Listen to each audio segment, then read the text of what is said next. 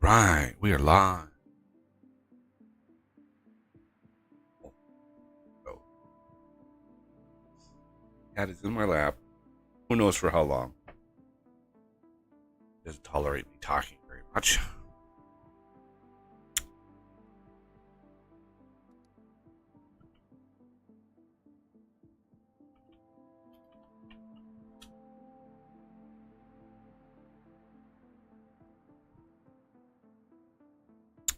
All right.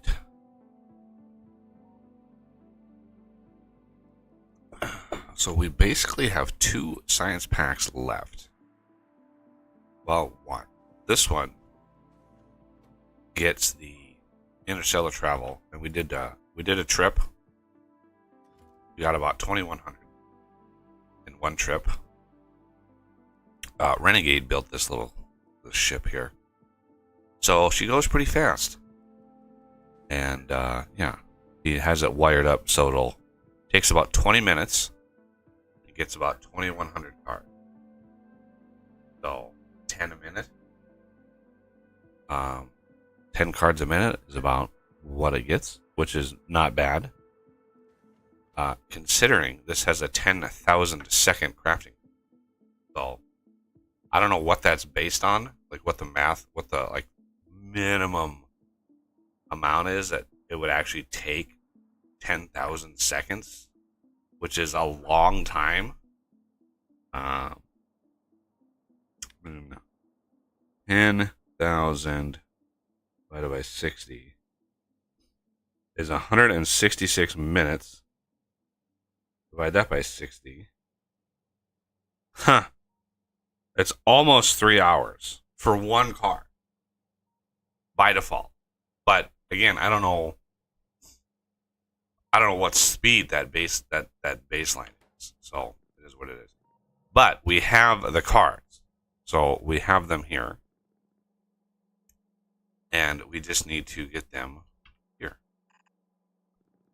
So let's get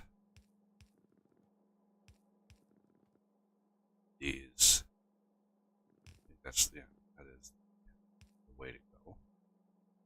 And here comes the Oz.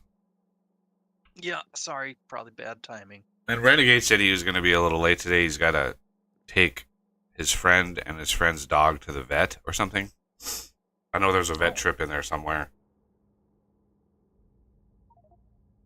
Maybe his friend's dog and him are taking his friend to the vet. Yeah. Maybe the friend is the one that needs to go to the vet. I don't know. Yeah.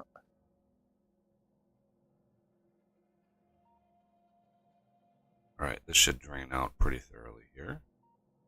And that should cruise on through. There it goes.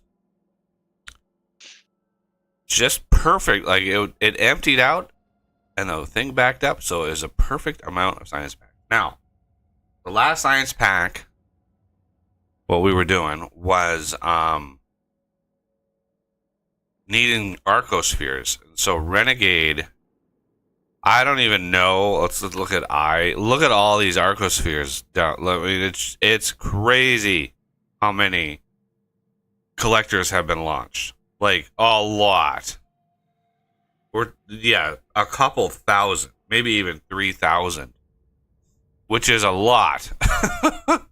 But we have now right around 40 of each type. And that's 40 of each type sitting in storage. There's still a bunch that are not being used in those storages. So the last science pack, let's look it up here, is this one, Wormhole Data.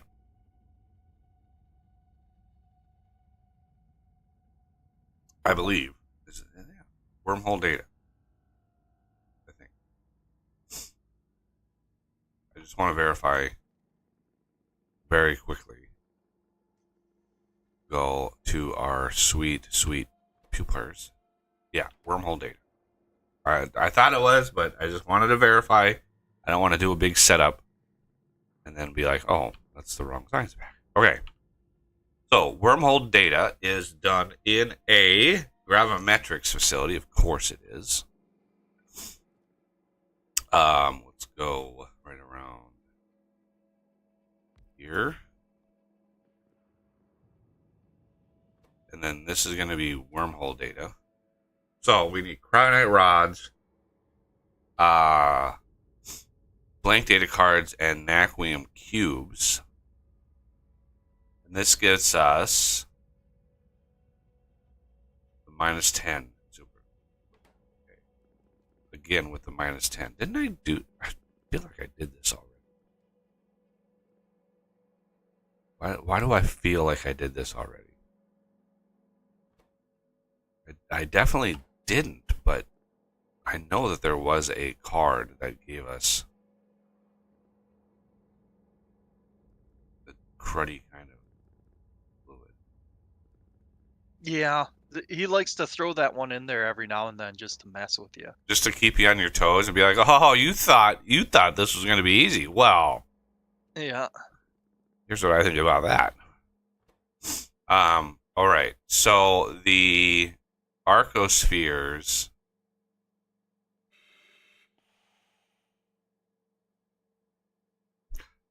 Cat hair is just floating around me. Yeah. I swear, Okay, yeah, so this 5% of my diet is cat hair. Ow. It's hot. So yeah, this one here is the -10. Yeah, we're gonna need. It's funny that the very last science pack is also. Yeah. Okay.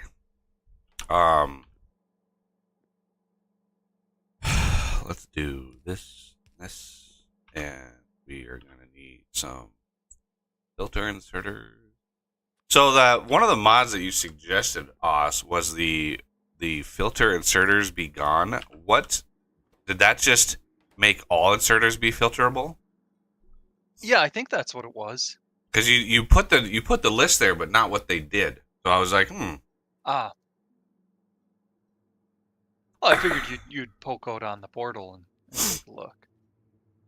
You forget how much I've been obsessed with Dyson Sphere lately. All right, so this is going to output Xi Theta Phi Omega.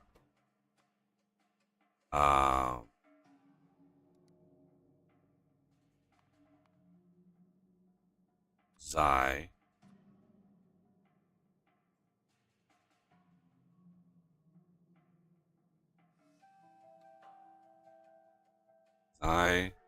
Theta Phi Omega. Okay. Then we're going to have one in, because that doesn't matter, with the requester chest for the things and the stuff. And then we're going to have a active thing there. Okay. Do that. That. Do that.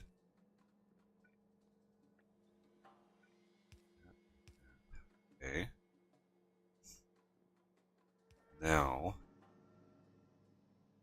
the other ingredients.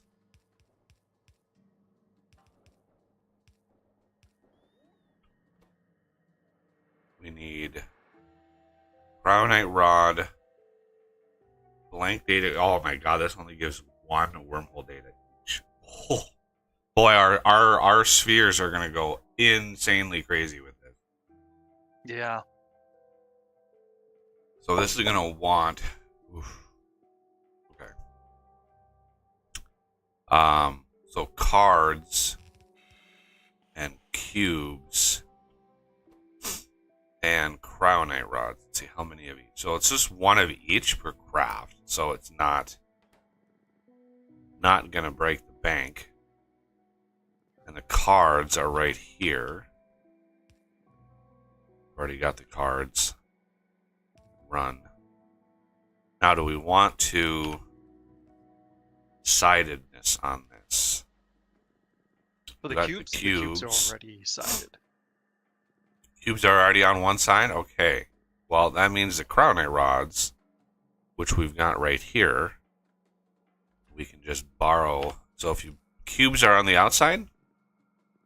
Yep. Excellent. So put the cubes up on the top. And then the croutonite rods, I will split these off here. And then bring these up, put them on the inside. And then this will be the data cards. Okay. And you. And you. The data cards can, we can put these just on one side, just to save bulk space. Then we need an output. I almost forgot. Again. I almost forgot to put an output. So the output we can do on this side.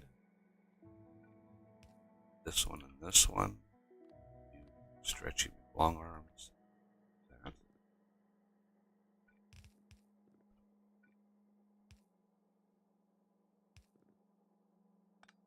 Oh, I see.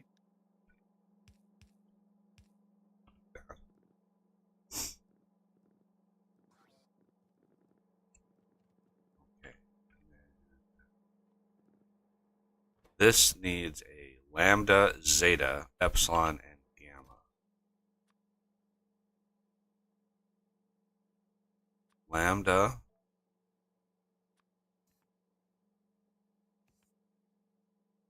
theta,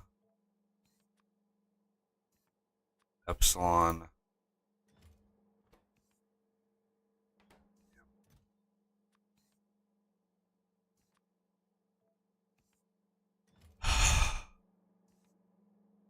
feel like I'm gonna return.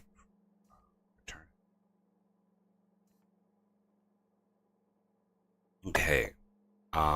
Factorio eternity? Yeah. I mean, my mom can still recite both my mom and my dad can both recite the Greek alphabet from the time when they were in. My dad was in a fraternity. My mom was in a sorority when they were in college. Which was funny because he talks about those days all the time. And it's like, when I went to college, I wasn't even aware that those even existed. Like, there was no, like, must have been really big back in the 60s and 70s because they weren't when I went to college. All right, so how many of these? This is going to produce every 10 seconds. Do we dare double this up? I think we can afford that with the arcospheres now. Yeah, the spheres that we have. Yeah, I'm hoping we can. Let's give it a hot minute for it to catch up and do its thing. Okay. Now, let's see.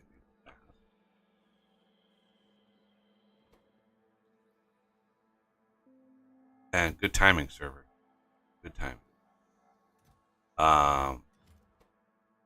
Zeta. What did I... What?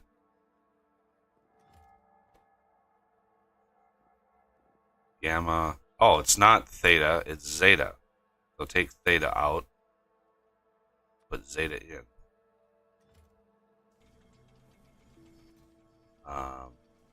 I just do the shift left click, shift right click thing to get them in there, and then just reduce the number afterwards. Yeah, but it would also put in the croutonite rods, the cubes, everything else. You forgot to do filter inserters. Oh shit! I severed it before it got all the way down. Damn it! Okay. Yeah. This needs to be Whole data, was it? Yeah. wormhole data. All right. I can get my disable my legs so I don't scoop up everything. Go. Okay. And we need to take the thetas out here. Slap them in.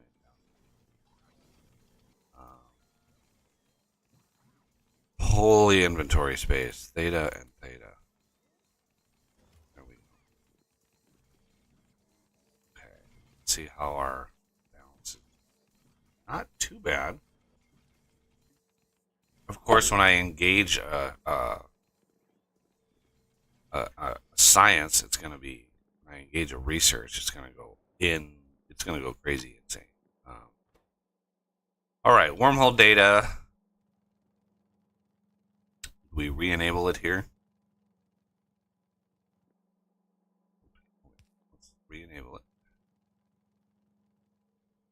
Down here.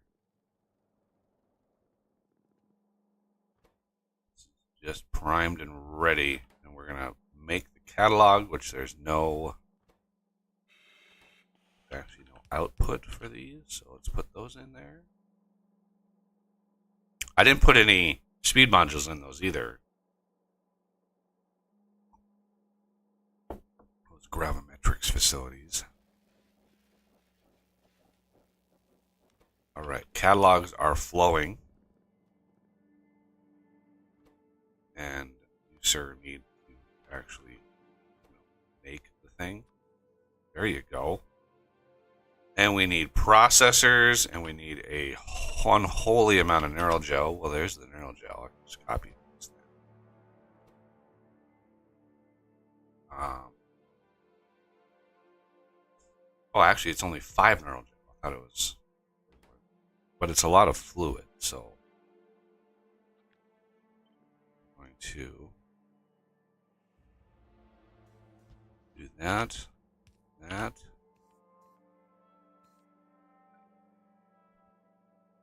This. Where is fluid return? Oh, it's tight.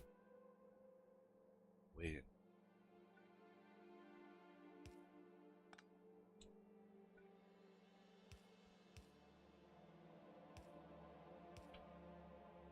There it is. And we simply need a vacuum process. I say simply, but those things are unbelievably expensive.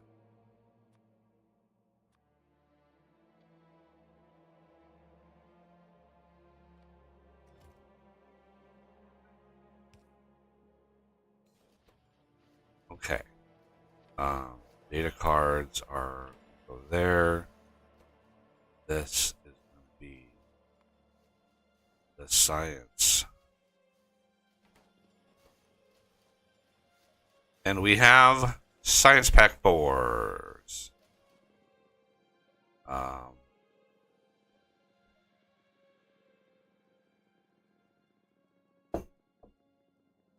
go down here. Actually,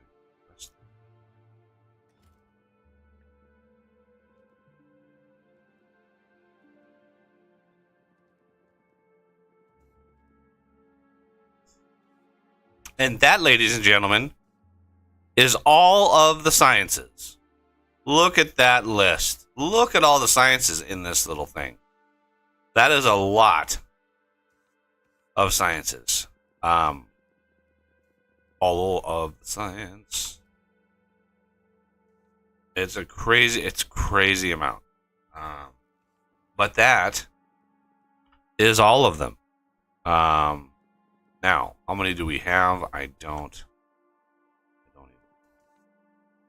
I think our biggest limiting factor is actually going to be the processors because of how insane that craft is. Yeah,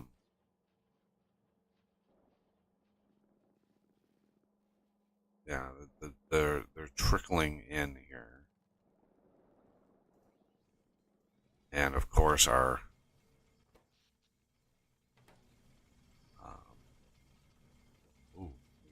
way out of whack.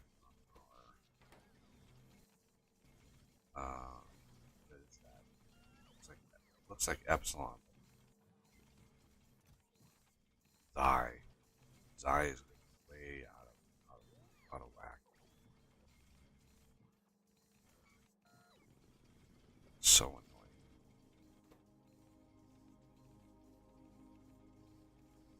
Yeah, we're getting a lot.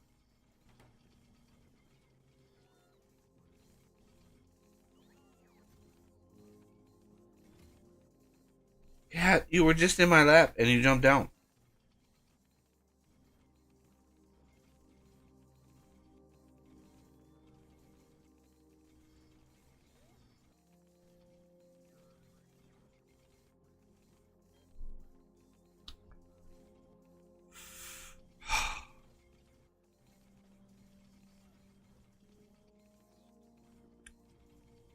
Yeah, no. Why the so out of whack?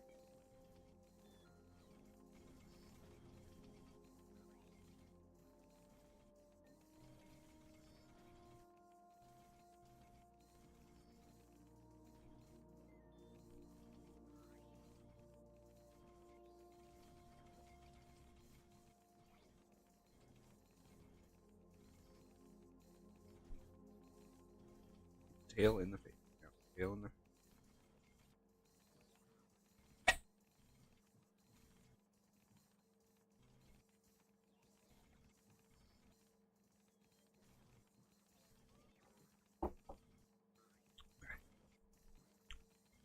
Let's actually do a research. That's 8,000. Let's try a little. Let's try reducing that. That's 48. Wow. Every research at this level is just so expensive.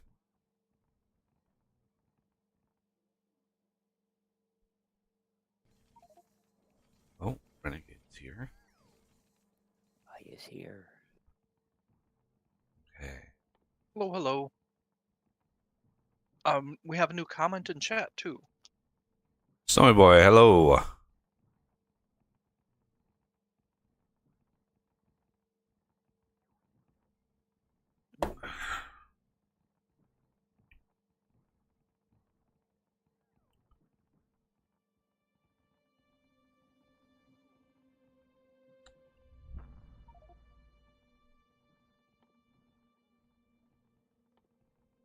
So 8,000 is the only research I can do right there.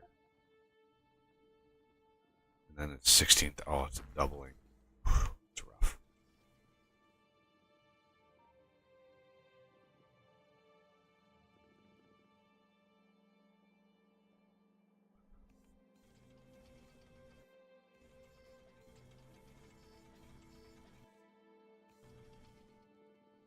It should trigger a little bit of all of these,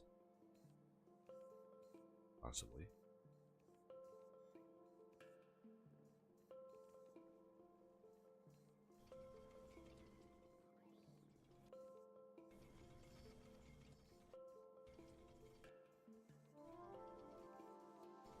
I think if we want to increase the production speed of these, well, we should request more of the spheres.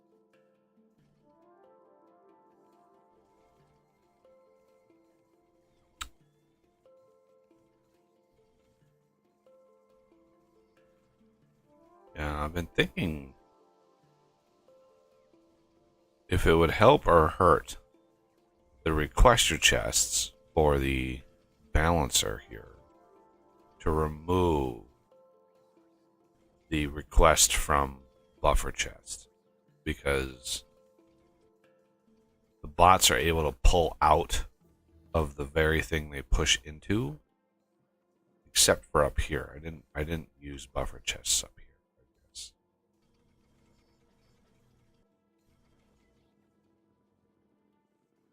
But everywhere else, I think we used buffer chests. I think that's sufficient. I think the buffer chests down here at least is a good idea. Yeah, because these eyes are getting way out of balance. Like way, there are 128 of them now. What we needed were individual folds instead of, 2 or 3 to fold, just one at a time, and balance those, because now they're way out of balance.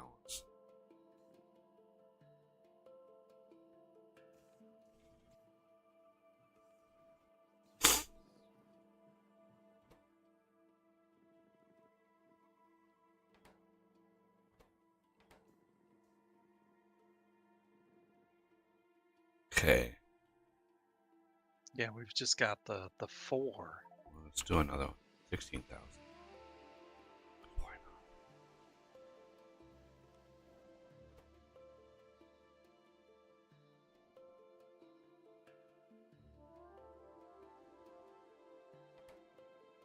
not? Yeah, wormhole data is not.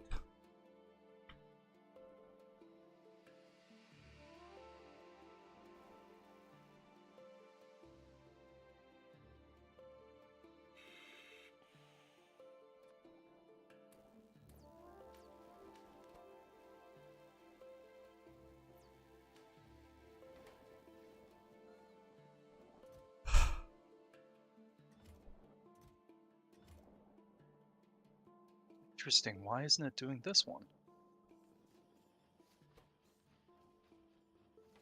Because this would get us an epsilon, and we need those to do to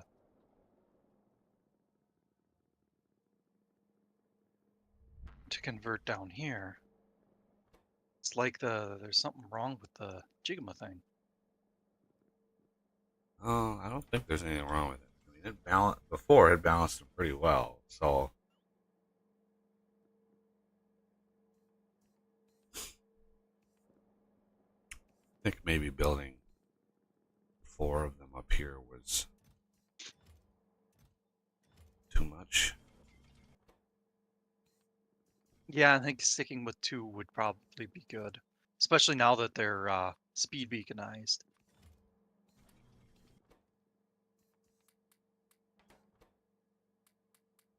Take those out. Put them here. Now we need gammas. And I'm going to make this a buffer chest.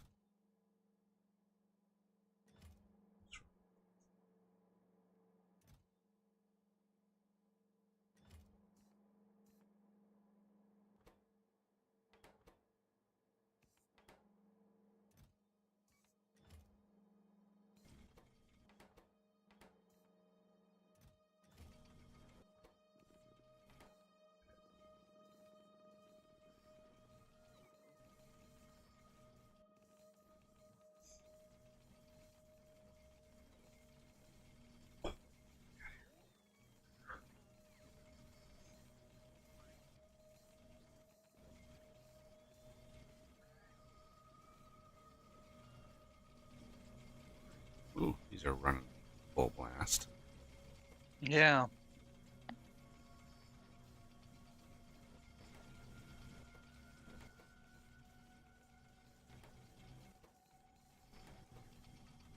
Hopefully it does a better balancing act once everything's running, because that's the important one.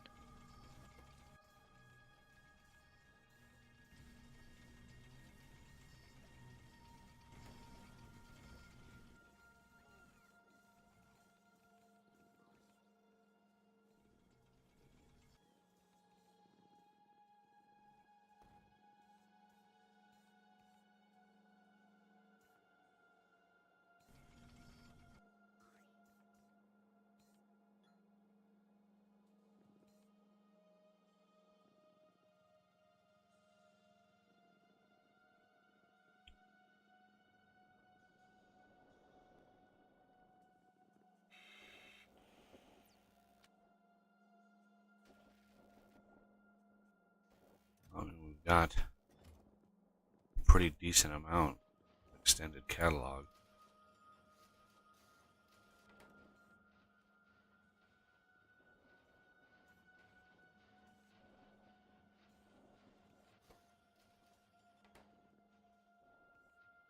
I don't know if we can accomplish it since the ships are so close, but it might also be a good idea to separate the bot network here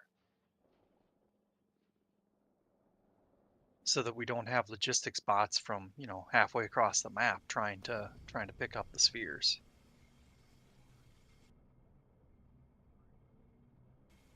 Yeah, we discussed that last time. Separating the bot network would be a name. Yeah. I must have been AFK when you were talking about it. I mean, you would have to go quite a ways away to separate it, and then you'd have to manage like the belts and all that to move the arcosphere. It would be a nightmare.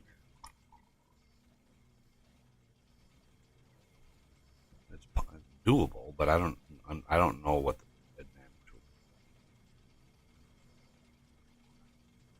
be. The game already prioritizes nearby bots. Yeah. And maybe it's just that the machines up here are so much further away. Yeah, I mean, it is what it is. So Yeah. there's another 1,000 ships structure. Let's research that twice. The next one is 32,000.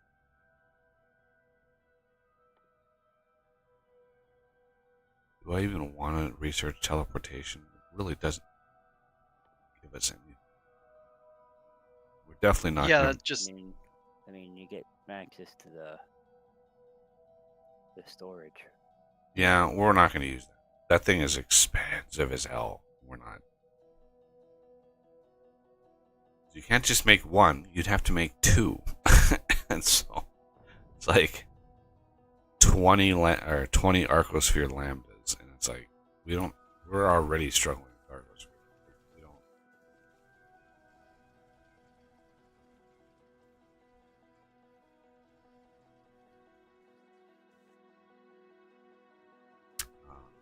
All right.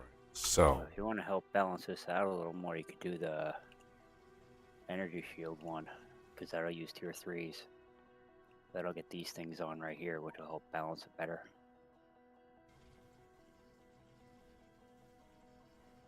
well, making tier 4s also uses tier, but just not in large amounts, I guess. Yeah, it's not. It's quantity. It's the problem.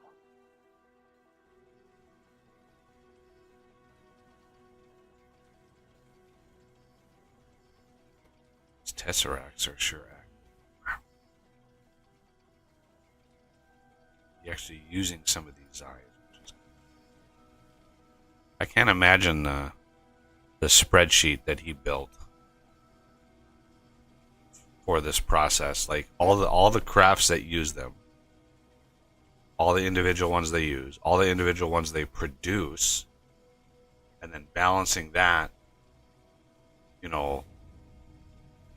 so he doesn't overuse one type or the other to make it possible to actually do. Because if these crafts were out of balance even a little bit, the system would collapse.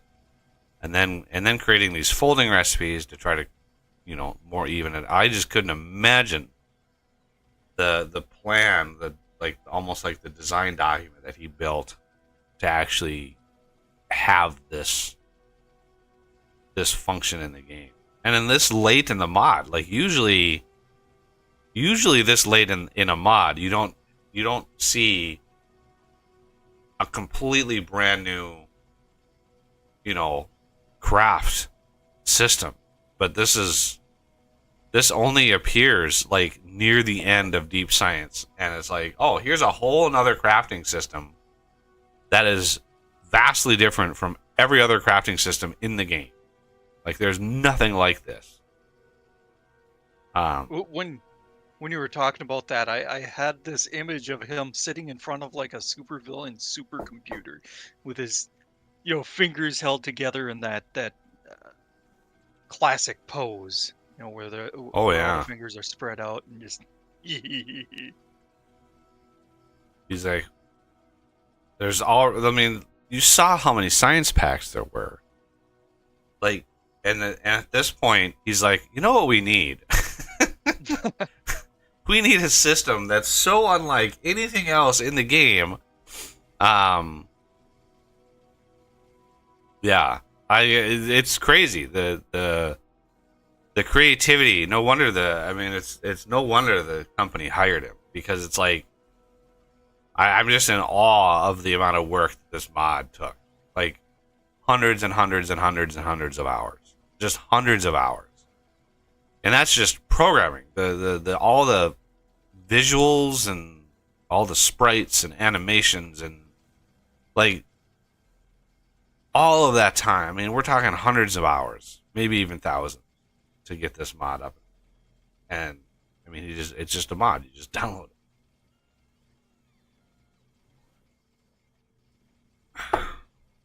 Yeah, I mean the artwork, in addition to the other stuff, artwork does not come easy to people who have like a programmer's mindset. Yeah, to find somebody that can do both is pretty rare. Very, Yeah. very rare. I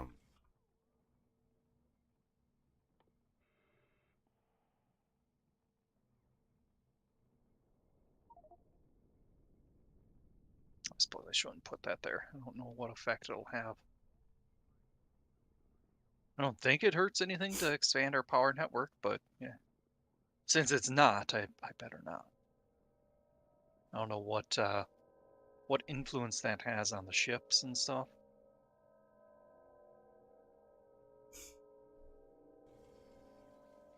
Okay. Here's what I'm going to do. I'm going to research the spaceship Victory. Can we fly this big ship? Can we fly this thing to the anomaly? Can fly any of the ships to the anomaly. Well, I mean, I'm specifically saying this one because we need the spaceship Victory. I know the route that you have it on now would win the game, but I kind of want to go to the anomaly and maybe just dip our toe into that a little bit. Yeah, if you want to take this out, there we can. Yeah, you're gonna have to work on the things and the stuff.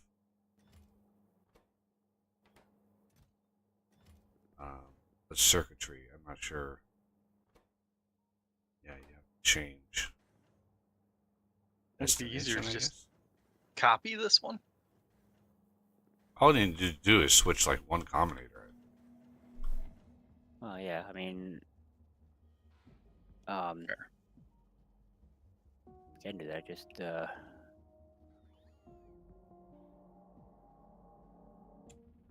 Well, yeah, the clamps. There's not going to be a 7 signal there. clamp at It's the other set. place.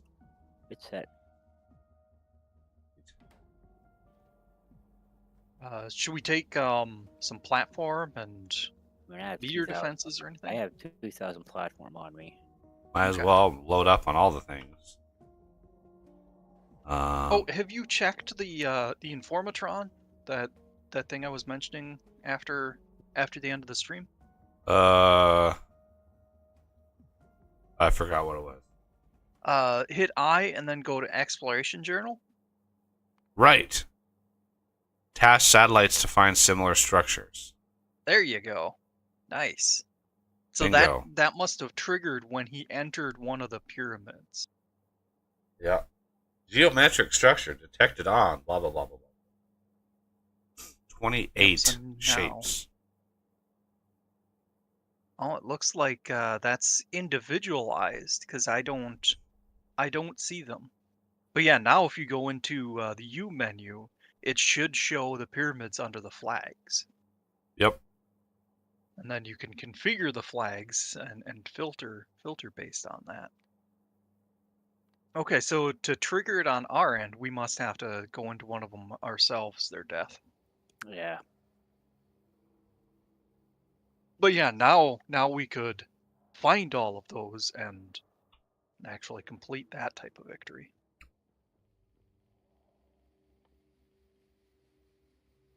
So I think it's this research. Yeah. Oh, to discover new planets? Oof.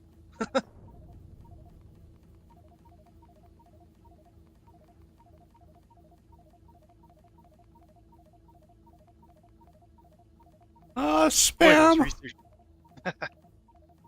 those researches take so long. Oh, Starting to slow now down. they're getting longer. Yeah.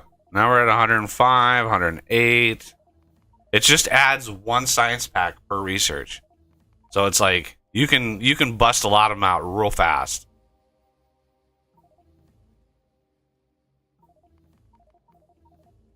Go on one of them. That would surprise me. Oh, we must be. Yeah, because I see the I'm guessing most of it's them are either max. utility. Astronomic 1. Astronomic 1 is slow? What? How is that Let's see if I can. a limiting factor? That's yeah, astronomic 1. Oh, it's a problem with the inserter. So let's. There we go. I upgraded it to a stack filter inserter now. We'll see if that speeds it up. If that doesn't do it, then we can add a second. Yeah, we'll have to add a second inserter there. And sure, we'll do a third.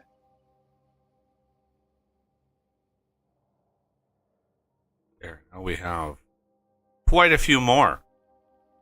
What is that symbol? I don't recognize that symbol. What is that symbol? Flags. Ruin. You. Oh hey. It's an outpost. Yup, yeah, there's all kinds of weird stuff that you can see on scattered about.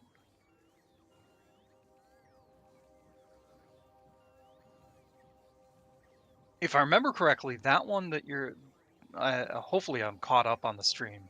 It looks like a little, It's like an you know, island. almost like a little, yeah. I think that one's an actual enemy. You have to Yeah. conquer it to get in there, which is not fun with those artillery. No kidding. Wow.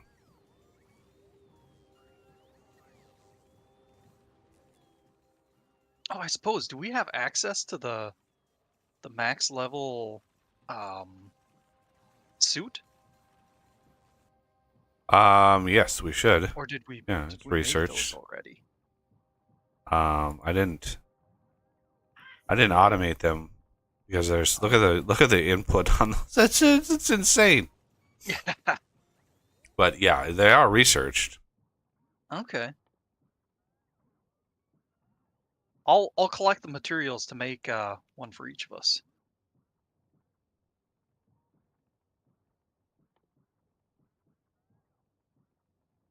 Oh wow, we're so far I can't even reach some of the stuff in the mall.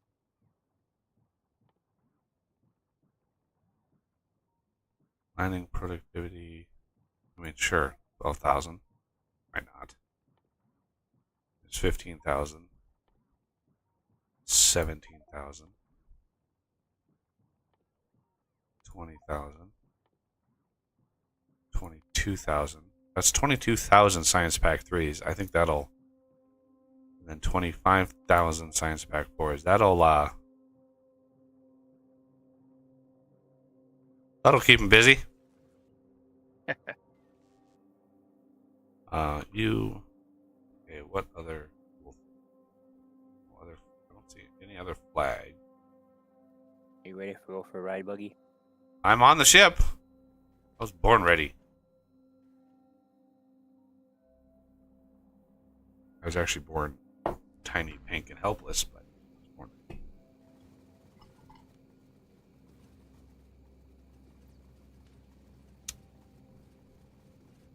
What's our flight time? Flight time today is only 4 minutes. Holy shit. Well, Wow. look how fast we're going. 267, 268, 272. Wow. I don't know what that is in relation to. Like, but pretty damn good. Well, you know that very first ship you find in the beginning when you come up to orbit, when you go to the Oh, yeah. one ship, yeah, that thing has like a max speed of like 30. Oh.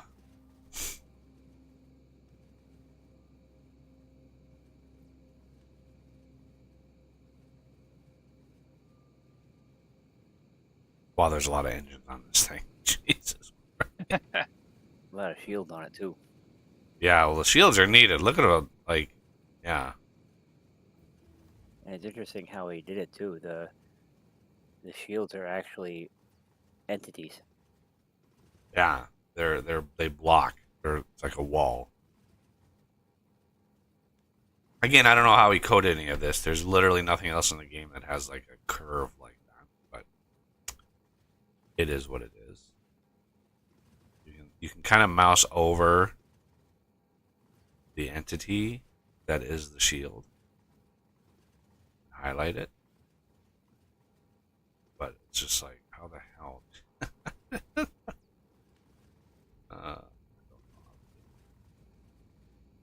Um,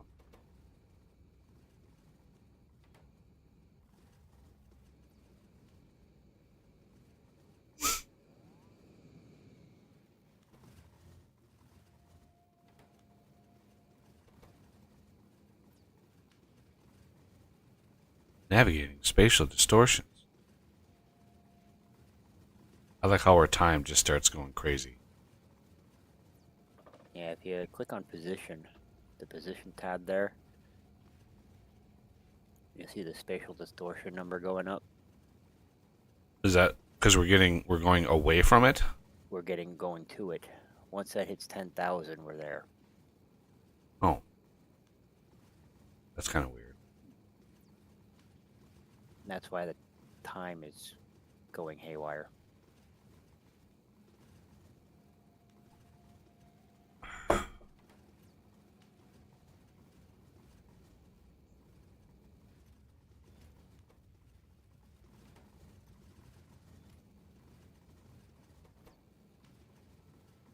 Yeah, what's funny is the spaceship research you've done so far. You would have to do 2 more levels of it for me to add another nexus to this ship.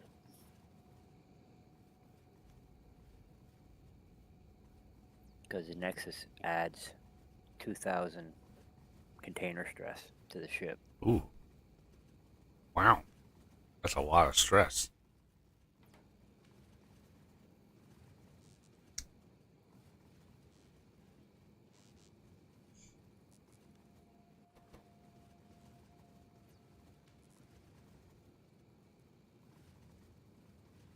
Almost there.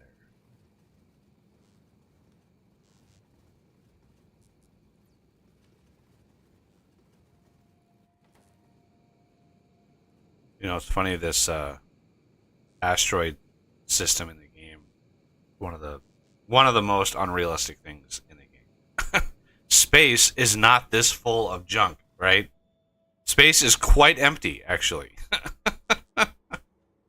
Yeah.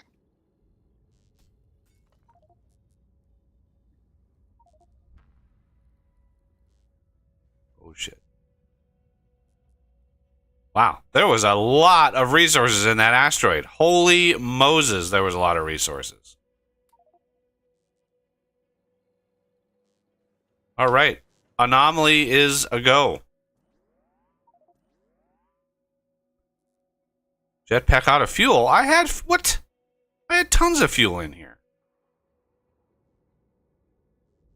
What happened to all my fuel?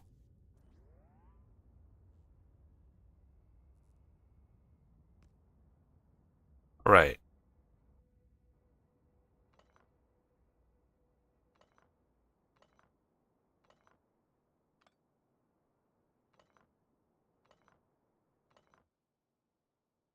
I think, yeah, all these artifact fragments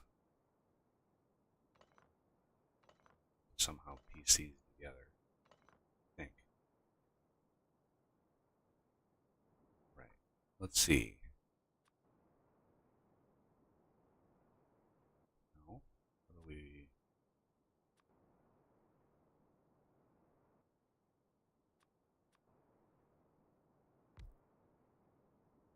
Ooh. Plot thicket.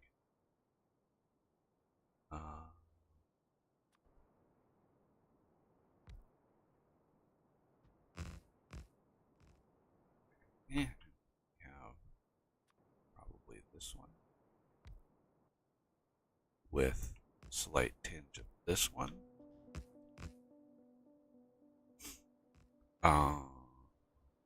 This one.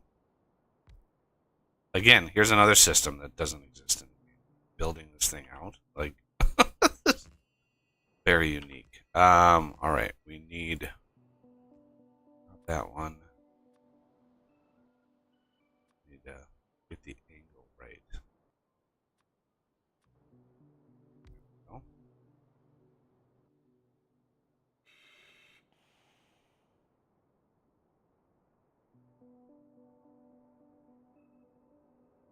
That doesn't quite fit. Close, but no.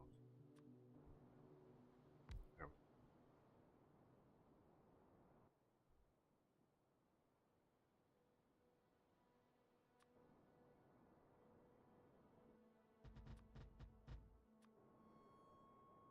That's that one.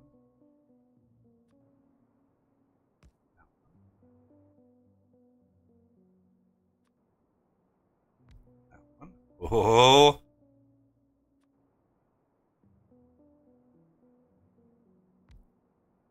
One. The home stretch. And last. Boink. Ta-da!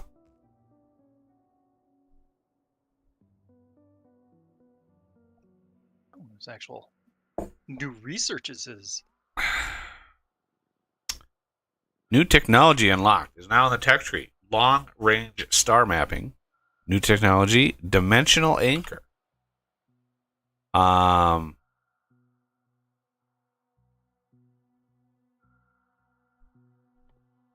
range star mapping.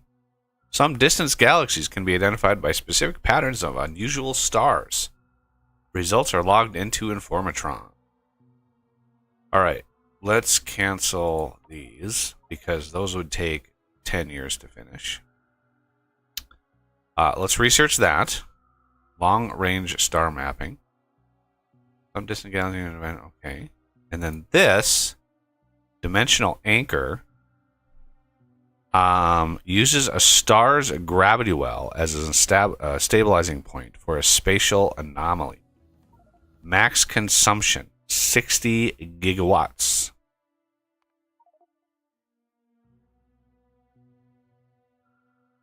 Don't know what those are for.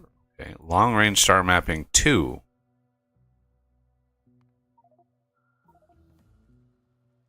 3. Oh, is this an infinite?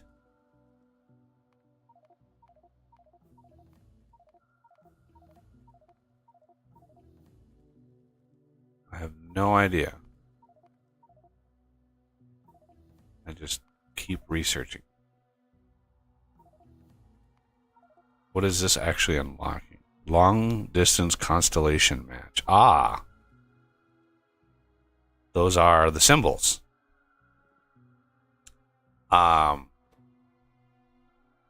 So this thing looks like it needs artifact jury rig.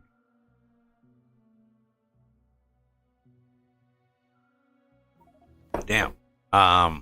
We need superconductor cable, batteries, Naquium processors, and space pipe. Well, space pipe, I've got some. Toss that in. I have no idea how much it needs.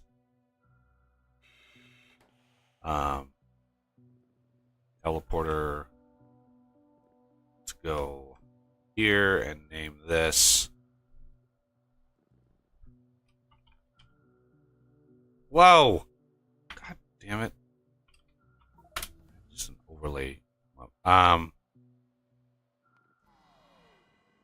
let's grab some processors.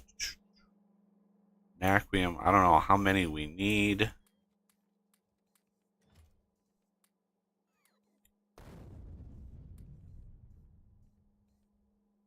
We need some superconductive cable. Let me put that in my request.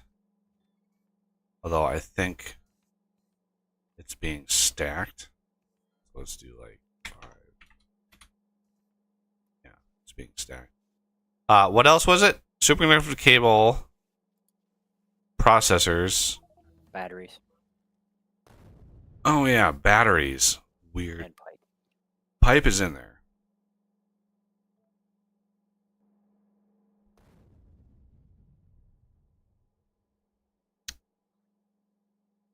We're gonna need something for power.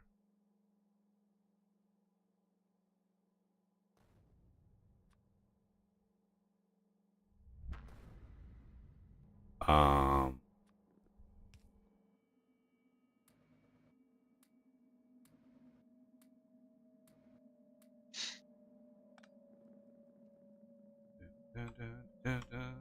Get start.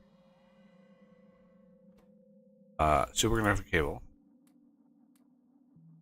batteries, and Not process. batteries. Okay. And if memory serves, this is going to give me 0 power. Because of course it is. Oh shit, there's another ship here. Neat.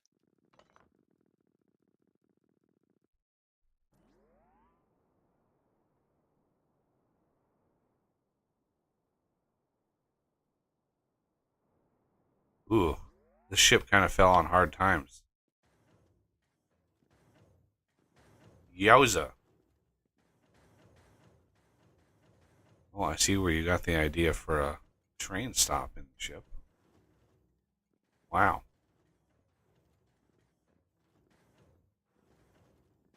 Oh, look at all the circuitry in here. God only knows what all this does. If it does anything. Damage spaceship. Before the automation to automatically launch a ship, you used to have to put it in the ship itself. Mm. Wow, look at this. All this scrap. This is so weird. Occasionally I end up with arcospheres in my inventory for no logical explanation. A bot crashed and you picked it up off the ground. Oh, Yeah, that's why I usually have my bots disabled when I'm in a base. yeah. Wow, there's a lot of stuff in here. Nothing really worthwhile, though.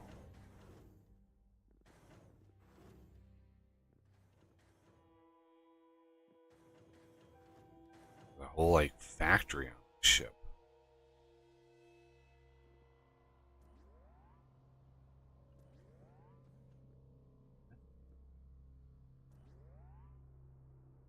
Alright, that's good. So, if memory serves,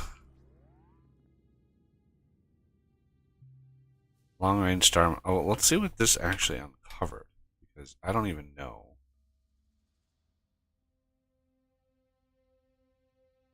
what we got. If it's just long range constellation map, coordinates same to Formatron, star mapping. Aha. Yeah. Yeah, this is the secret to the gate, the dialing.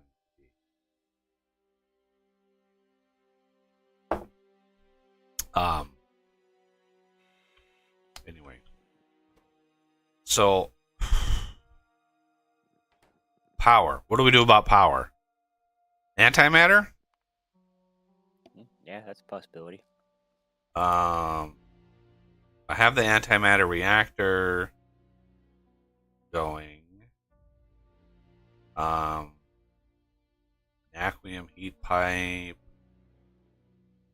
We're gonna need a lot of power because if memory serves, It's like 80 or 90 gigawatts of power this thing needs when it's fully active. yeah, well, it's 10 for every chevron. 1, 2, 3, 4, 5, 6. So that's 80 gigawatts there, and I think it's 10 base. So Sounds about right. 90 gigawatts, and then the antimatter reactor outputs 400, but you can get neighbor bonuses just like a regular reactor. And then the what is the thing that goes along with those? Vacuum heat pipe, obviously.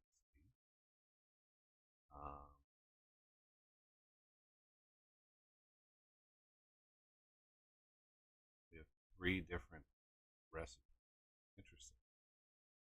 He has the long versions as one tile, so it loses less power. Because the more every hop, so every tile you go, you're going to lose power. So he has longer versions, so you can actually eke out a little bit more out of it. But what is the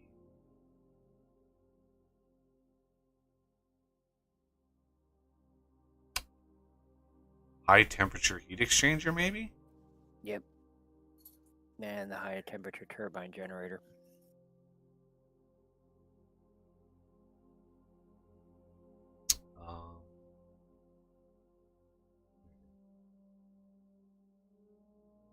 This produces 1 gigawatt.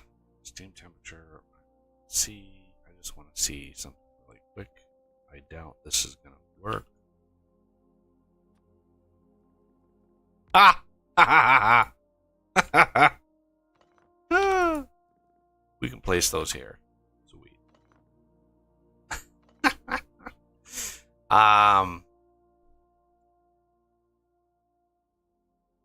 So yeah, steam, and it outputs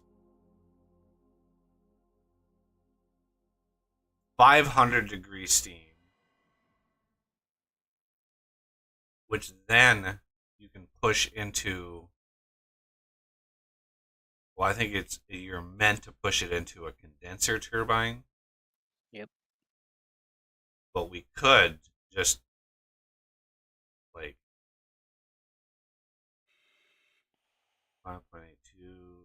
Put it straight into a steam turbine. You could put it. We don't need to recover the water that we.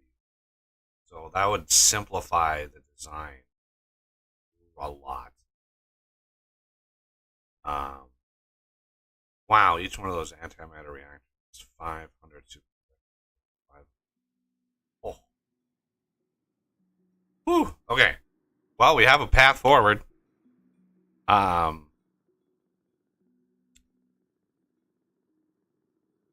And we have. Let's plop down a Roboport.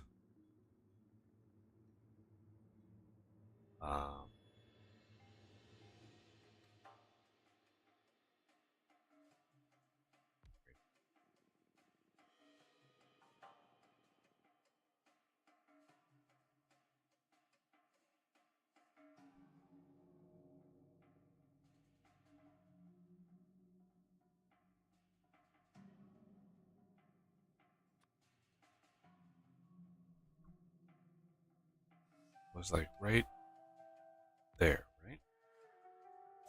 Let's see how close I am.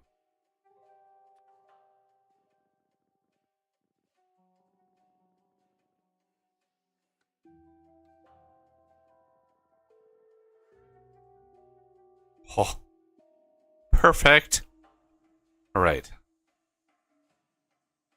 Now, I don't have any bots to put them in, but we can worry about that later.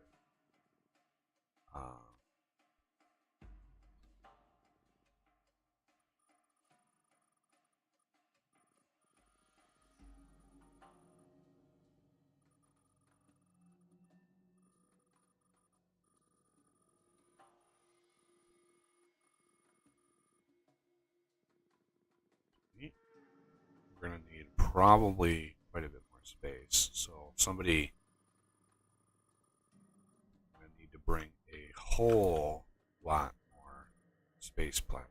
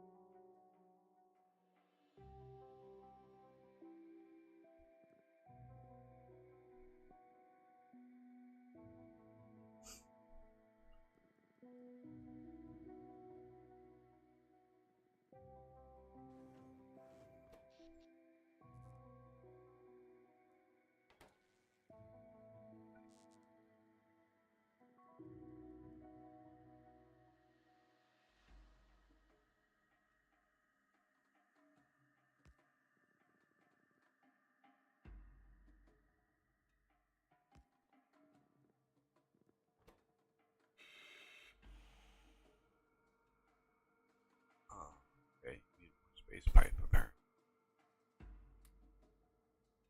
More process. So let's go here.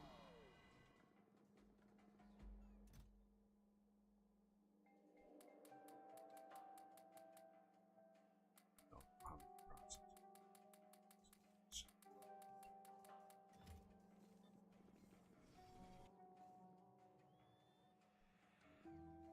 There an arrow. Oh, that's for the suit.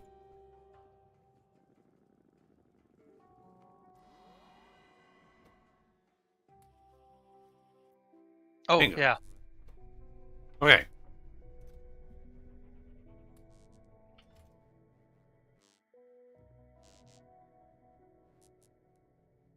Consumption 10 gigawatts. Yeah, it's 10 gig. Oh my god, we need to supply it with thermal fluid.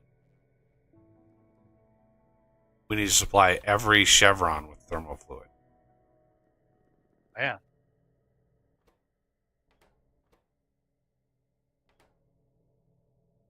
Interesting. You can actually connect it with SIG. Interesting. I wonder if you need to, maybe. You don't. Okay. Oh no, it says cannot connect wire, but it when you click on it, it has output. Movable component output signals, but you can't connect the wire to it. Huh. Life support equipment Mark 4 is automated. All you have to do is just toss your current one into the system, and it'll upgrade it to a 4.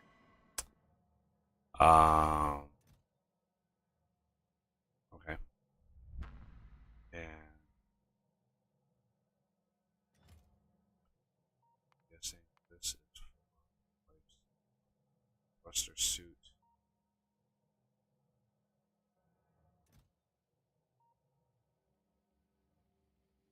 Did it have something set up for the thruster suit?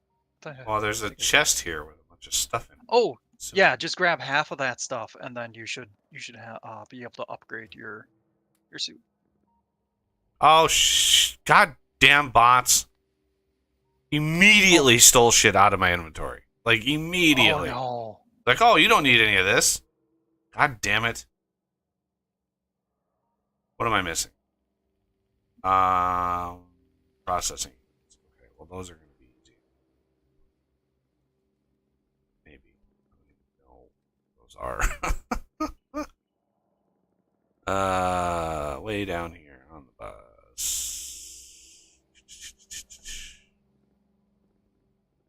Let me find where those are and just grab.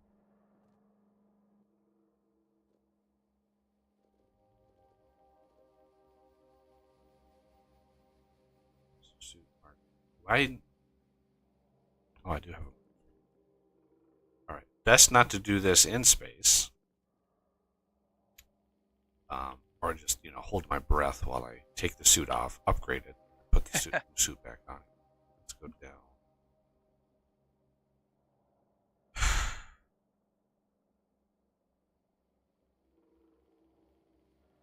Uh,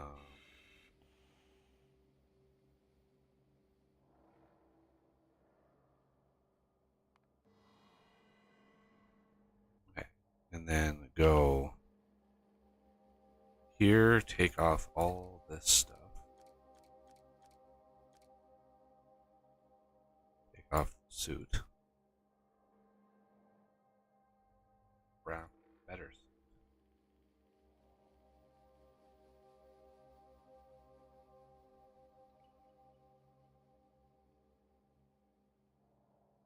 As far as life support goes, Don't even really need it. yeah. I mean, I just have the Mark 1. Oh, I don't think I have a setup for the Yeah, I unless. really didn't prioritize that at all. Yeah, I mean, if you automate the capture or the delivery of life support canisters, you really don't need to worry about it.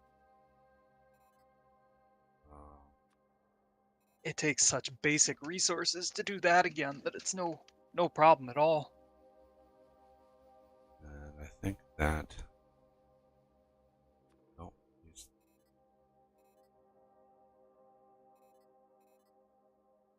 I have so much empty space in my grid now.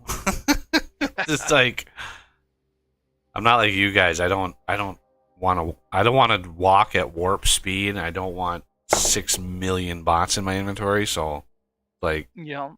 I just have a lot of empty space. Now, if we had biters on, I would be filling up on power and personal lasers. That's what I like. Right.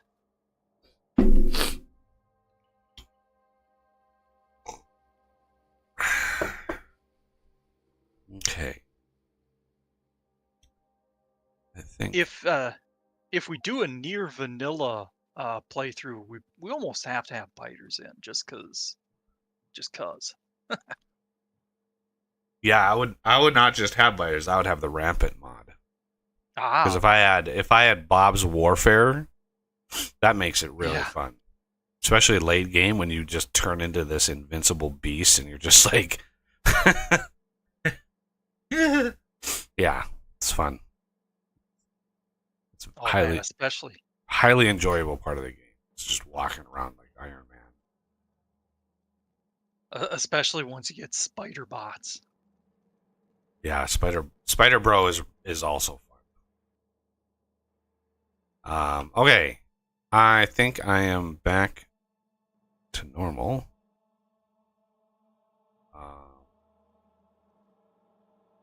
Yeah, I don't even know where you guys got your Mark III's life support. Like, I've been rocking the Mark 1 the whole entire game.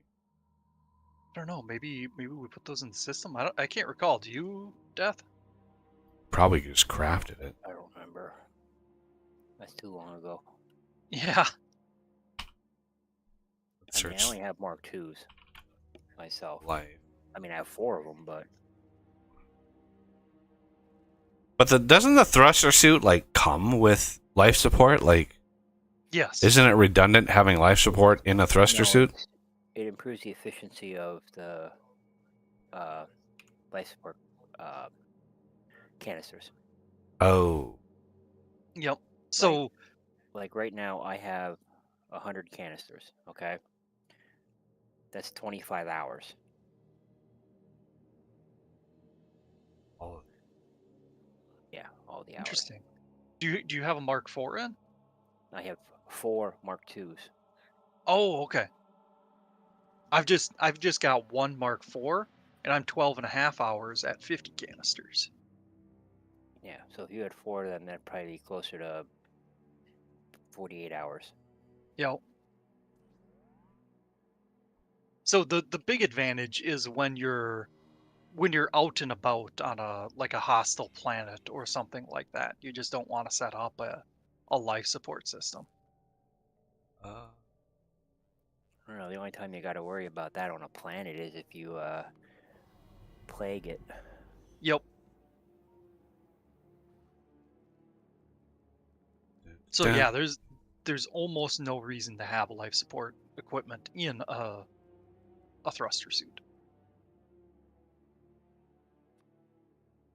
It takes a 2x2 slot, and I mean our grid is ginormous, so I figured why not. Wow. So these are all of the stuff.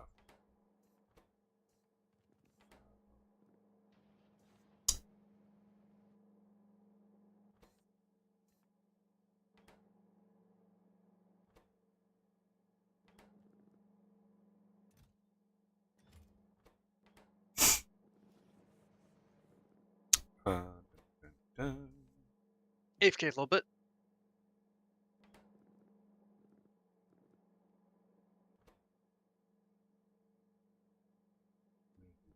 Receiver. Not getting. A whole lot of others.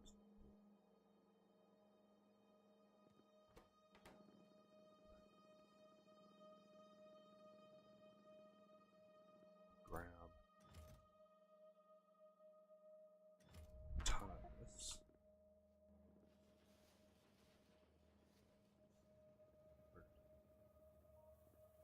On over to Stargate. We're going to enable the bots. Now, I don't have Oss's number of bots here, so.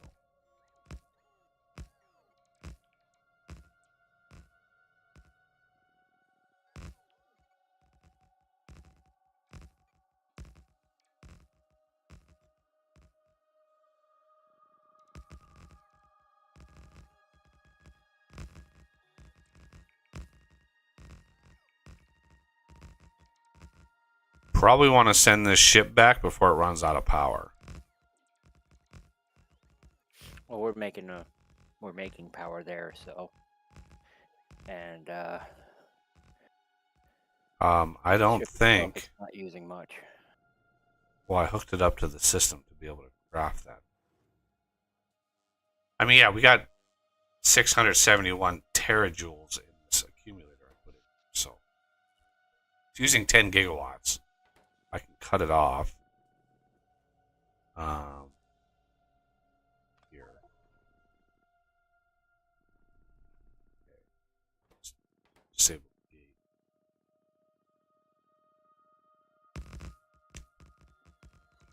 1.21 gigawatts.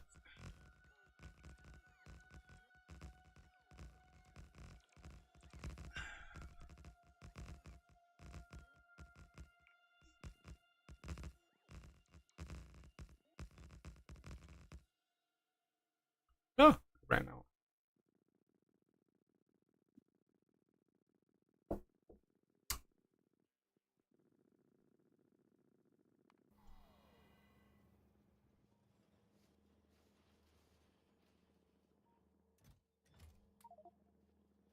Do you need a hand building space platform? That's what I'm doing. Although I don't know what Renegade has in mind. You need to.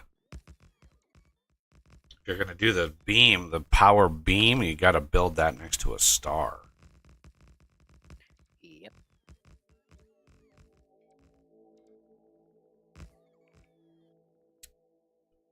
Right now, let's go up.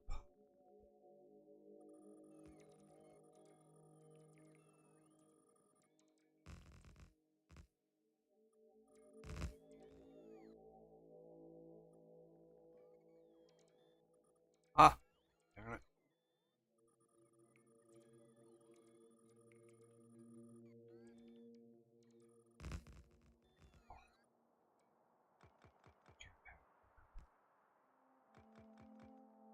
You can just deconstruction planner it like that.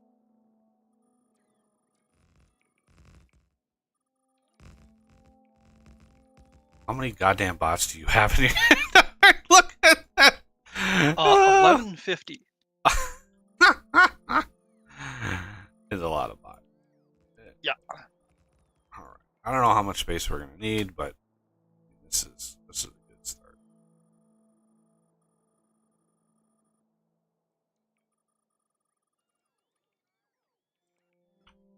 All right. Nice big blank canvas too. And maybe we should. How many more things do you have in your thing? 3,000? About? Right. Let's go smaller. Or Oops. 30,000? Turn off my bots.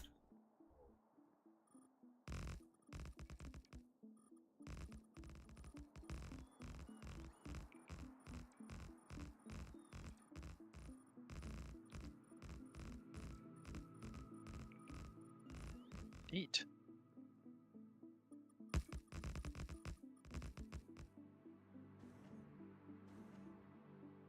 There. Poor ship. Yeah.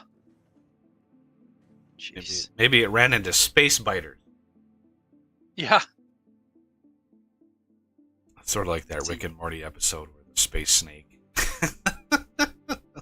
Oh, yeah. Why is there a snake in space? He's like, there's literally everything in space. So that reminds me, I watched the new season. So like season 7 or 8, the one that, one of the creators, he was kind of fired because of allegations and things. So I watched the season, and I went into it kind of I didn't really know what to expect because one of the two creators is off, and he was actually the voice of most of the characters in the show. So I watched the new season, and honestly, I enjoyed the hell out of it. Like it did not miss a beat. It didn't miss a beat. I had no real complaints over the new season. It was kind of just as the writing was. I don't think it missed a beat at all. And the voices they found some people. I don't know who. They found some people and they got the voices almost exact. It was nearly impossible to tell the difference between both Rick and Morty. Like whoever they found to do the voices did them very, very well. So yeah, I actually enjoyed the hell out of it.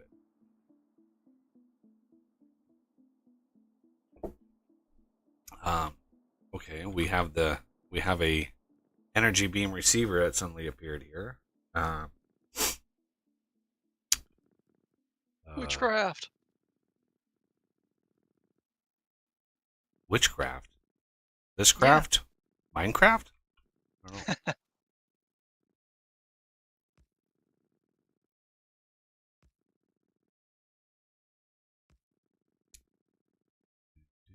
don't know.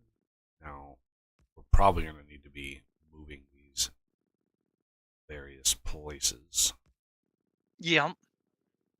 But I don't want to really do that.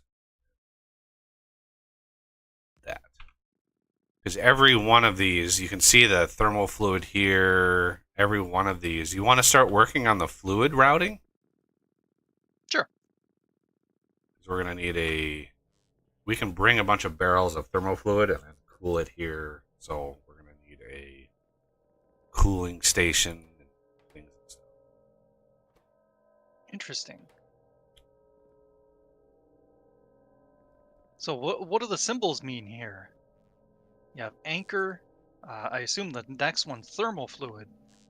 And then target. Oh! Uh-oh. Ah!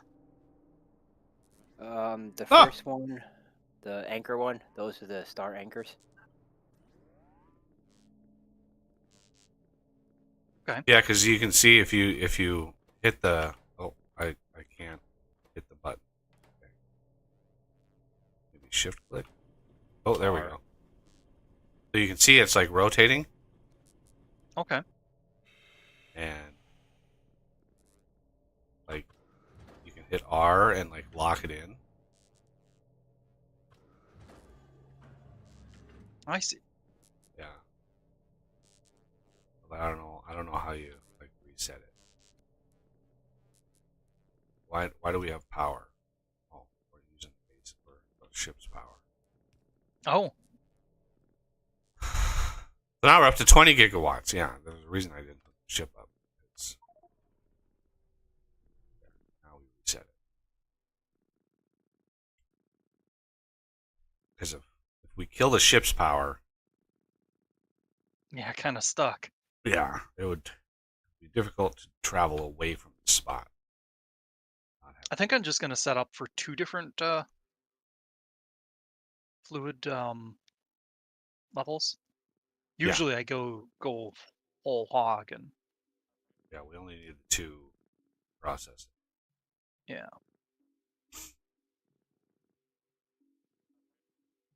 Try not to take Yeah, too I much better space because we really don't need like we don't really need a lot of space around here. So you can make it compact at least. Okay. There's no like crafting that has just power and fluid and a little bit of interaction to try to. Now, if anybody has experience on how to solve this little puzzle, I don't know. Have you ever done a Renegade? Never even tried. Never tried? What kind of defeatist attitude is that?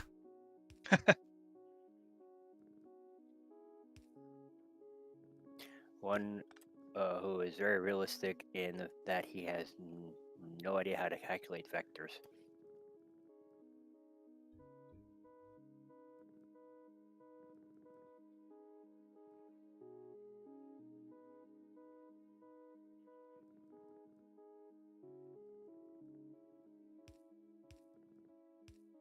I wonder, is it basic trigonometry, or would it be more involved than that?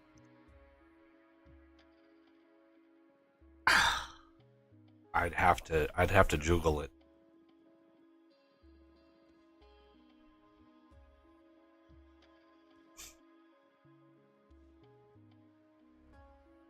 Okay, so those we only need to route, or the top one we only need to route one direction, so we'll probably just cut it off that way.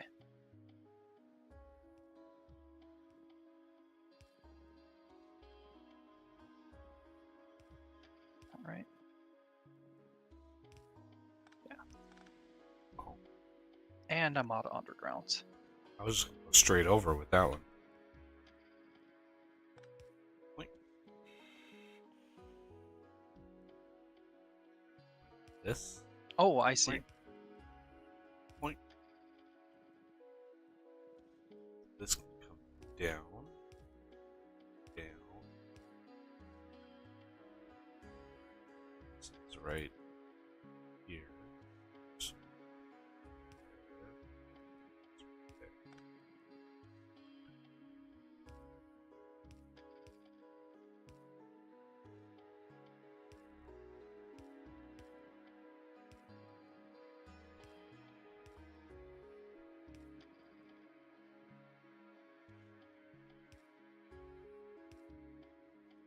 There.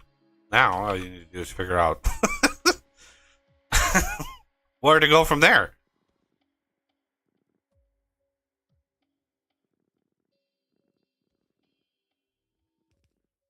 Yeah. With my legs going so fast, it's like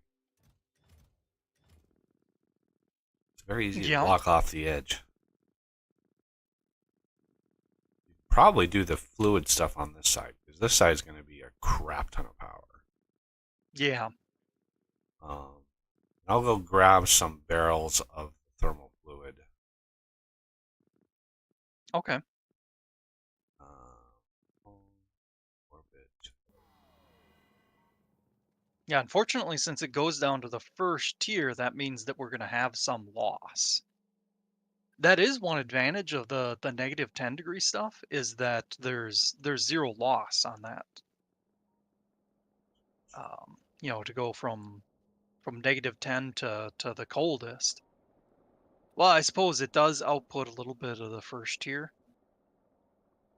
now that I think about it.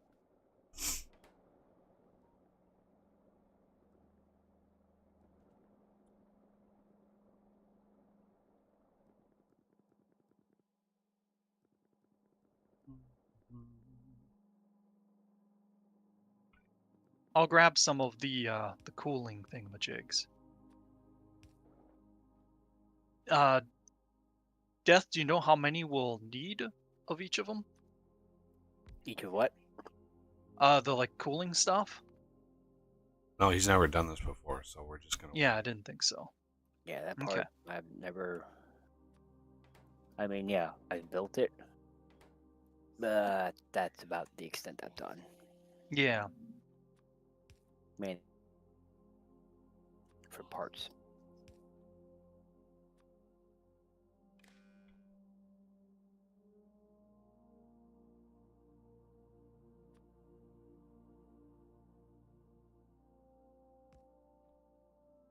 Okay. And since we don't want to bring cryo slush in constantly, we'll probably use the less efficient recipes. That just means we'll need to build more of them.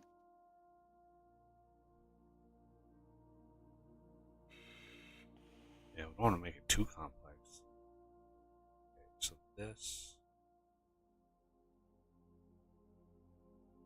Everything is less than 100. This is going to request empty barrels.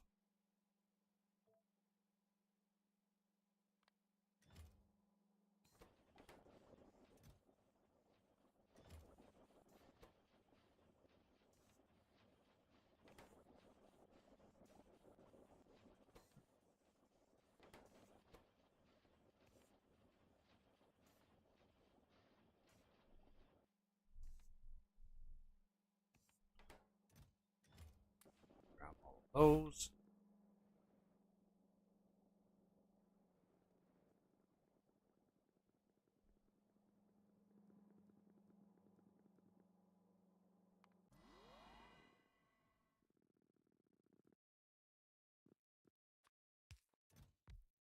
There's 100 barrels of the All right. 25-degree stuff.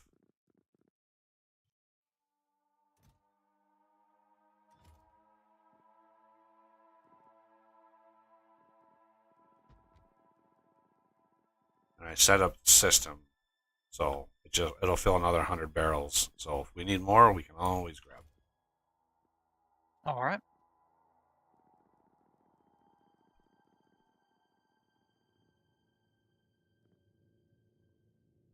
Okay, apparently this is getting heat now. It's up to 30, a whole 35 degrees. Oh, wow. 40 degrees.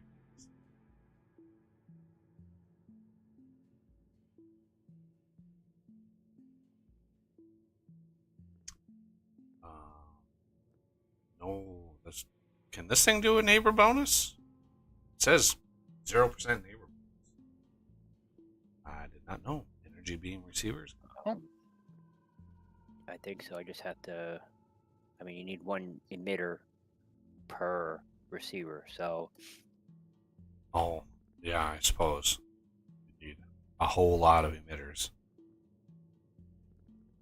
Oh, we're up to 70 degrees. We're almost able to boil water.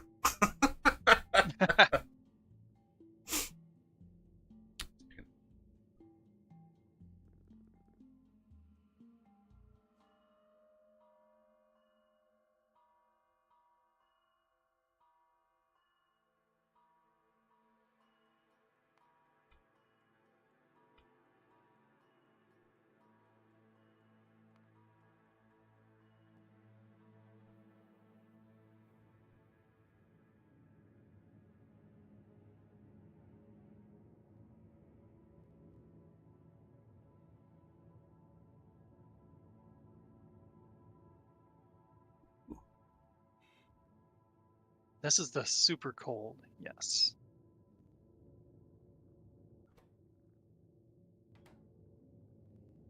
Holy Moses. Wow.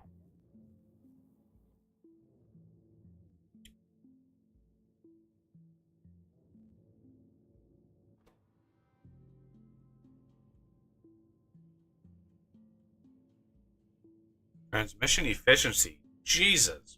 0.32%? Oof. There isn't a closer star system that we could use? I don't even know how to judge where. Well, if you hit you, I don't want to hit myself. Um,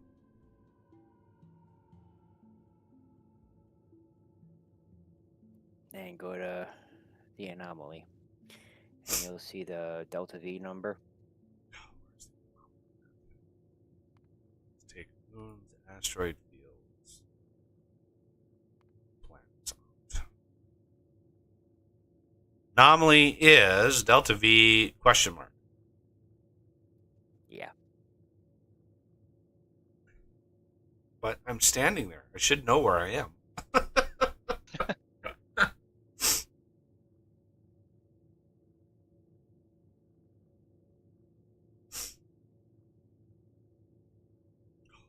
That sucks. We're probably going to have to resort to antimatter on site because that. I mean, you're transmitting 0.32% of the amount of power, which is a tiny fraction.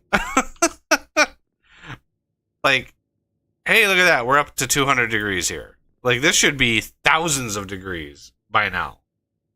0.32% is pretty bad. Considering we need like 90 gigawatts here, I think we're going to have to go antimatter. No other way.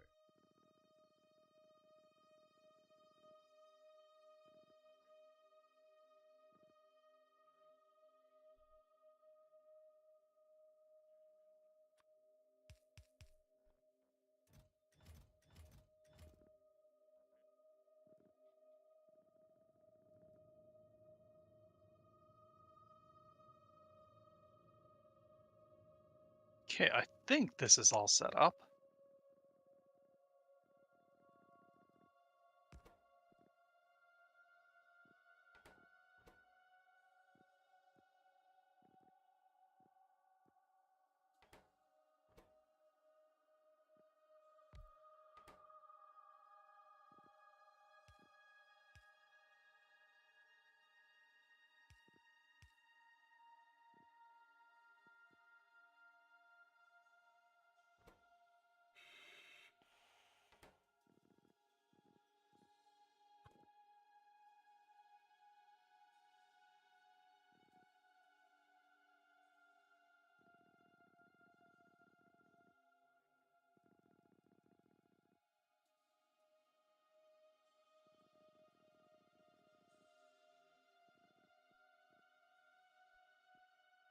Let's go to orbit elevator. And we're going to see if any of this airport stuff is done. All right.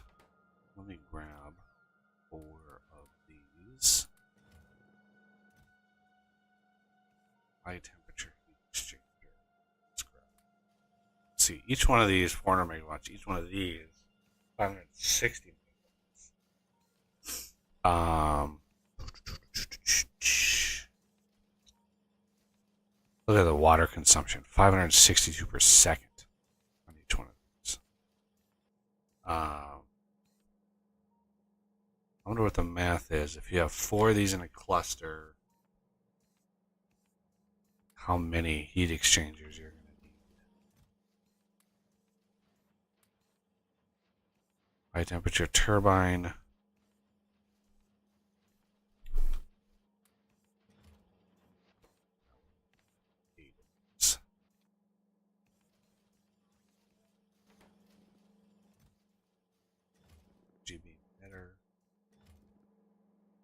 have the heat cable.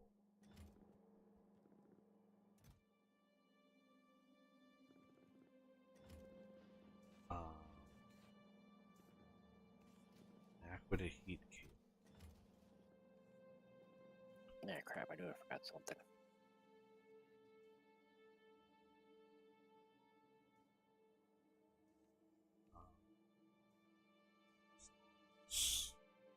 Search so long. Oh.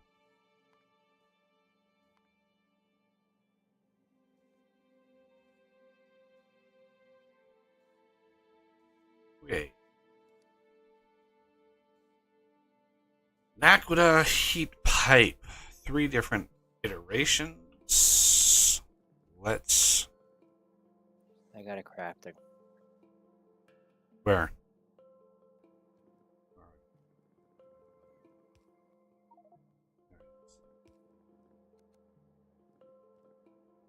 So there's. Are you making all 3 versions? No, I'm just making the one because you can just the other versions don't actually cost anything other than the original, the base pipe. Ah. Okay. That could be a plate. What? That could be a plate?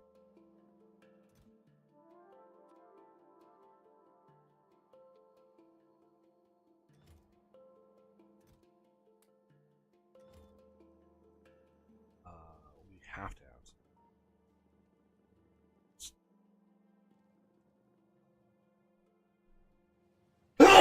Oh, excuse me.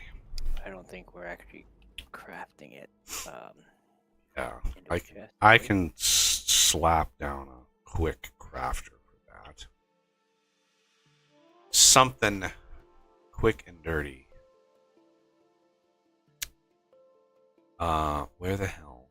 If I can find things in my inventory, that would be very. There it is. Right there. This is going to be that plate.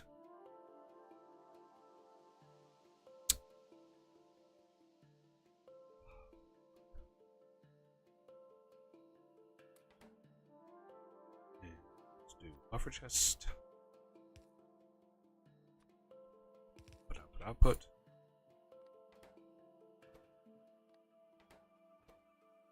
Oh, yeah, I forgot. This needs freaking rings as well. God damn it. Alright, well, we're going to go find some place where I actually make stuff. Put it in the chest. Forgot this uses those stupid bearings. For reasons beyond understanding. Okay, that uses straight up.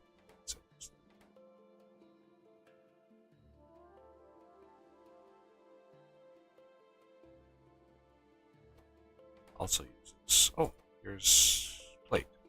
Good, good, good.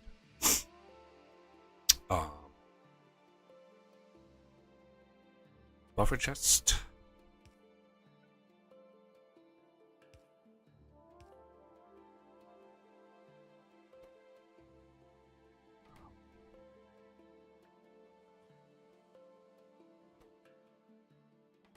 This in.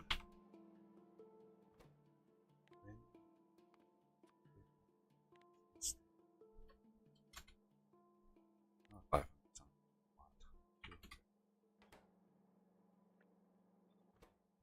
Plus 200. All right. So you push that way.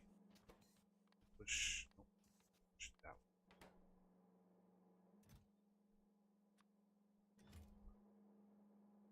All right.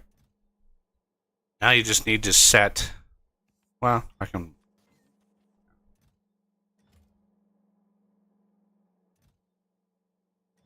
Make this just a passive provider, just for these. I don't need that to be a buffer chest.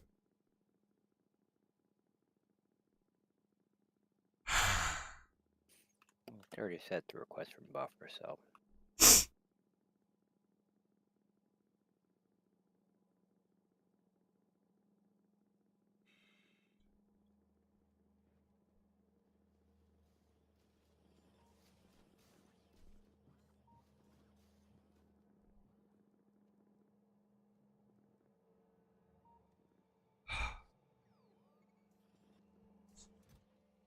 So the dimensional anchor, is that required for the whole energy beam emitter thing? No, that's for the No. Stargate thing. Oh, okay.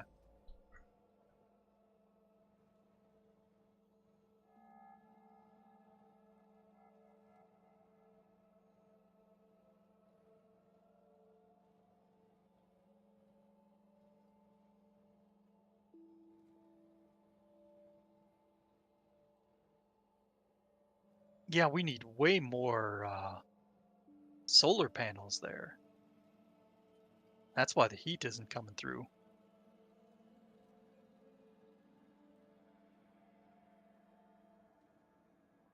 I'm producing Wait. 15.4 terawatts of power here with one solar panel. Okay. I was inverting the production graph.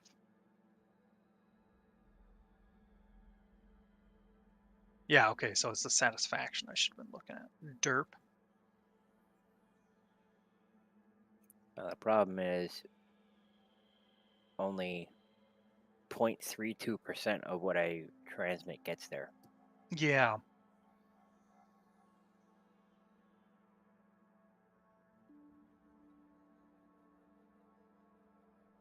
Right.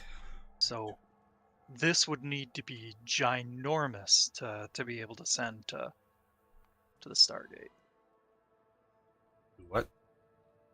Oh, I was just kind of trying to understand the whole energy beam system. Ah.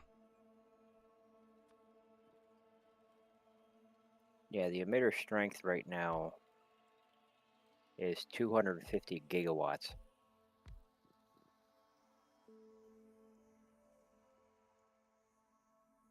Oof.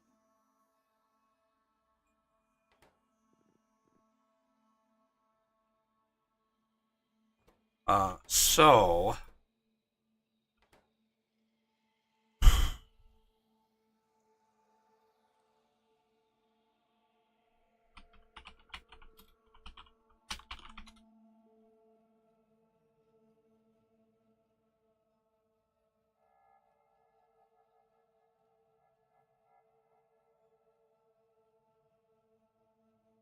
the hell?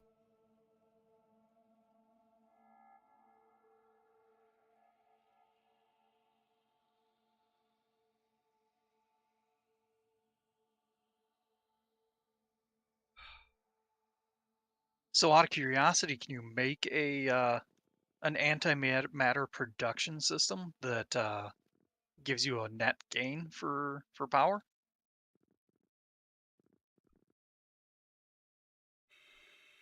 I have no idea what you're talking Well, these work on antimatter canisters, so could you produce those with the output from these? That's more a question for Death. He's actually done these setups, I'm sure. Meaning, can you generate enough power to produce more and have a net positive? Yeah.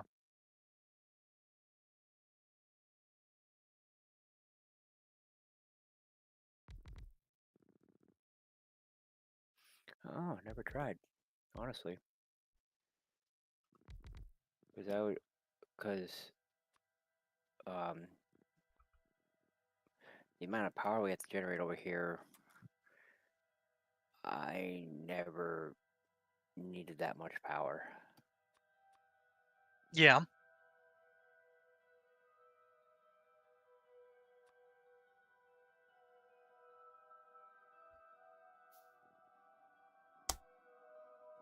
Seems. Good, we do have water here. This is one of the two.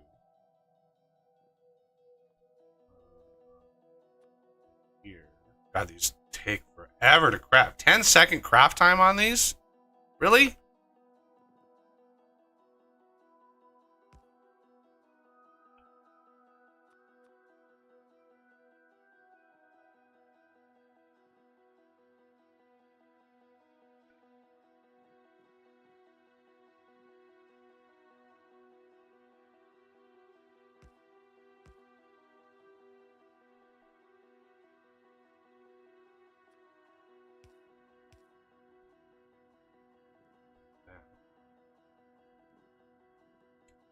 Each one of these uses 562 water per second, and the pumps do 2,000. So we can't have 4 per pump, because that would exceed. Maybe with speed modules, but then that would increase power usage. Bear back. Never. That.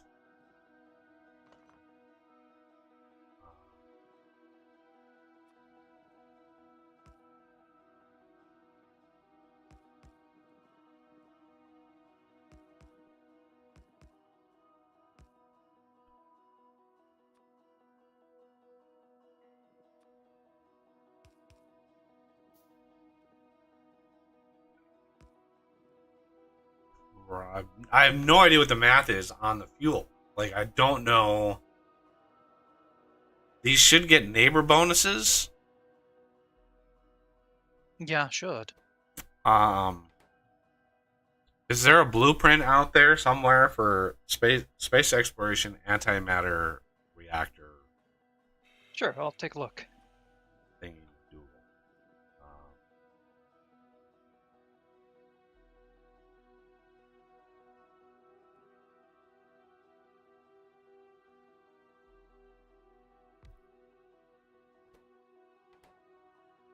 Okay, so output.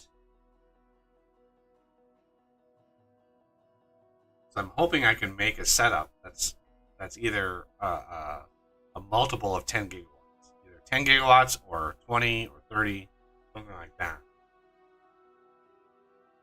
Be able to just plop it down.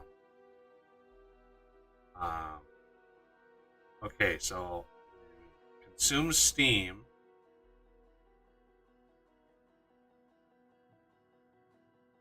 Outputs fluid. So this outputs water. Max water output 798. And then it also outputs some steam. At 500 C, which we can then, we had them automated.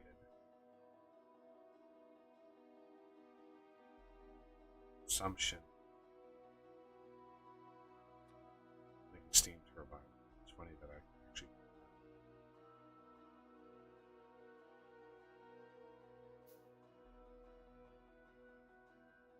Max temperature 500 C, 60 per second. This is going to output 214 per second.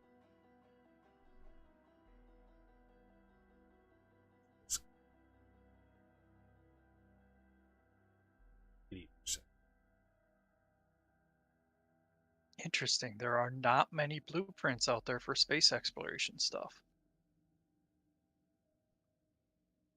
Nope. I'm back, by the way. Welcome back.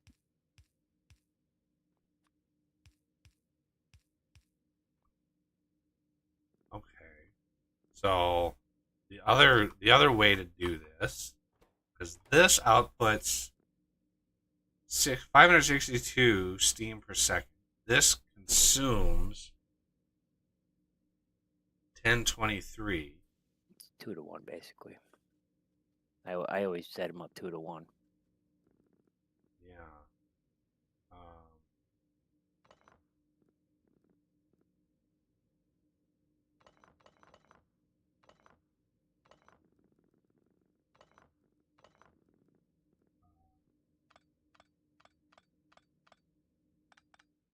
Now I understand.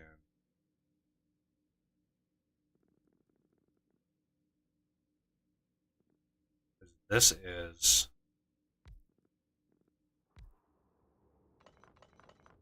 the other.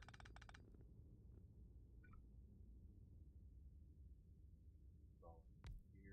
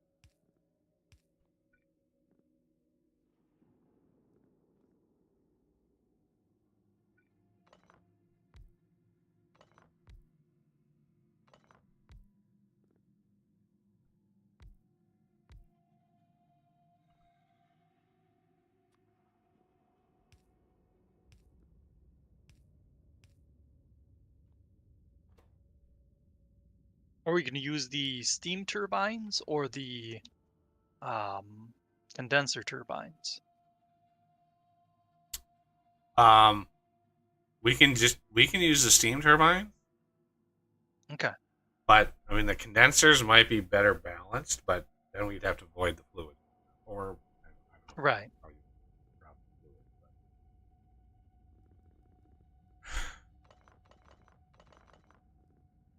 But, these, fortunately, I have to cut all of those. This.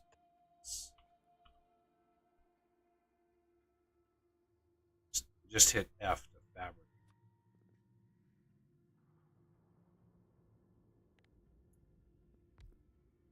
I'm used to playing Dyson Sphere. Oh, So move these.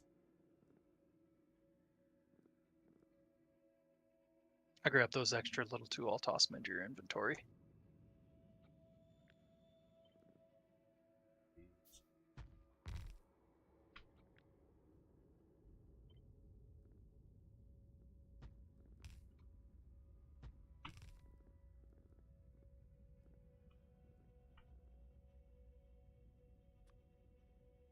Are you grabbing steam turbines, Death? Or should I go do that? I don't think we have those I can do automated. that.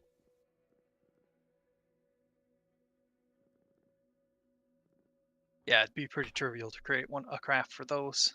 All right. This is going to output 214.931 steam per second. Each steam turbine can use 60. Um,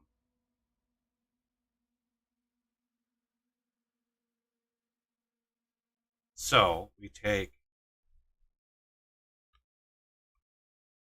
214 divided by 60.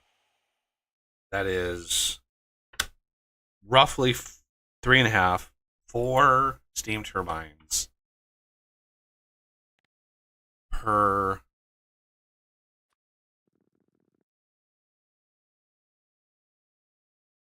so we did like 1, 2, 3, 4. 4 we could pack it.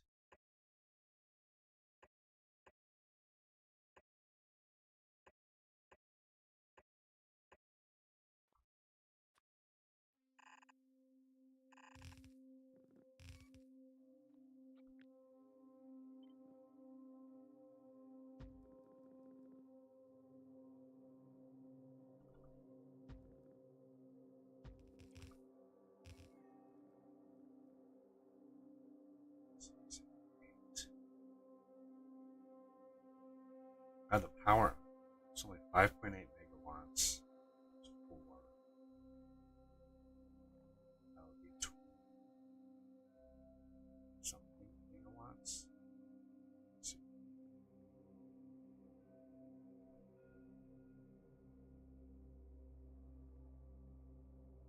Wow, just shy of 2.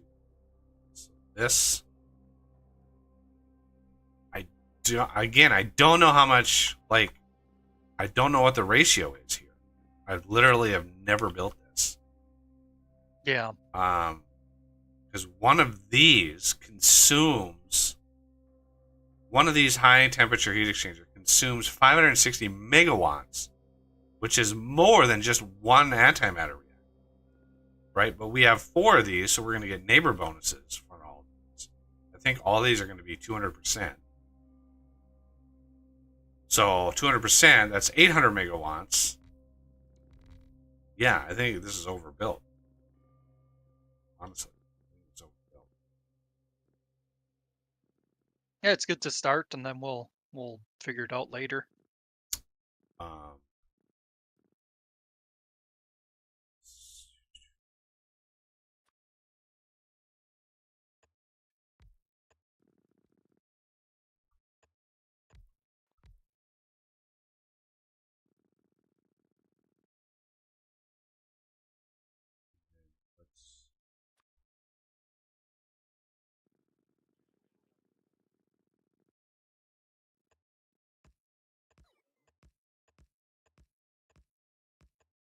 I'll go grab Oops. some.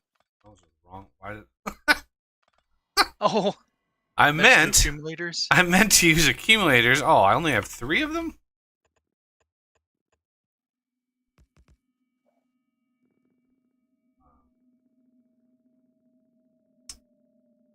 We need 2 more steam turbines. And then, how the hell? Anybody know how to, Prime the system. well, how to circuit it so it's Oh, I see.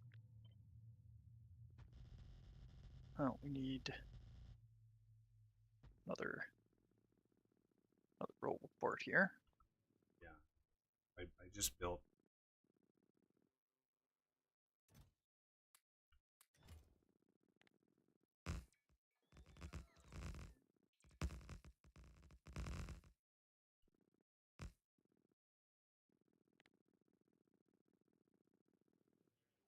straight Got one of them placed. up. Yeah, I don't know how to circuit these. How about we We would need buffer tanks, or if we know how long it's going to take, I could set up a circuit that would do a timed input. Well, we've got, where is the, Oh, the inventory sensor? yeah, the inventory sensor. Where the hell is the There it is. It's right below the signal receiver on the first tab. Okay, so like right there.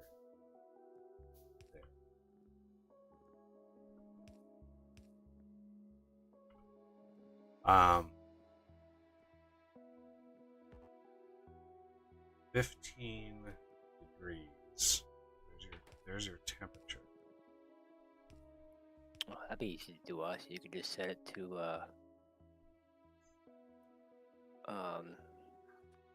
activate if there's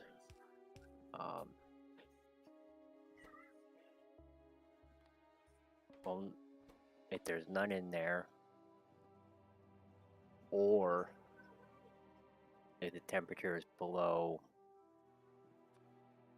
like 5,000 or something like that. Yeah. So let's hook up. Because we want all these to be synced. We don't want them to insert fuel like one at a time, like this one, this one, this one. We want them all to. Yeah, send a pulse through all of them, basically. How is this one still not hooked up? They don't have power. But we don't have that problem down here. Oh, right. This one wasn't powered initially. Right. Yeah. They got some power from the ship when I had hooked that up. Okay.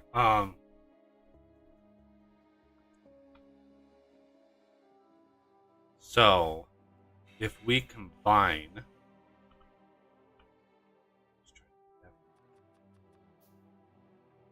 it'd be so nice not to have to craft the stupid wire. Let's combine all of these signal outputs.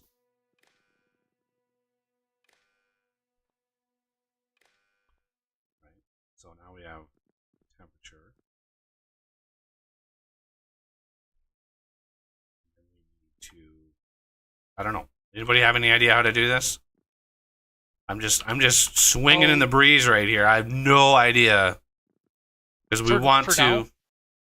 For now, we should just get it running, and then as it's running, I'll tinker.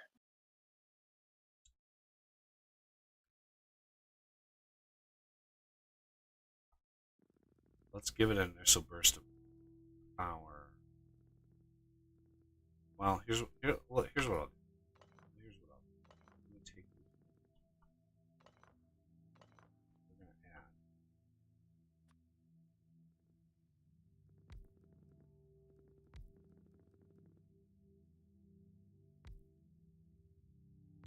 want to prime it.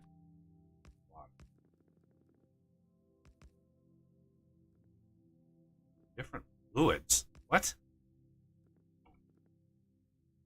Well, that might have been when I was putting this down because it defaults to steam We're output. gonna prime it with water from pumps. I want a tank to grab from here, just like a little bit.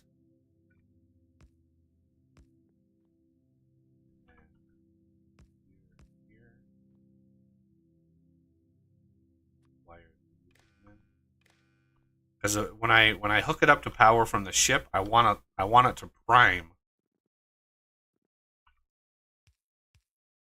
a little bit, just a little bit. Move those.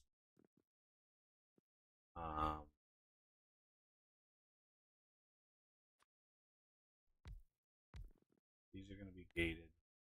Everything less than.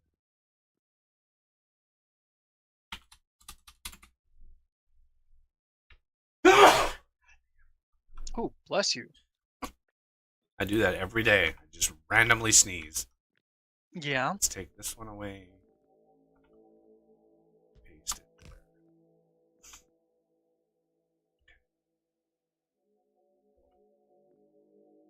Why didn't this?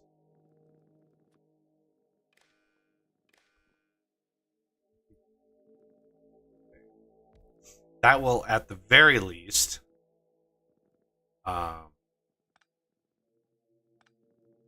give us some water.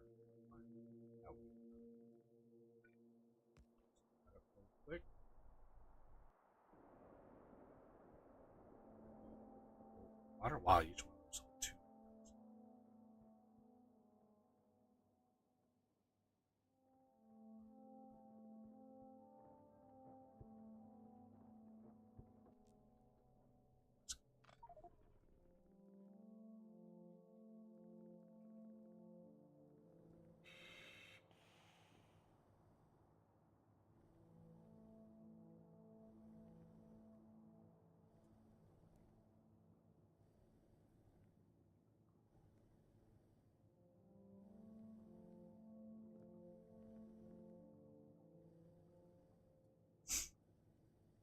You could have hooked this up to a more traditional set of heat exchangers and stuff, and that would have we would have already started charging or generating power. This has to wait to get up to 5,000 degrees, which could be, another hour or so before that hits 5,000. I do have a bunch of these that I don't need. If you want to use those for something, I crafted up these and I don't really need them. If you can use them, I guess. Okay.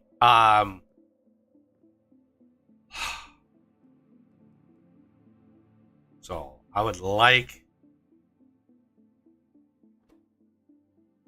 to actually set up something here.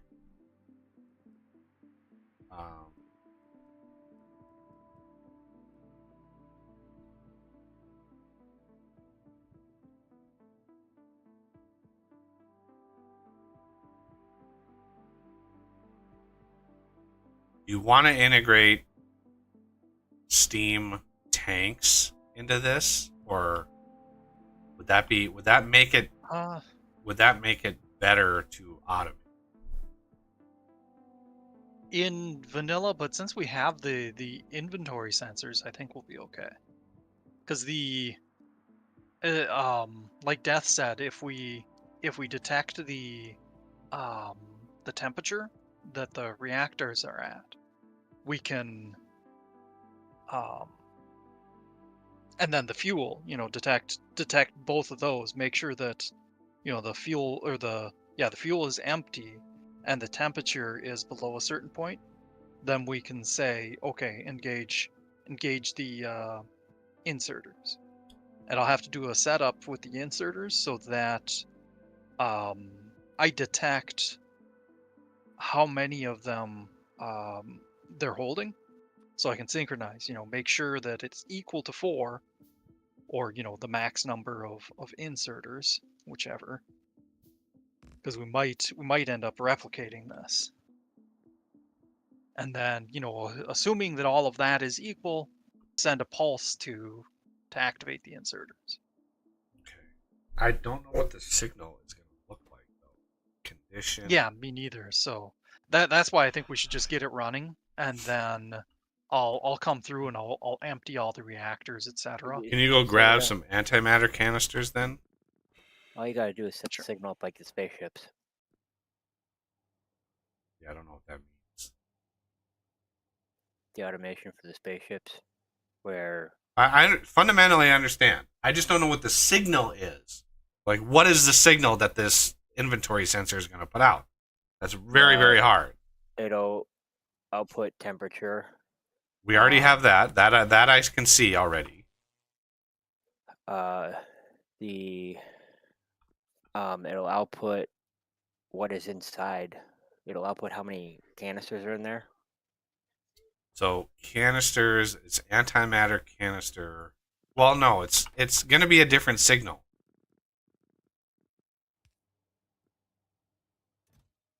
So I want exactly 4 these. What? Oh, I was just separating two. Okay. Well, they go So pretty there is quick. the fuel icon.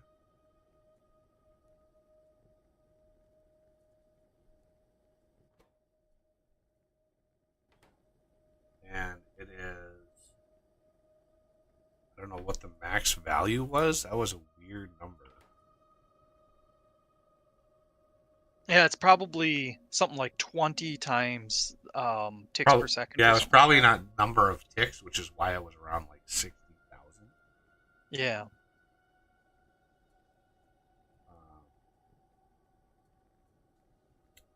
So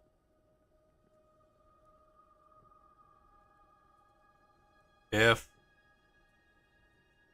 so, the fuel icon condition remaining fuel is less than, let's say, I don't know, 5,000. Output 1 on the green check mark. Okay. And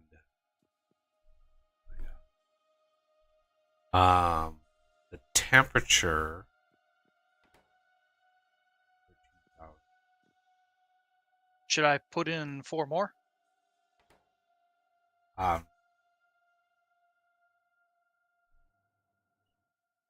Or get that? Yeah, one go ahead and put approved? 4 more in.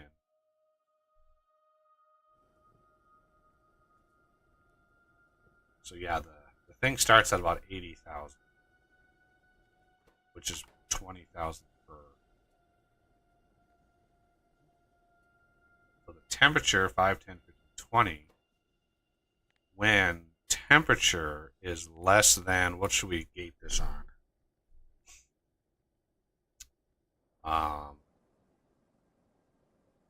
20,000. Probably less than 5,000. Or maybe 5,200. Remember, they're all going to be combined together. Yeah. And temperature suppose, doesn't yeah. go down all that fast.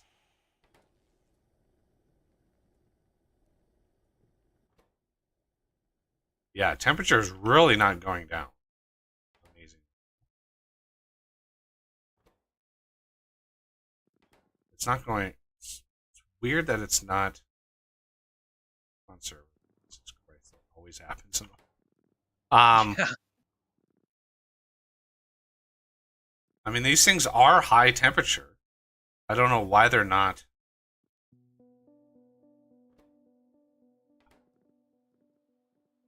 producing.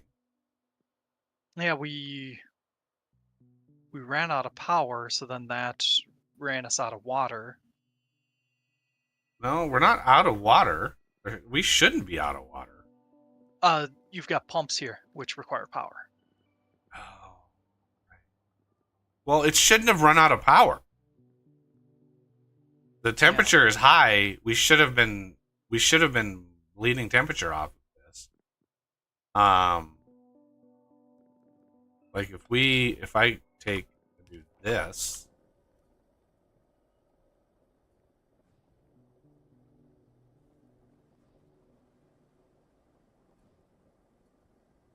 is temperature going down? Temperature is going down. Okay. 5, 10, 15, 20. If temperature is less than, let's do like 20,000.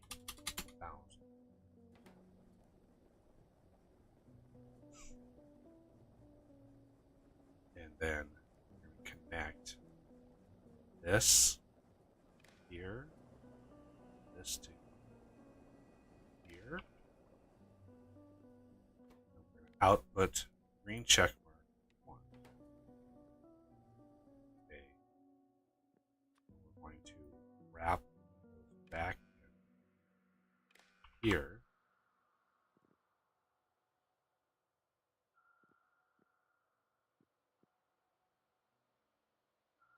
Okay. And we want to connect the inserters, which I've already set to stack size of 1. Already overridden that. And we want to say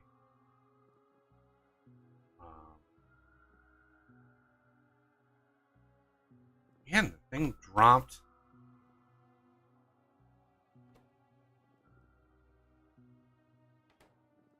So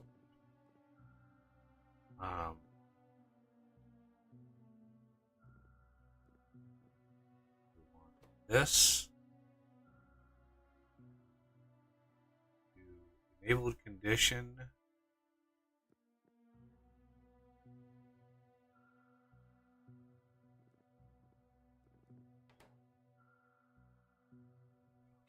I can't pulse. How do you pulse?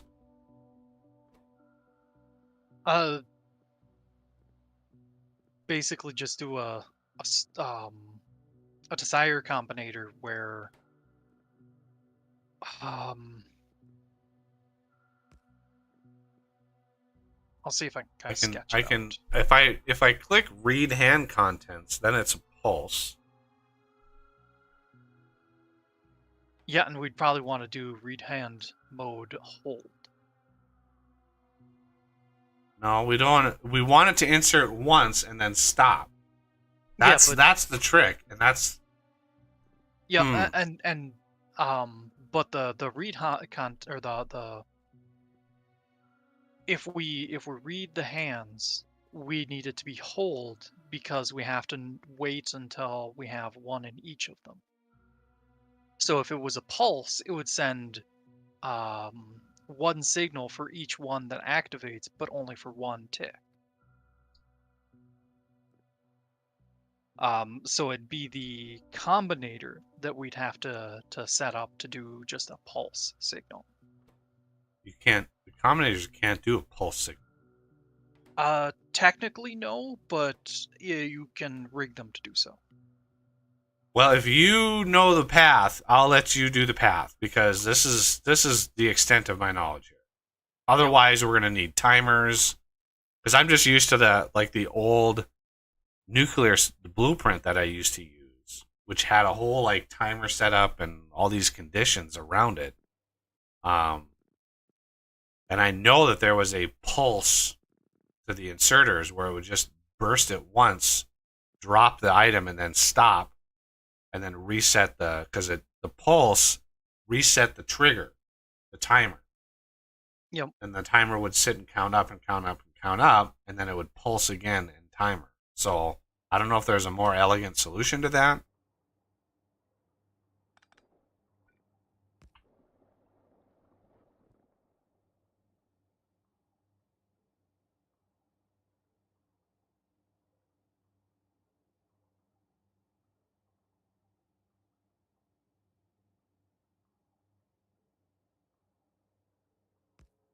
Okay, and we need the temperature to buffer a little bit, so I'm going to increase that to 20,500. That way we get, yeah, now we've got 2 check marks.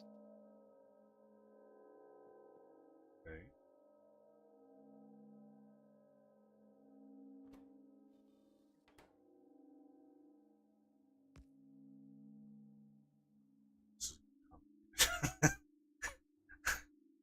I'm gonna come over here and look again. There's gonna be like 50 different cider companies.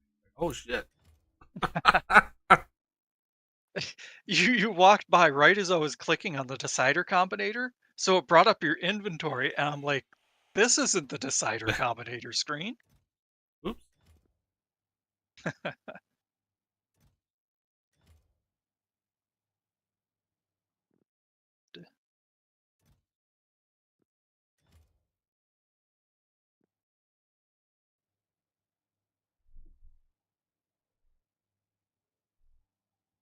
Yeah, we're not detecting anything in the actual chests. Making sure that all 4 chests have fuel in them. Like this is way it surprises me that there's not a blueprint out there. Yeah, me too. Do SE antimatter reactor blueprint.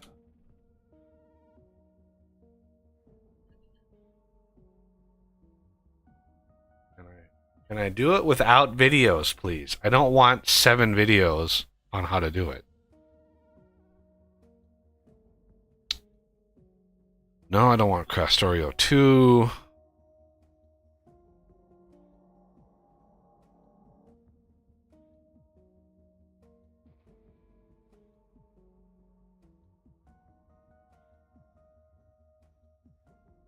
Everything is a video.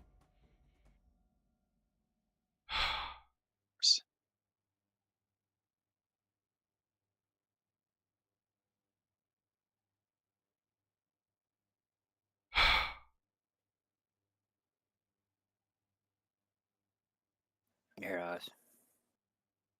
How'd you get it? Take Let me. take this right here. Okay. Keep this output for these two will go to the input on these two.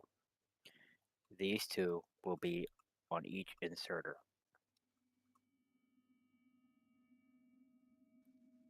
Each of these will have a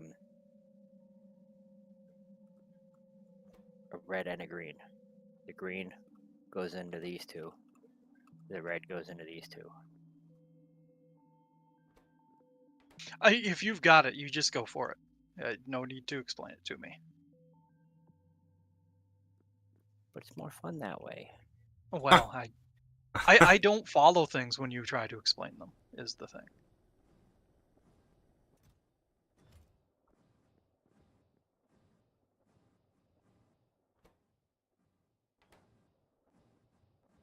There's no input on these 2 over here. Yeah, Not he yet. said, yeah, because he's got to copy that for each one.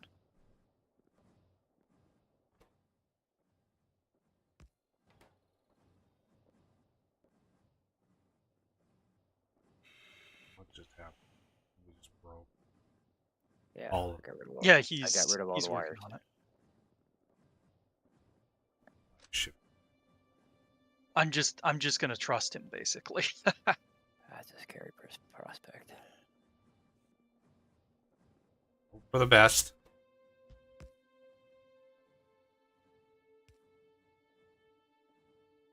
The canisters are now in a buffer chest, so we can set up the request if we want. I may as well just go ahead and do that.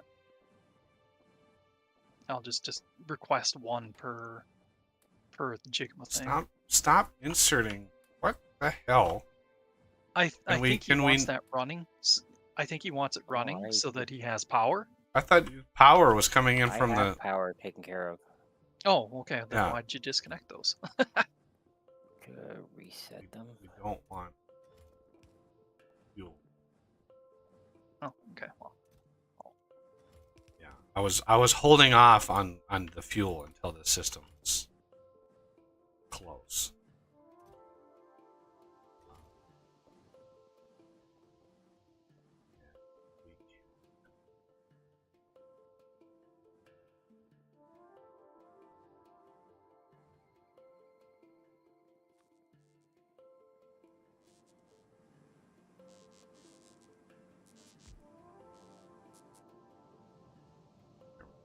System is pumping up power. Not a lot. Only like 300 megawatt. But enough.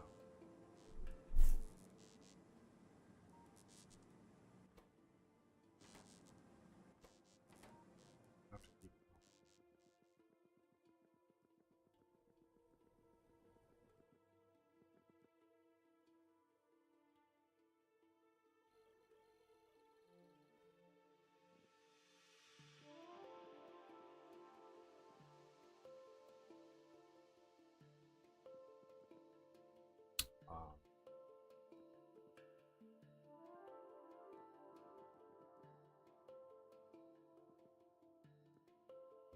Inventory sensors up here are not connected. yep, he'll work on it. He keeps breaking and replacing pylons, and that's Yep. it re-adds the damn electric cable, which is what I was trying to avoid, to have this system just be the Probably signals. better to use mediums. That way it's not connecting to the electrics. No, it's fine. It's just you just gotta stop breaking and replacing.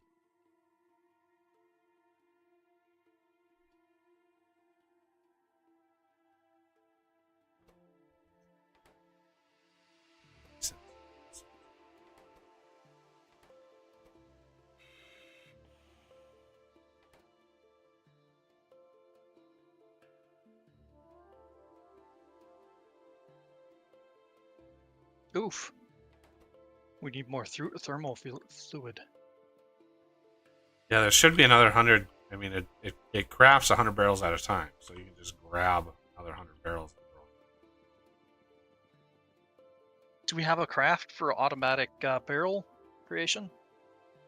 Barrels should automatically be brought up anyway.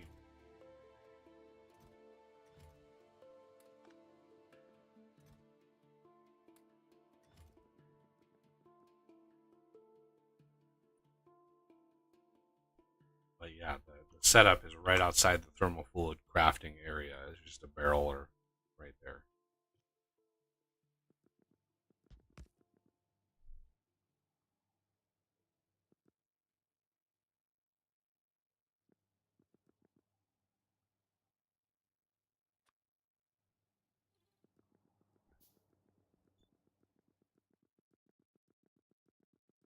Oh, what the hell? Storage warehouse. Here for edit canister.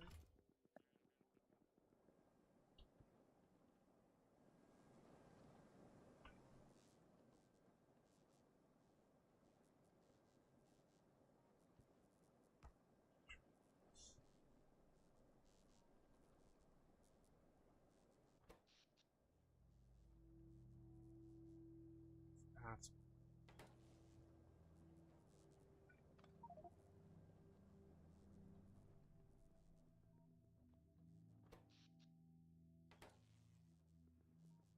this thing.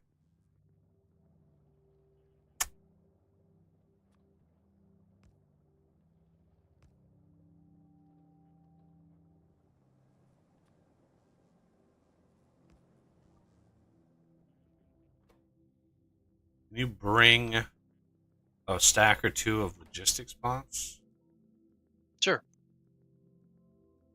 Set. These.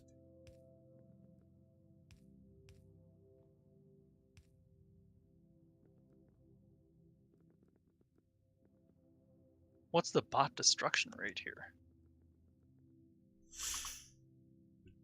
Question. 529? Not bad. Bot interference is 10. Am I looking at the wrong Jigma thing? Oh yeah, What you I'm were looking at the wrong. Alright, I think I got it. Oof.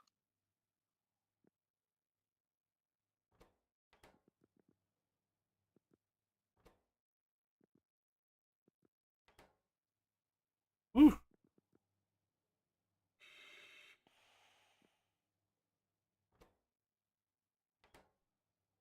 Okay. Why did you have to double it? They all 4 should sync together. Yeah, but it's getting the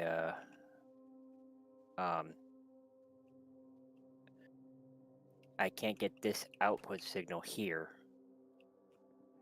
over there. Because I already have a red line going between these two.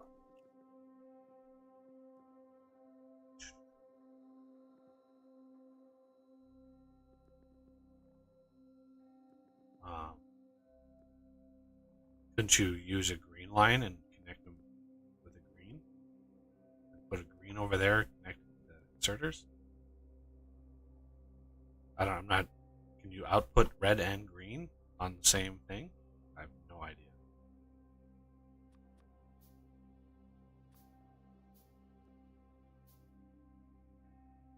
Yeah, I can try it.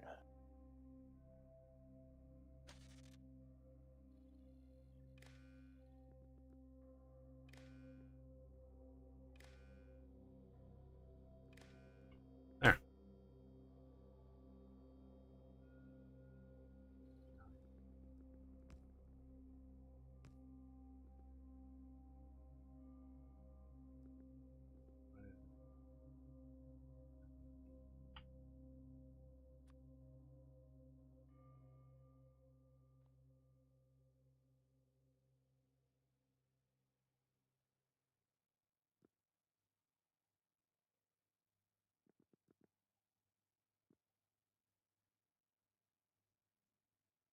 Yeah. So the output. Where's the green output that you need? These 2 down here. You need the green output from those to go up there. These two right here have to feed up here. Okay. So let's see what happens. That.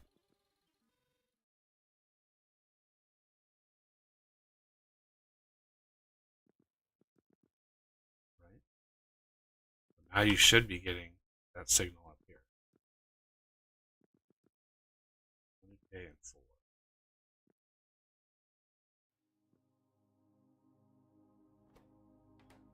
So do you need to redo the numbers here? Fuel is less than 5K. Temperature is less than.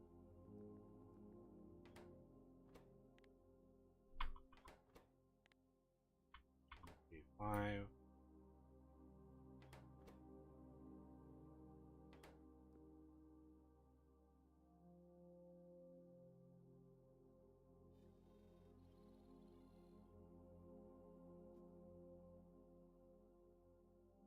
Have a weird.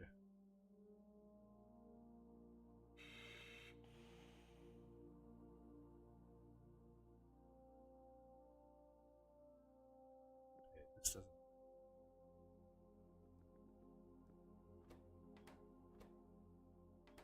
Check mark equals 2. Check mark equals 2. Output check mark 1. Antimatter canister 0. Check.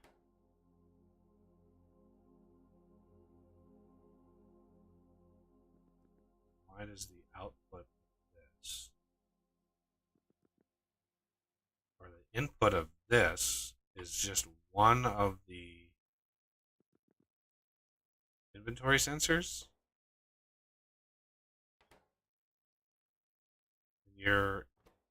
Okay, so inventory sensor is antimatter canister equals 0. That's not the signal that it puts out when there's fuel in.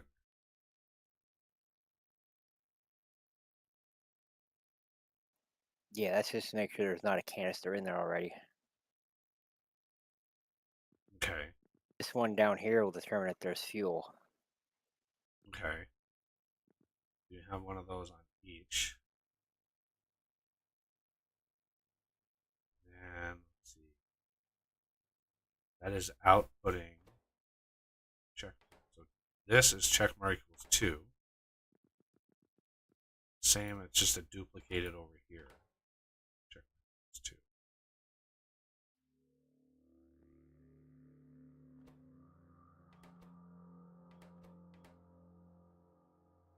This one, check mark equals 2.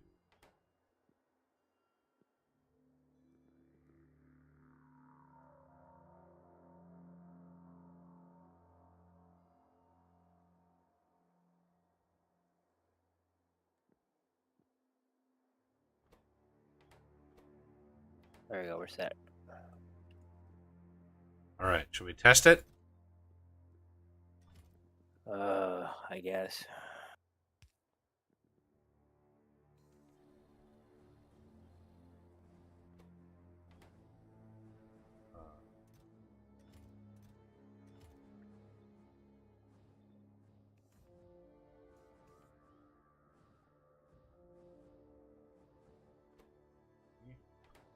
Obviously, it didn't insert all of those.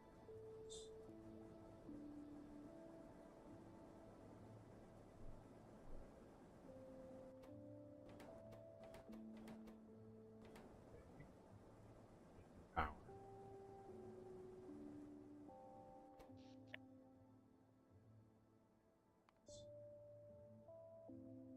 It's massively variable.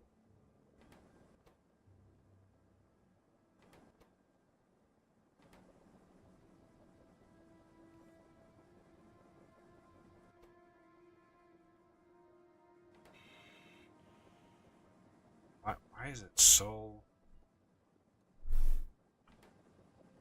Okay.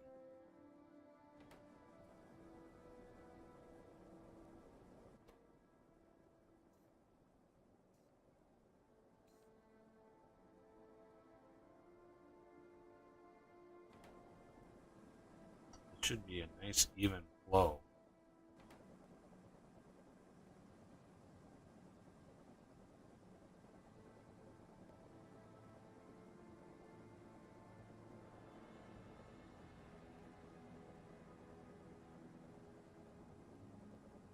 Power. It's not. We're producing enough. It's not hot enough. Well, maybe it's not hot enough too. Yeah. I'm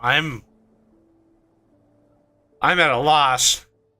Somebody want to go? Okay. Either one of you guys, can you go? There is an episode of the Dosh. When Dosh did this, I linked a couple of his videos. Let's see if I can find it. He actually built a setup for this. Oh, where would it be? Oh, good lord. Did you post it in? The specific video that it's in, probably not. Okay. Okay, so the problem is they are I actually know which one it is. very long episodes. Yeah, the Final Frontier. All right. Now we just got to find it. It's got to be towards the end. There's the ring.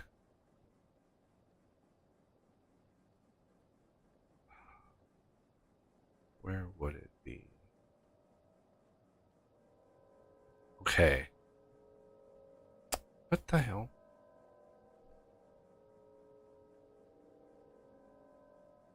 I literally...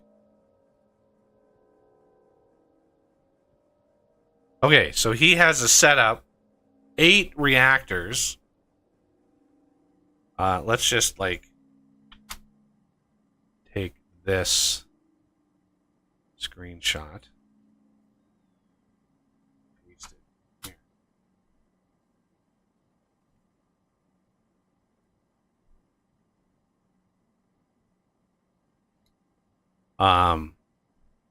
Yeah.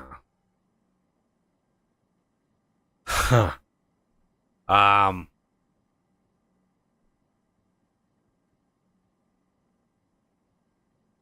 This is a crazy setup. Now, how he manages all of his circuitry, I doubt he even describes what he does. But it's in general, let's try to prototype it a little bit.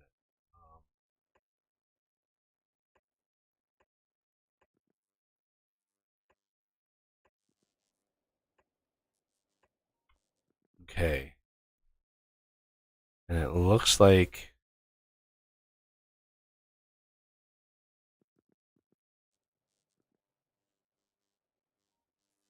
I'm not going to worry about his water system.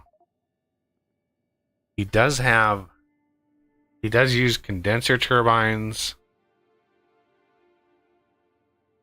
And he does a 3-to-1 for every big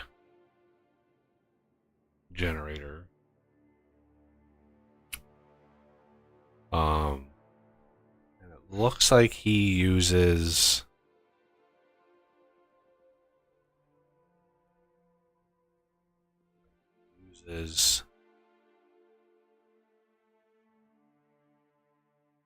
I'm not even sure if he connects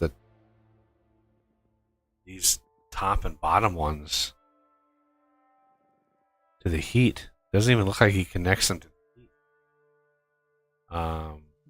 No, he doesn't. I think the reactors themselves carry heat. I hope they do. Yeah, they do. So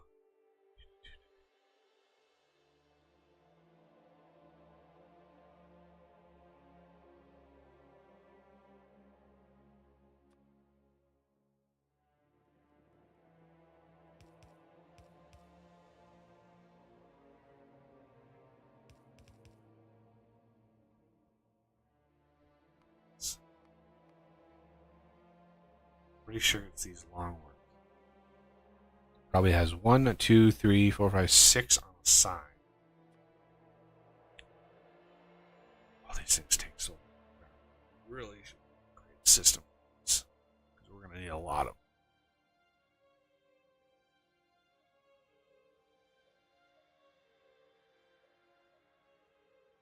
I'll do a little mini setup here that just converts them. It's those the long pipes, right? The pipe long and Yep. Heat pipe long.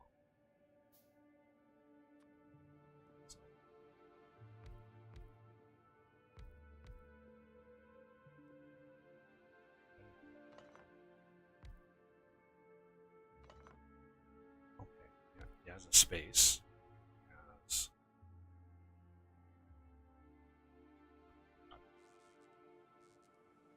so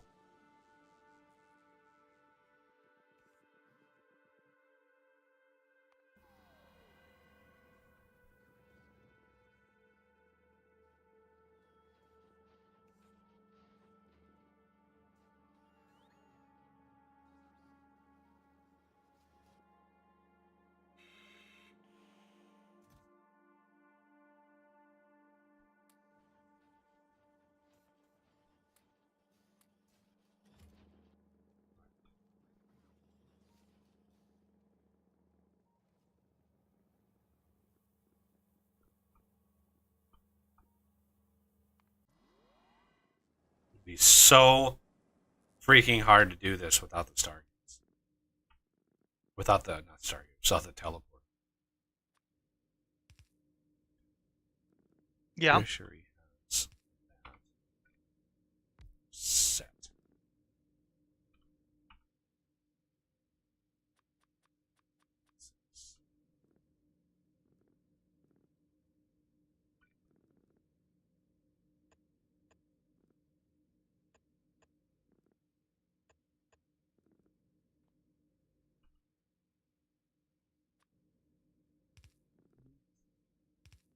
these.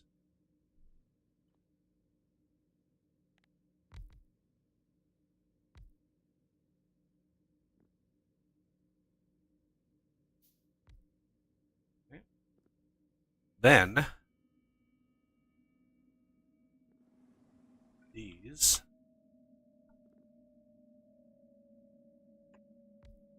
No.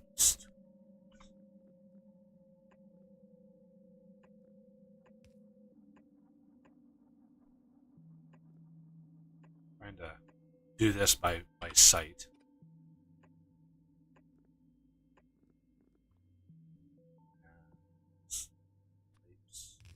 No.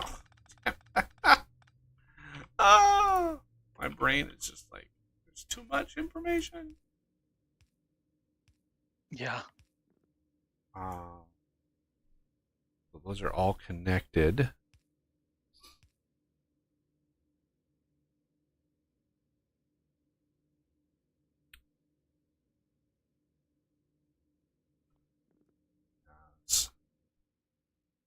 Now, do we want? Yeah, let's do this.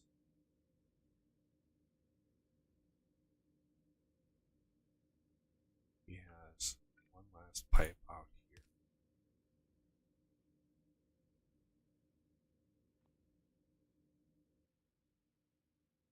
Yeah, this guy spends hours building these setups. Just hours and hours and hours. Something like Yeah. that.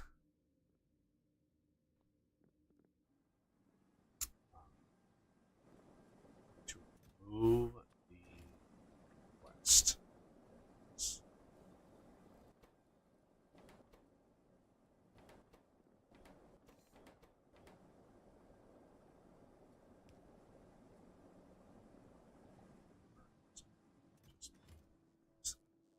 So then we can tear this down.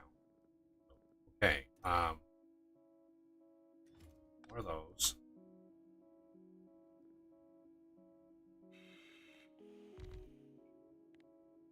Okay, we have a stash of the long stuff.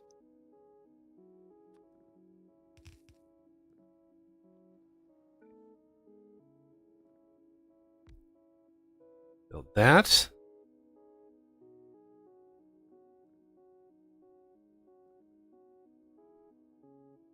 Okay. Then he has, quite smartly, I might add,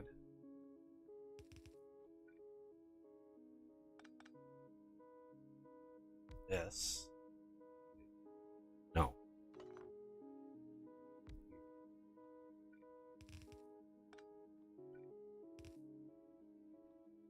He has a pump. Oh my god, where's my pump?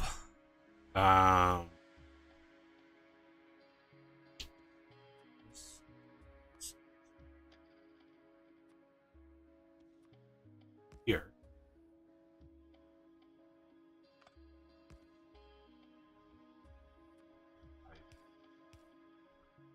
Just to pipe that right directly back in. And he has this.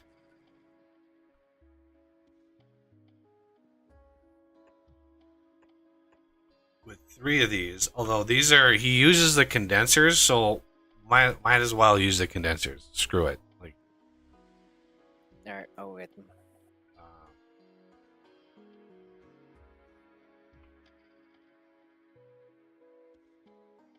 Just to try.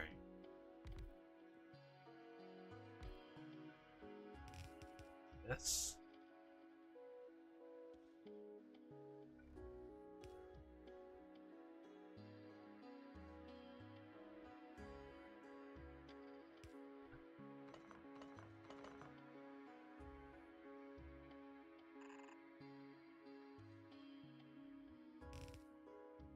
That. Or are these, ooh, he might keep these separated.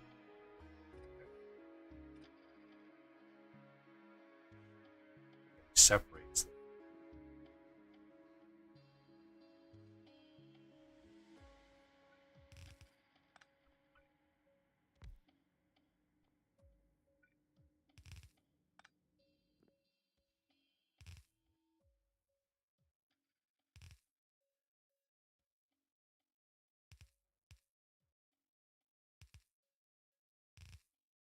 somebody bring a whole bunch more pipe, like a whole bunch more space pipe. Oh, sure.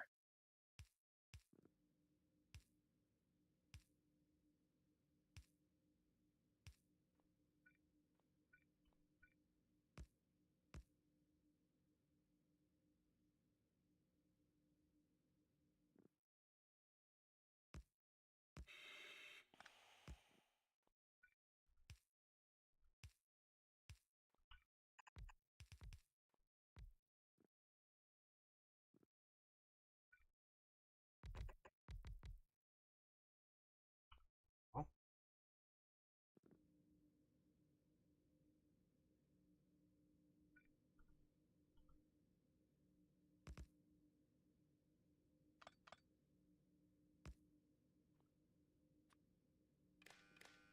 Wow, space pipe built slow. Yep.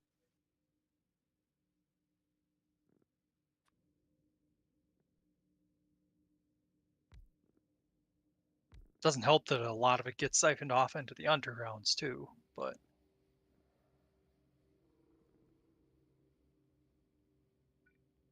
I think we can baconize that.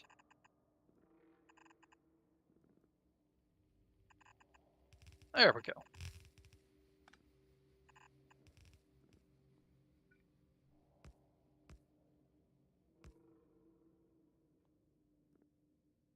Do we have the next tier of beacons automated? I don't.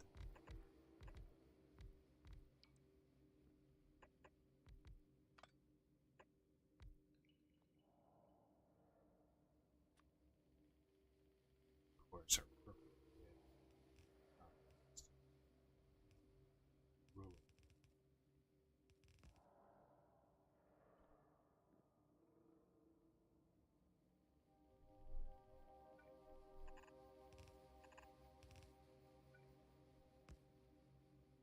God damn it. That froze.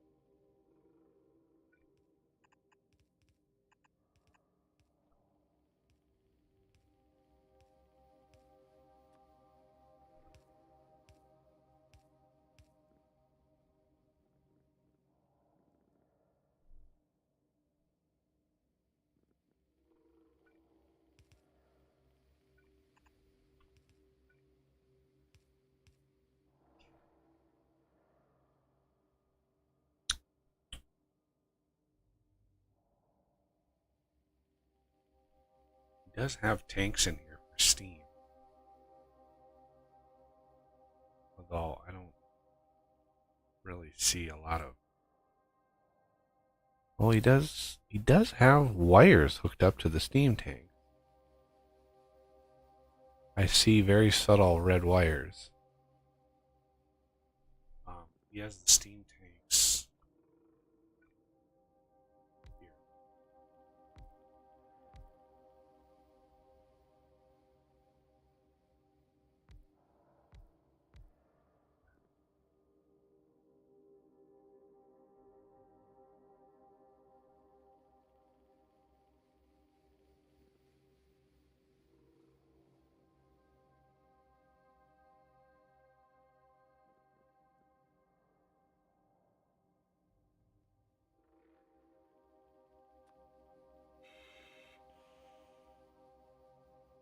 And then his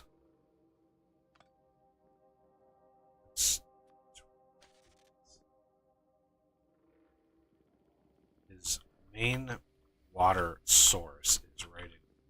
So what we're going to do is we're going to copy this design.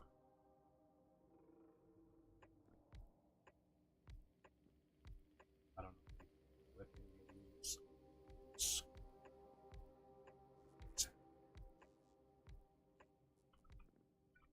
Just copy it and rotate it over.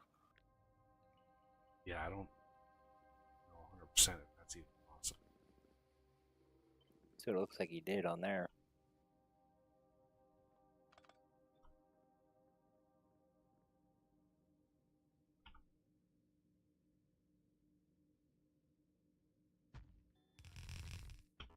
Yeah, yeah. There is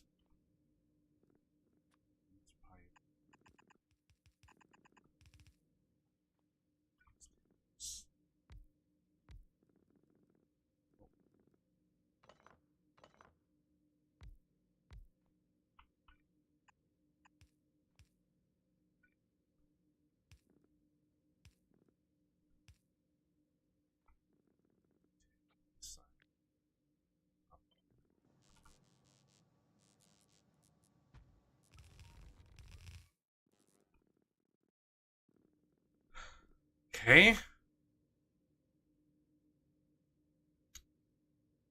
Slowly. All right, so the water supply is here. Let's just jury rig something. For some reason, he has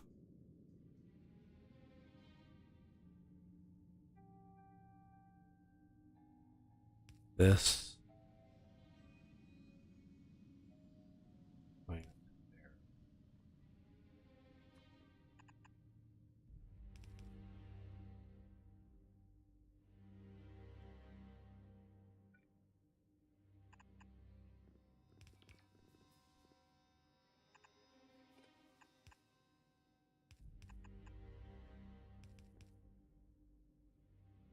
Wait, how does he do this side? Oh, he doesn't. Okay, this side just has the water supply.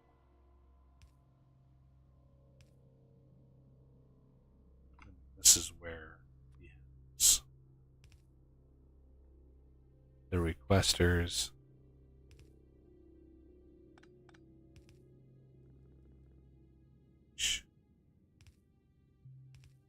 You guys can, using the tanks and all the things, figure out how he does that.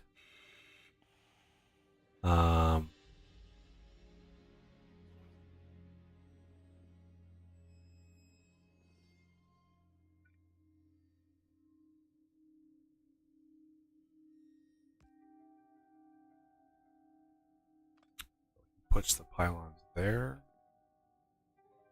There. Probably.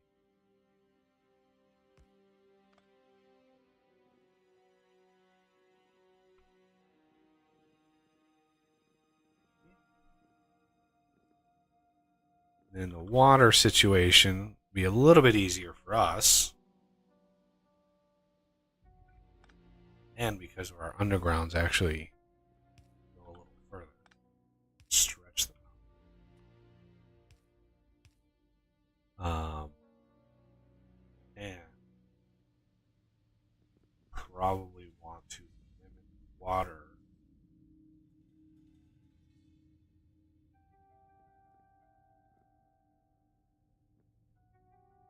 So here. Well,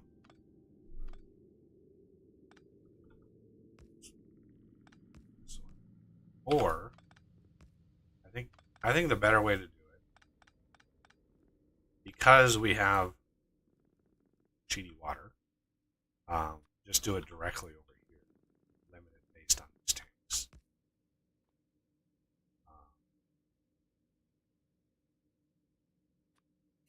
That was my instinct.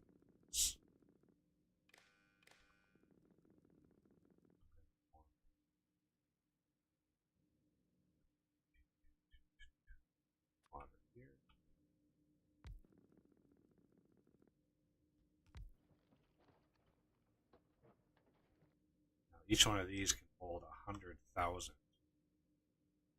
But let's limit when.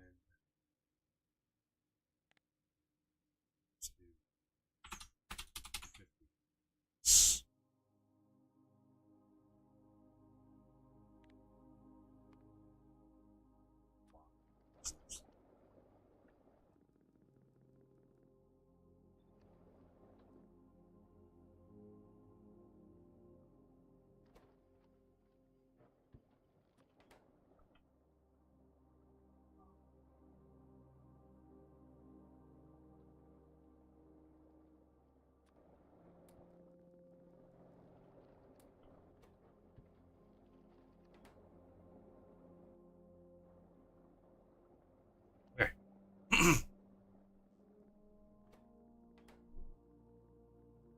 That's generally it.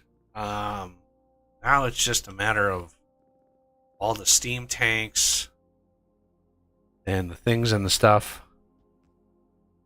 Trying trying to discern. Connect them together. Could. You can daisy chain the tanks together. With steam.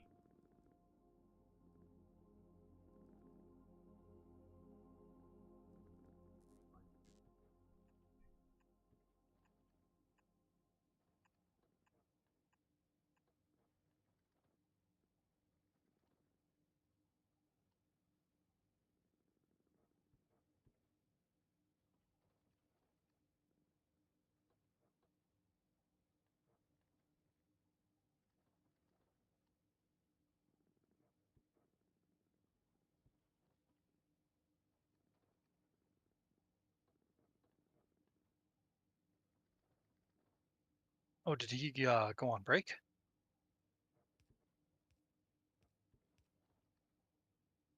Must have.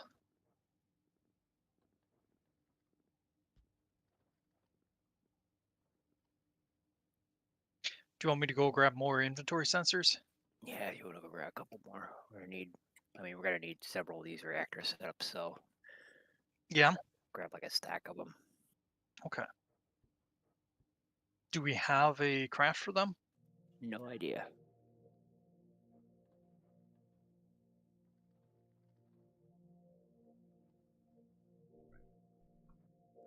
Should be a little bit more straightforward with the steam system.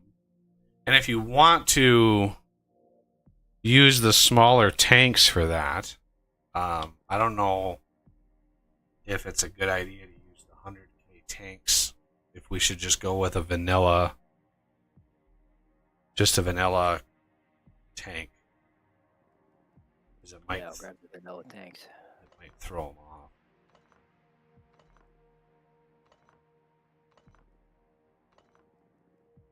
Because it's a lot. That's a lot.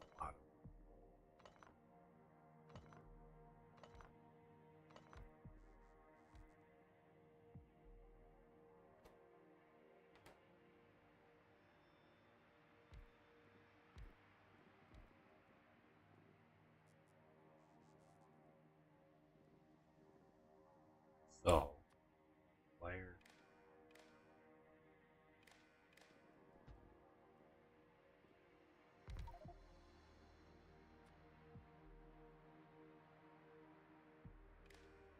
Tanks together. I don't know what you connect them to. Looks like he has some kind of power pole or something.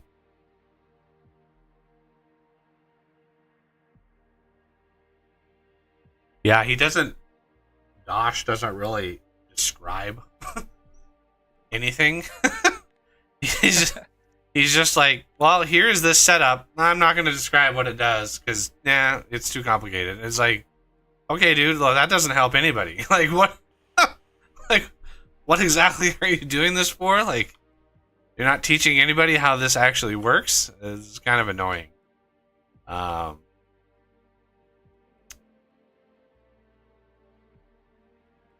But so inventory sensors on green, sensor on red. This should all. It's all gone.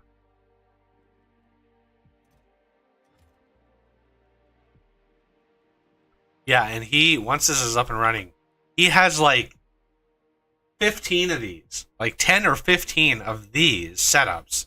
He just pastes it over and over and over again. He has a huge amount of these things. Weird.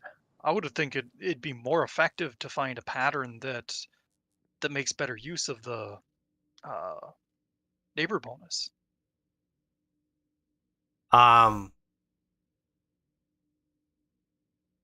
Wow, this is one of the maximum neighbor bonus things you get, unless you use the Renai transportation mod. Or diagonal inserters. How would that help? Because then you could put one in the center of 4 of them. Center of 4. Yep. You mean like a 3 by I'll show you. 3? Because the the inserters can't stretch that far. They could not go over. like that. So this one here in vanilla is inaccessible, Right. but being as you can put inserters that go diagonally. Yeah, I mean that's possible. I don't know if it's more or less efficient than this. Well, that would just be like a snippet if you really wanted to. Because if you use Renai transportation, you can literally do like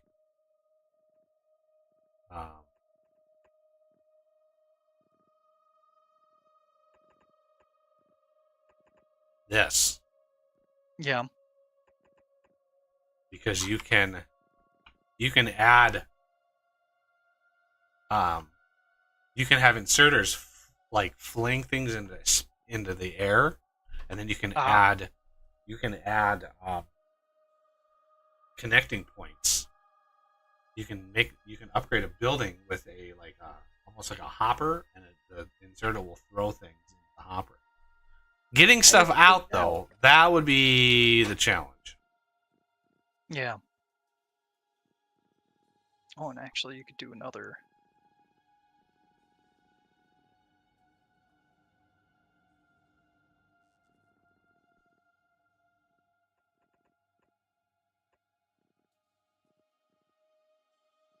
How do you get one into here? I might be screwing some stuff up. Yeah. Oh, yeah, I removed the wrong one. There we go. God. I could not imagine. So, yeah, this is more what I mean. Well, if you want to go prototype that. I mean, if you think we need it. I just want to know what it would take to do. Like, holy shit, that would be insane. How to like the math behind how do you pull the heat out of that, and oh my god, that would be a little crazy. All right, are we good over here? Like,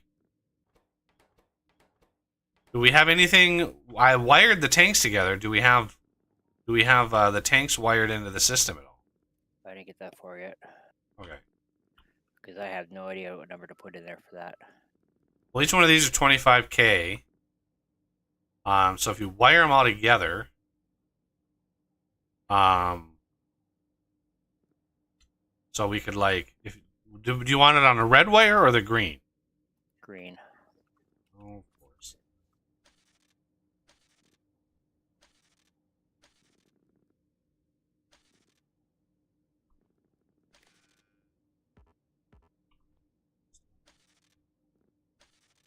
Okay, green wire.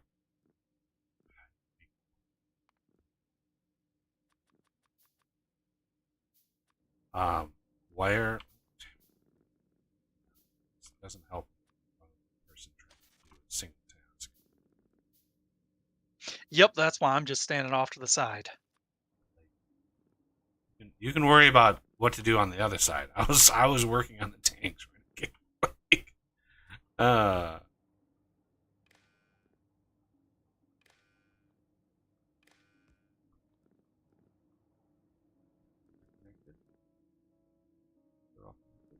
So 25, 50, 75, 150, 300.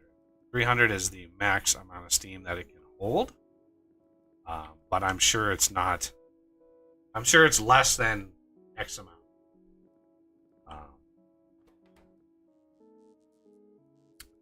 Some percentage. I don't actually see how much is in there. But I would imagine it's like less than. I'm just gonna put a random number in for now. If this is make it less than 1,000 of each, so less than 12,000,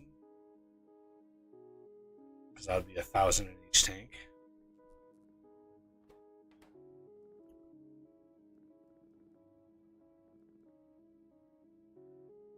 Okay. really wish I knew how he wired all this stuff.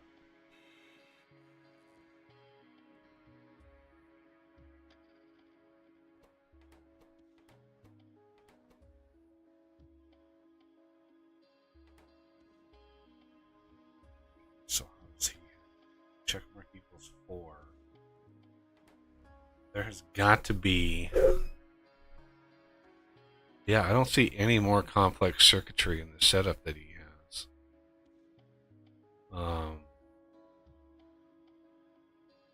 I'd actually have to like stop and watch whatever segment of video to see if he says a nugget of information, but I can't do that while I'm streaming. He might have the inserters just directly tied to the fuel tank, the steam tanks.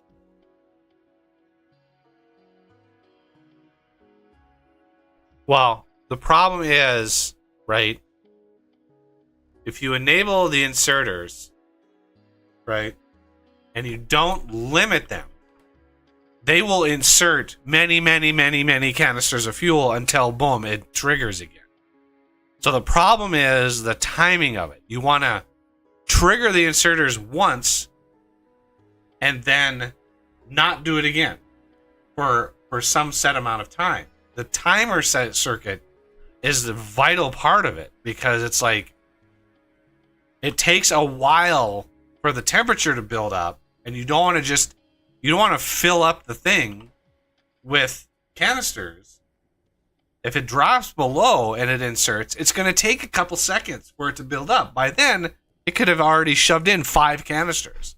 So that the key of those inserters is the reading hand contents on a pulse and then resetting a circuit, like a timer circuit, where it only allows the inserters to run when that circuit hits 0 and the checkmark condition, right? So you have to have, there has to be some like timer circuit that both the checkmark has to equal 4 and the timer circuit fires, which is like maybe you have it a 2-minute timer or however long it takes for these.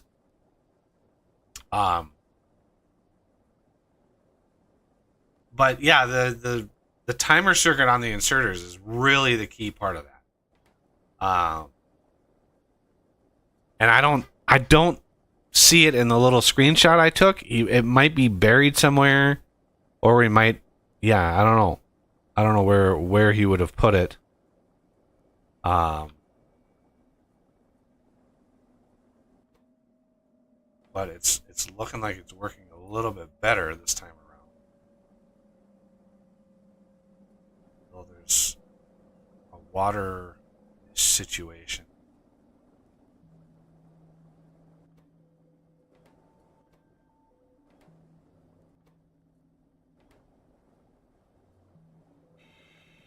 Cat, Jesus Christ! Every time I get up, it activates the cat again. She thinks it's time for stuff. You just like, she's all comfy on the couch, like half asleep. I get up to use the bathroom, and she's like, "Oh, I gotta jump in his lap and do this whole thing all over again."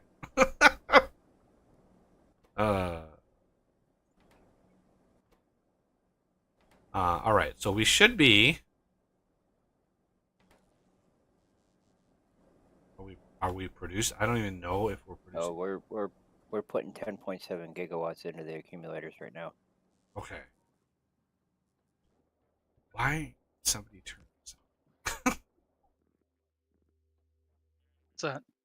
This Roboport that was missing the substation somehow. Yeah, up here. I turned turn this off so it wasn't sucking 10 gigawatts of power out of our system. Yeah, well, the substation wasn't doing it. It doesn't even reach that.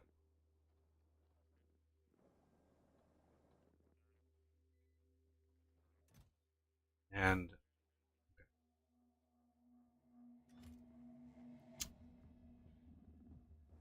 so, yeah, 10 gigawatts.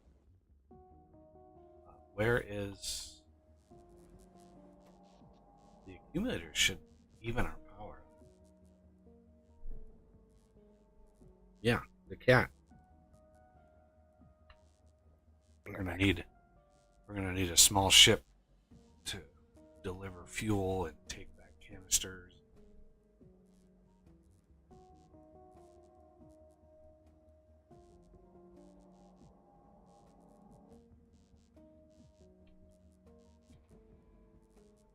Right.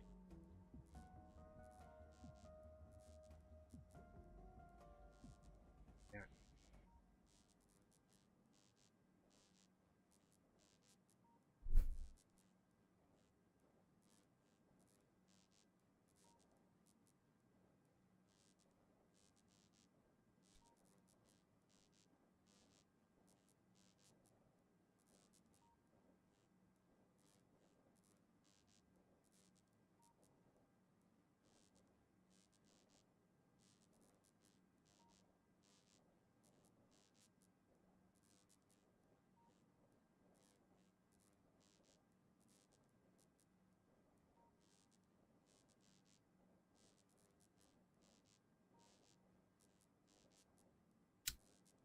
Okay.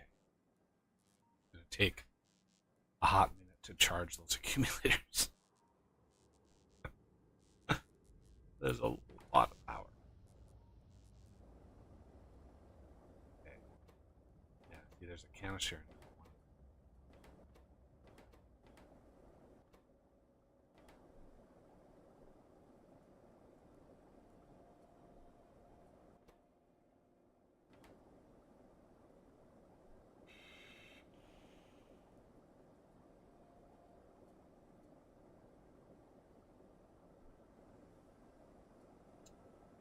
30,000 steam.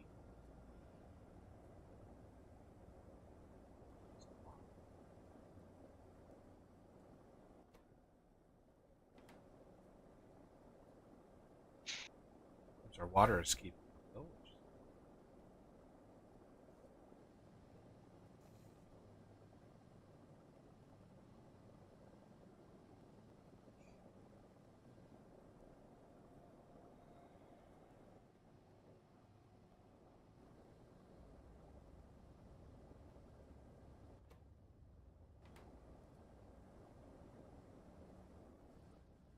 'Alright.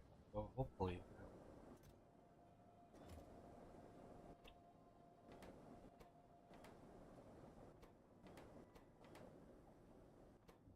At least.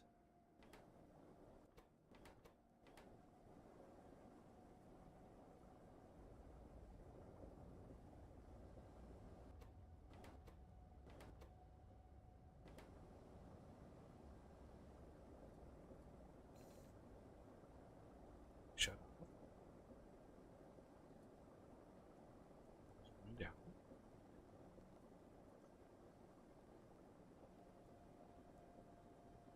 It's 12. Oh. Okay. I think it's good. I think it's worth it.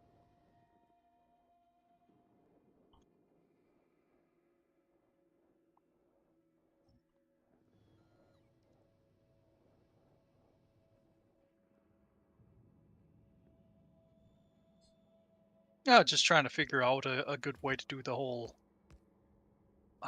pulse thing Oh, or okay. the I was like, this is this is some interesting.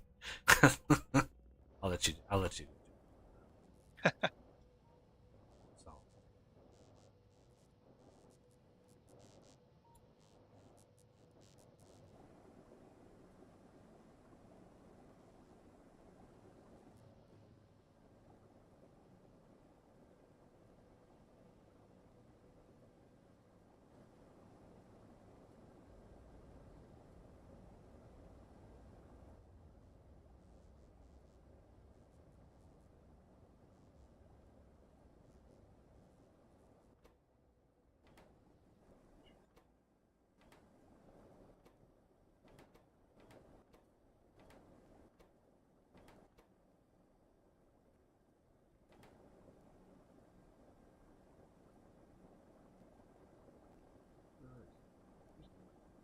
in the lab.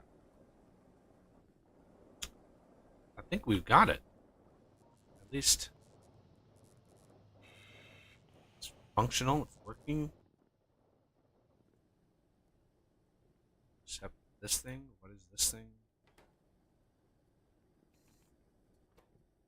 Why did this stop? It doesn't have water.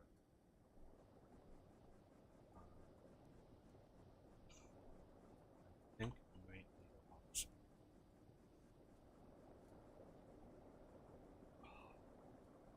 It's gonna hurt. It hurts.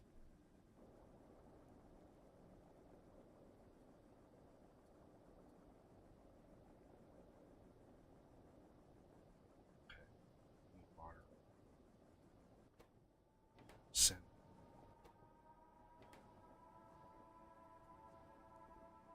Okay.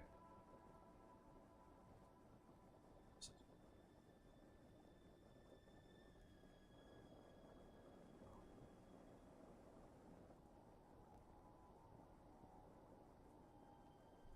oh, we can solve Alright, I'm back.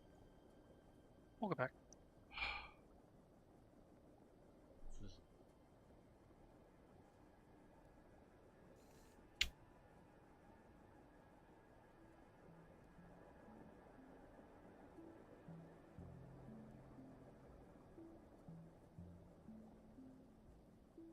have to redesign this a little.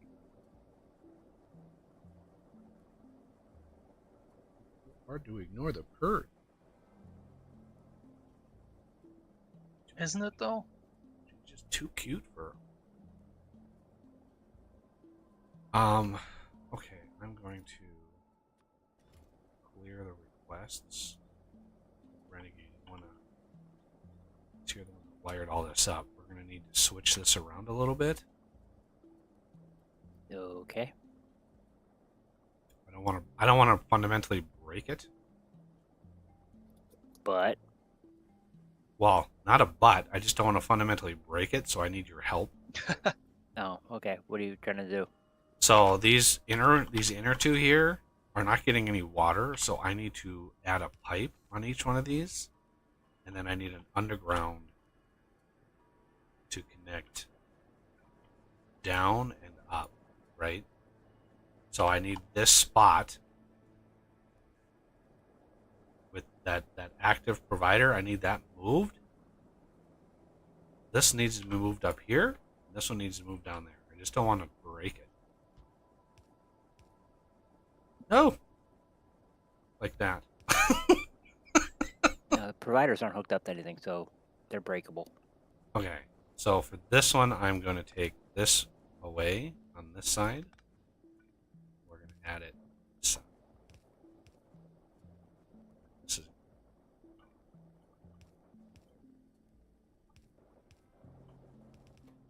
hopefully.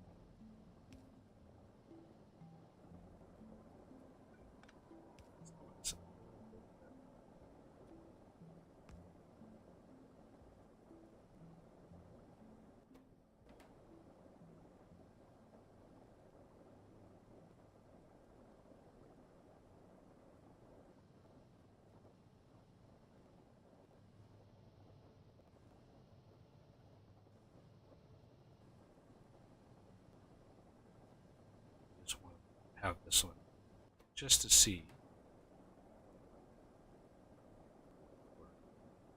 if we have to.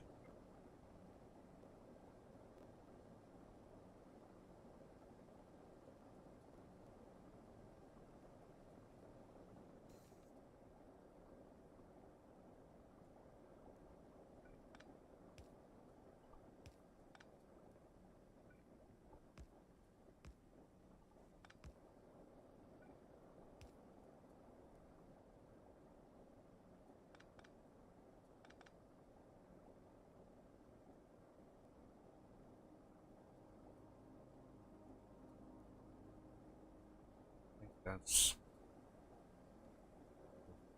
because in the original his water supply was right.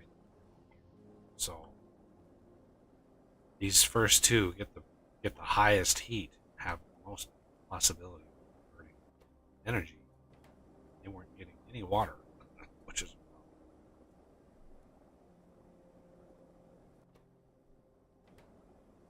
so if this backs up with water, we can just add pipes on the other side. I think. Actually,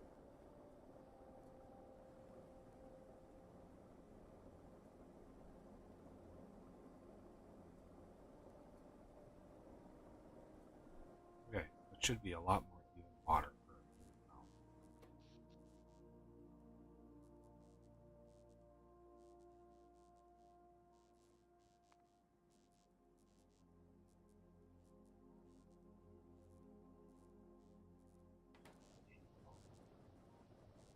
Twitchy.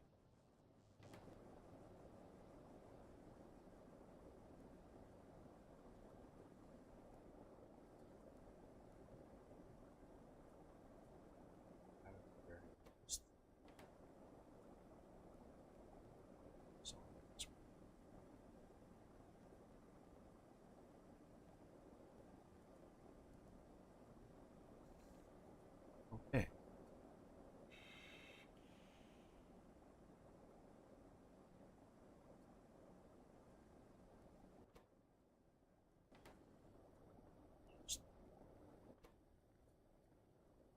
Yeah, we probably need to up the minimum temperature. And I did think of a way that we could synchronize the fuel. If we're doing it less than 5,000, we should maybe do it equal to 0. That way all of them would have to be completely empty for it to trigger.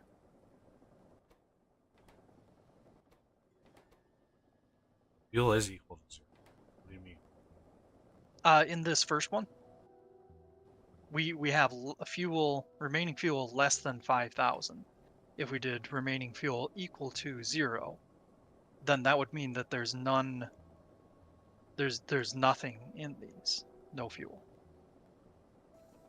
But if they're all synchronized right now, it wouldn't really be a benefit. Yeah?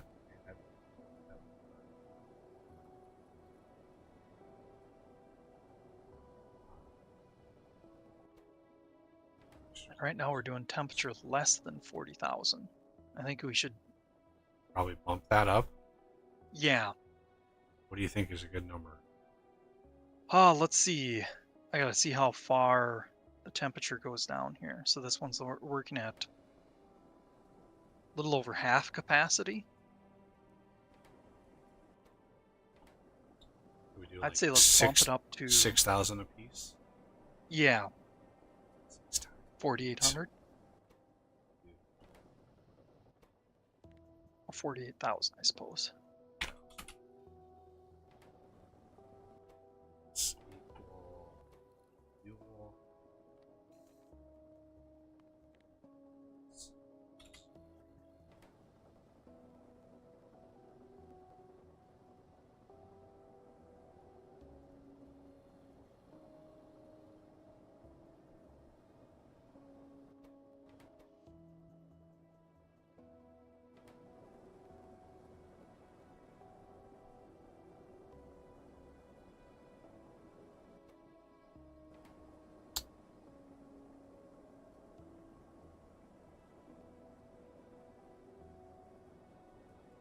I could not imagine 5,000 degree steam. Yeah. Wonder how fast you can make mac and cheese with that. Steam boiled. I think it would take a long time because you'd have to find the right ratios, and that would be time consuming. Steam some vegetables with 5,000 degrees. Yeah. Like, turns it black. So, let's, now that we have these done, we can actually connect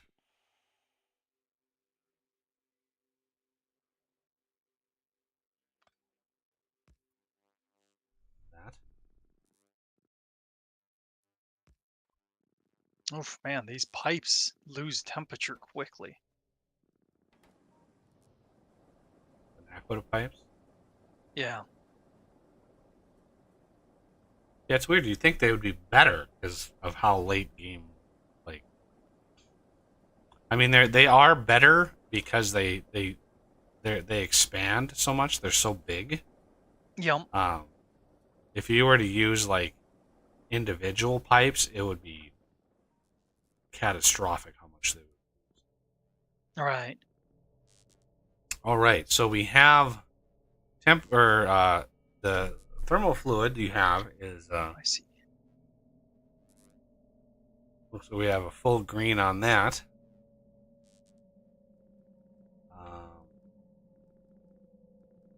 All right, we have one planet that we actually have a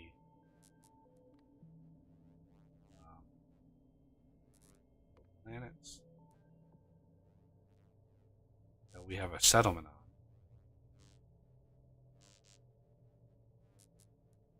with a pyramid, which is Turgman. That's the one we've Vulcanites. gotten already. Yep. Well, I want to. Yeah, I know. I want to go look at it. Oh, gotcha. All right, Vulcanite 1. Let's see if we can find out. Here it is. There it is.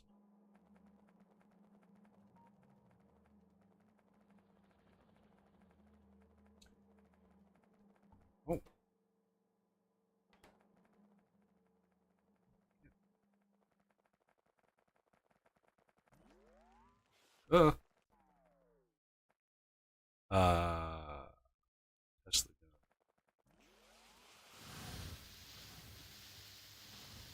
Here's some Tesla gun for you guys. Here you go. There you go, everybody. And dead. Okay, so this means something. This apparently means something. I have no idea what the hell this is supposed to mean.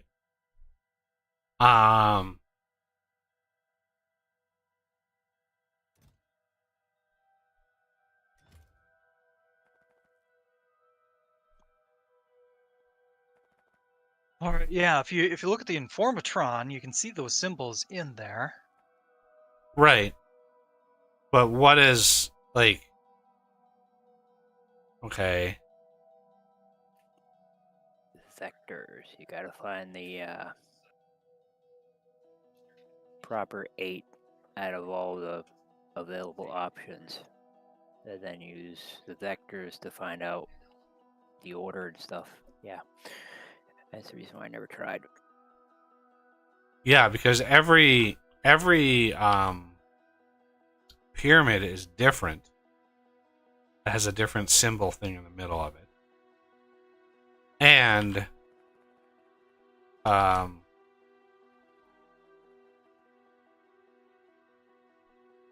the game when you generate the world randomly generates the solution. So the solution is not the same every time. I don't even think we have the symbol that's in the middle here. Is it that Yeah, one? I don't think so. No, it's not. We probably have to do more of that research. This one? That might be it.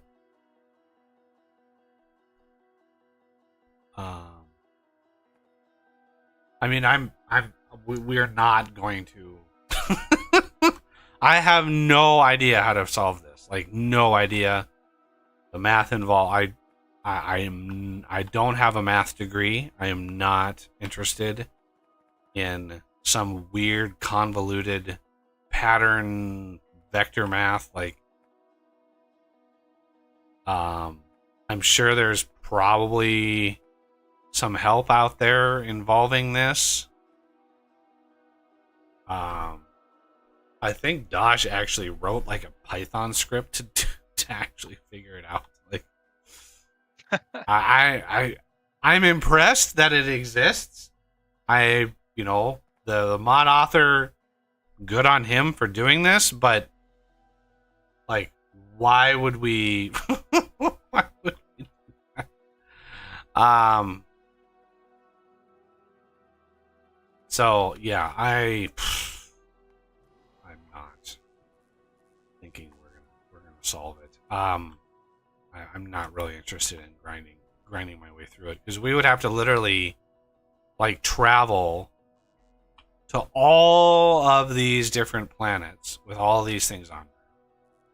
Look at, take screenshots of all of those all of those discs that are in the pyramids, and then match those to the research in here and figure out like how it actually works.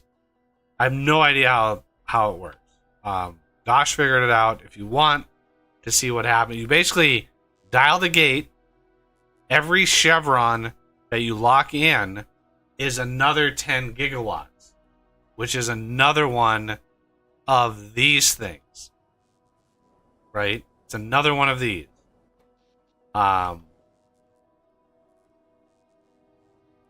So yeah, this is almost exactly 10 gigawatts. Yeah, and not only that, you gotta do the anchors too on 8 different stars. What do you mean the anchors? Oh, the okay. The thing that one of the last things.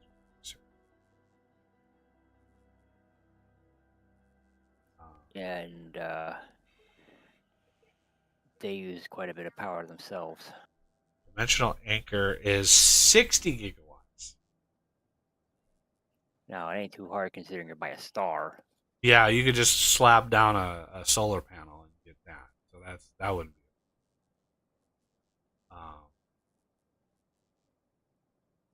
But that's, yeah, a lot of. You said 8 of those, so that's eight bases. Yep. That's insane. Okay, let's hop in the ship.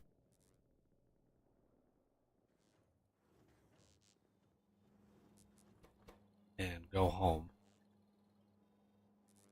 Destination. I'll let you do that.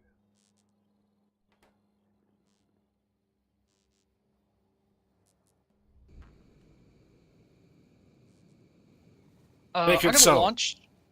I'm gonna launch to another one of the pyramids. All right. Or should I? Yeah, if you guys wanna tinker with it, that's fine. I'm not against it. We're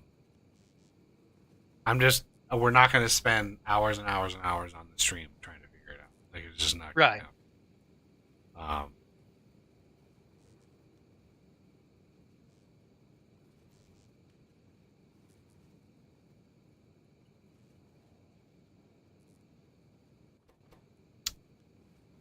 So we're going back to Navi.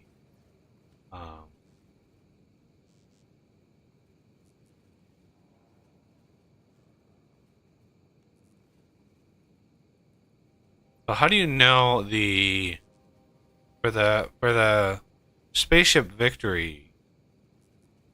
How do you know a 2500? Is it container stress or is it hull stress? Because hull stress is only 1700 on the ship. Oh, look, hover over the Nexus. This building right here. Okay. I'm talking about the game winning situation.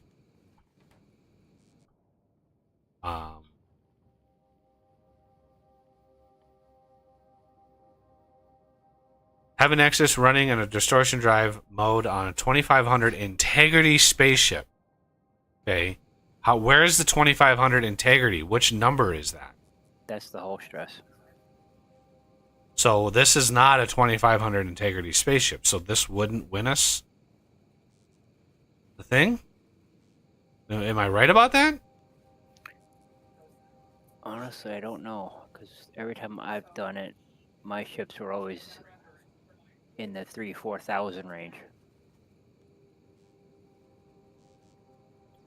Because I had For big hull power plants. stress? Yeah, because I had big power plants in here, so I had a much bigger ship. Because I didn't have the Right. solar panels. Um,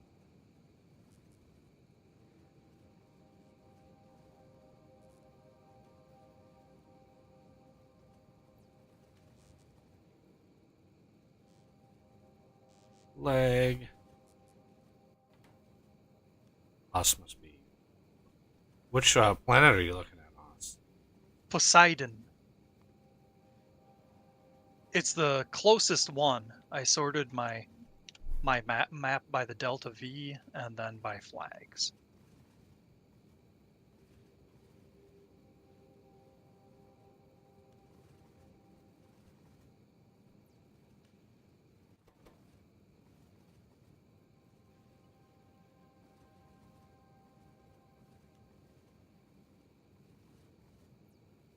I'm doing satellite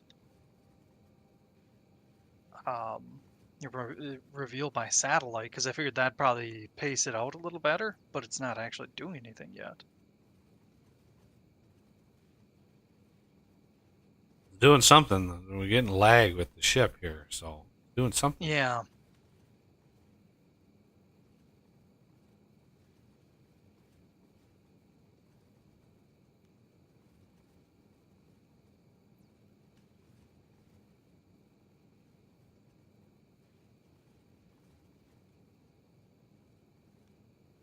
I'll just turn the scan off and then manually expose.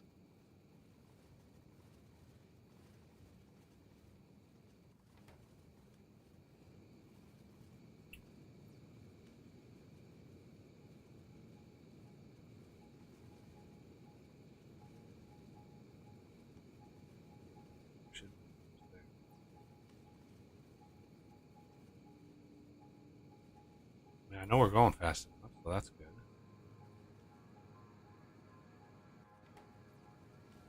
So maybe fill in the empty spots. See if that gets us to 2,500 pulse stress. We can.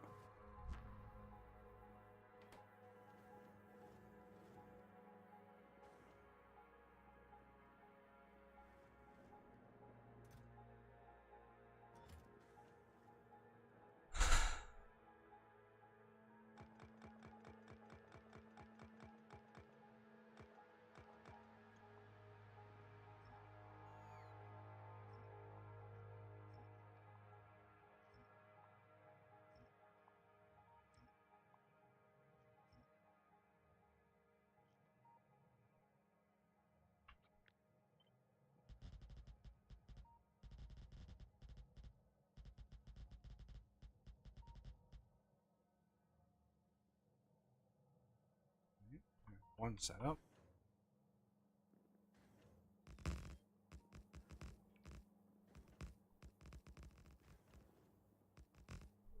Can't. Ah, okay. Lab visit number 3.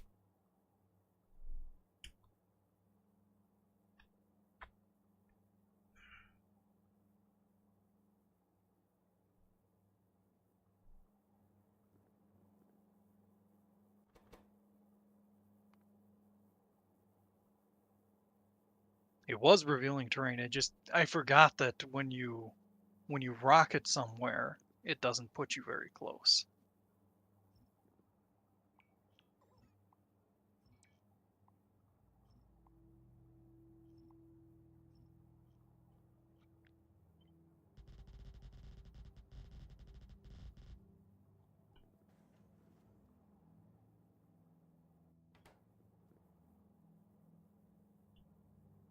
Bots. Next.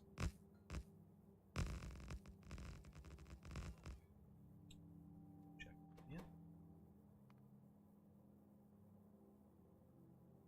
Oh, so close.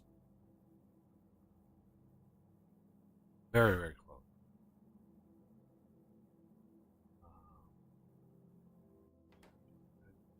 a spaceship.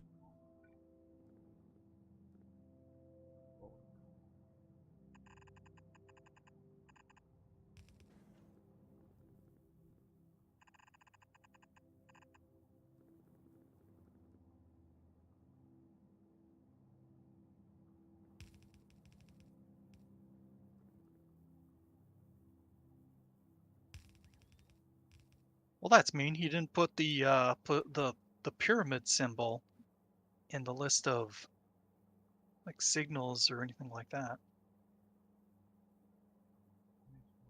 Did that go up?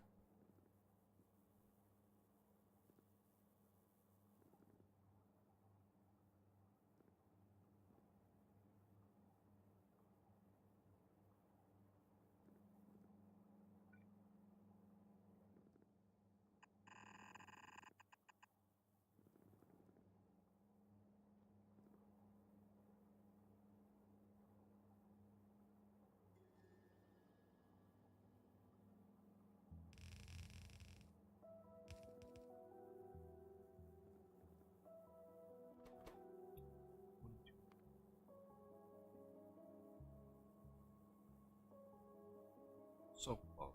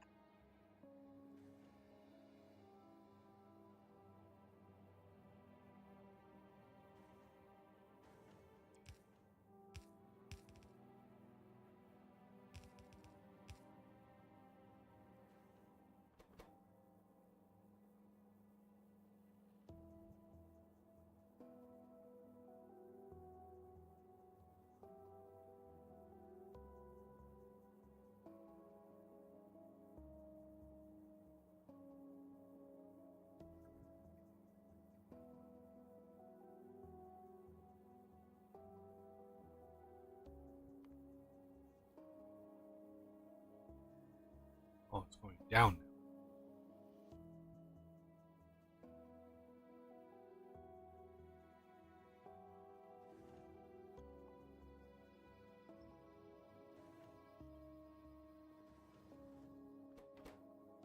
It looks like spaceship wall actually removes hull stress, not adds to it. No, the wall, like adding the floor adds like one hull stress. Putting a wall on it takes half of it away.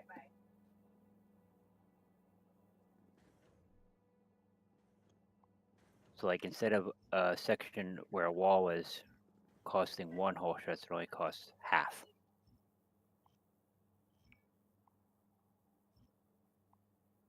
It's interpreted.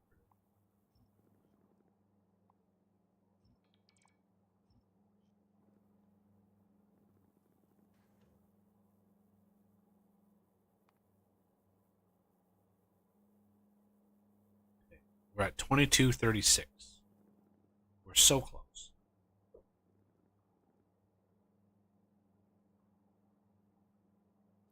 All I do is just right where this pipe is. Yeah. What about it? From there down, just cut it and then extend it down a little bit. Till you get where you need.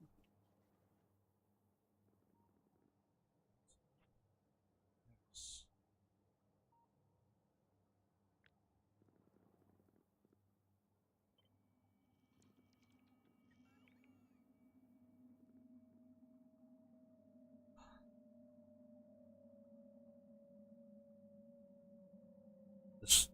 This won't place. This won't place the spaceship floor.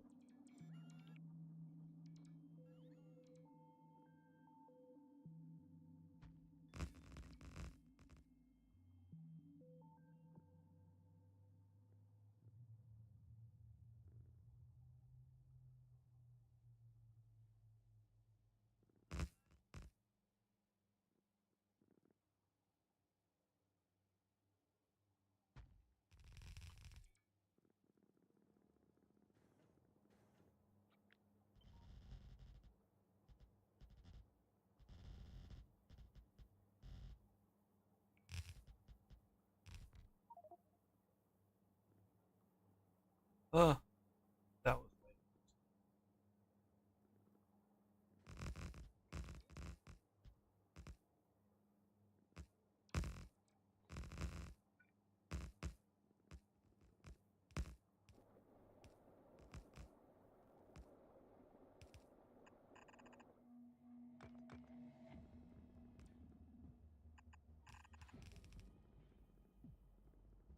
not symmetrical.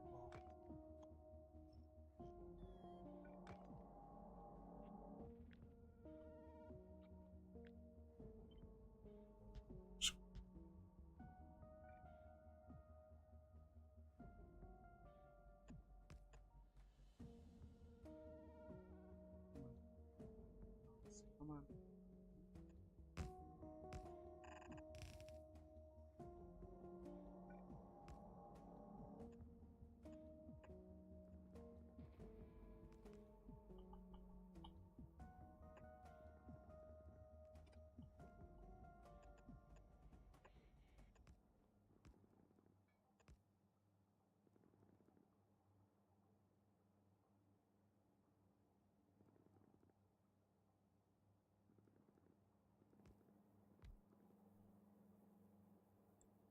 $28.05.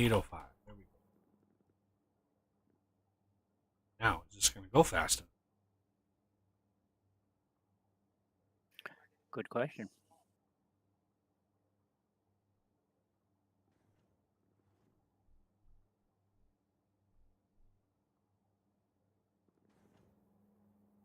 And the answer is a definite maybe. You're welcome.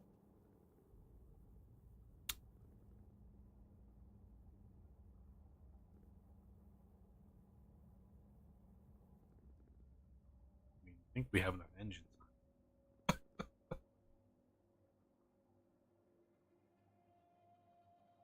Oh, we can go to Dark Flare now.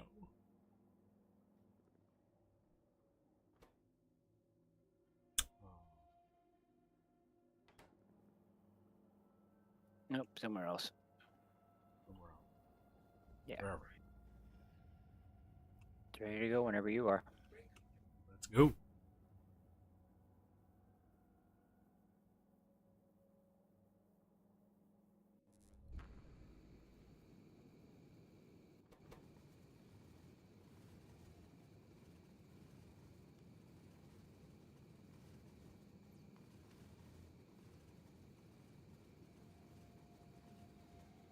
$44.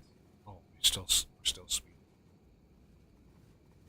All right, you want to do the spaceship victory, right? Yeah, so we're going. Ooh, Galactic Graveyard. Ooh, intriguing. That's the furthest place from Novice.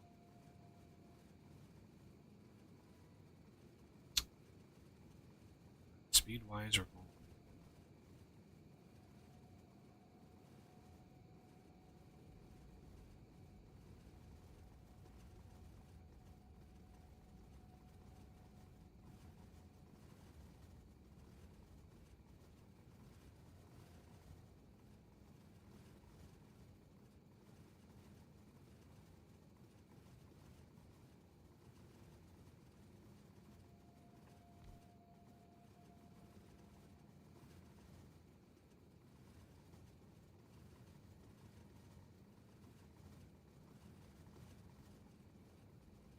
Come on, exiting Star Gravity Well. Come on, let's go.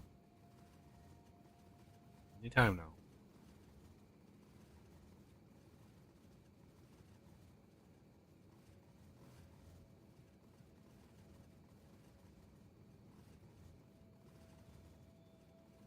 Wow. It's a big gravity well. Let's go.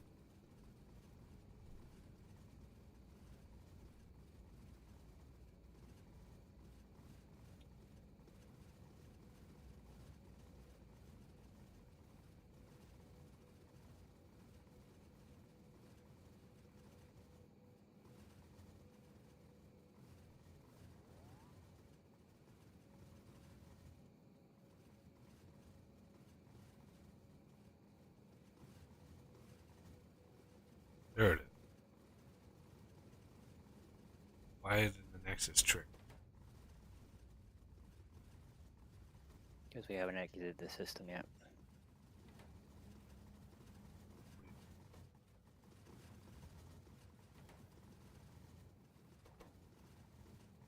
It says navigating interstellar space. The Nexus should have turned on.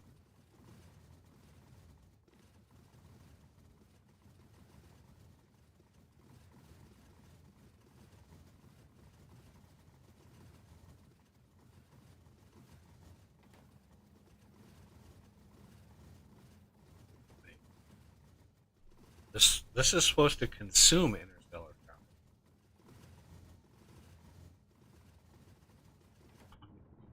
Oh, that's new.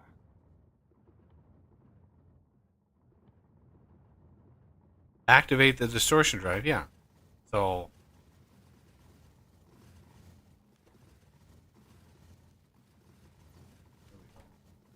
there's the timer.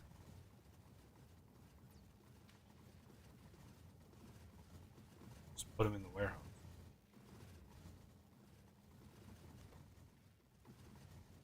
That's new. Like that last time I played.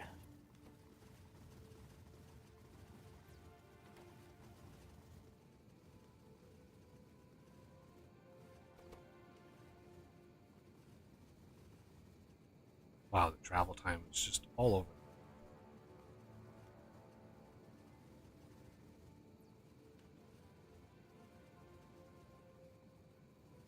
Ah, it's because it's a distortion drive. That's why.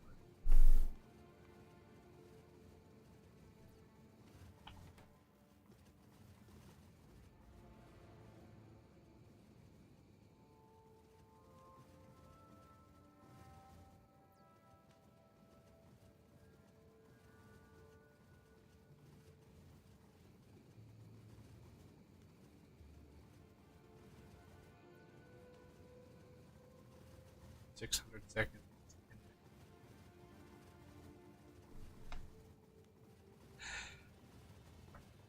Ah, brother, 14.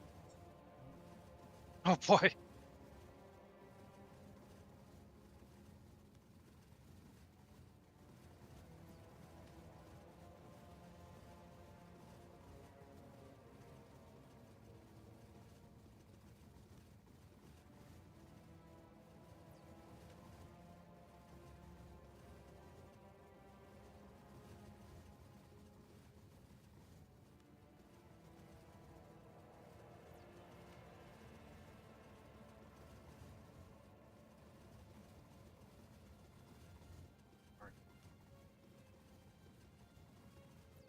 Just super erratic. Yeah. That's when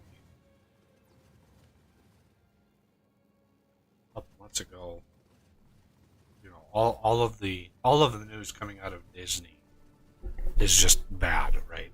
It's just bad.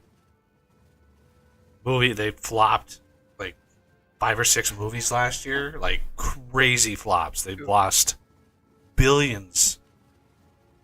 You know, the company is in really bad shape. If you actually look at their financials, really, really bad shape.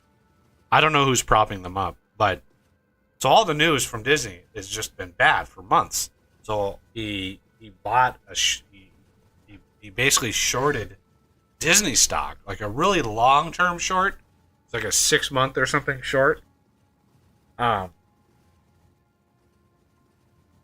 so he basically shorted it to 70, saying it's essentially saying I'm betting this stock is going to be below 70 in 6 months, right? That's what he's basically betting.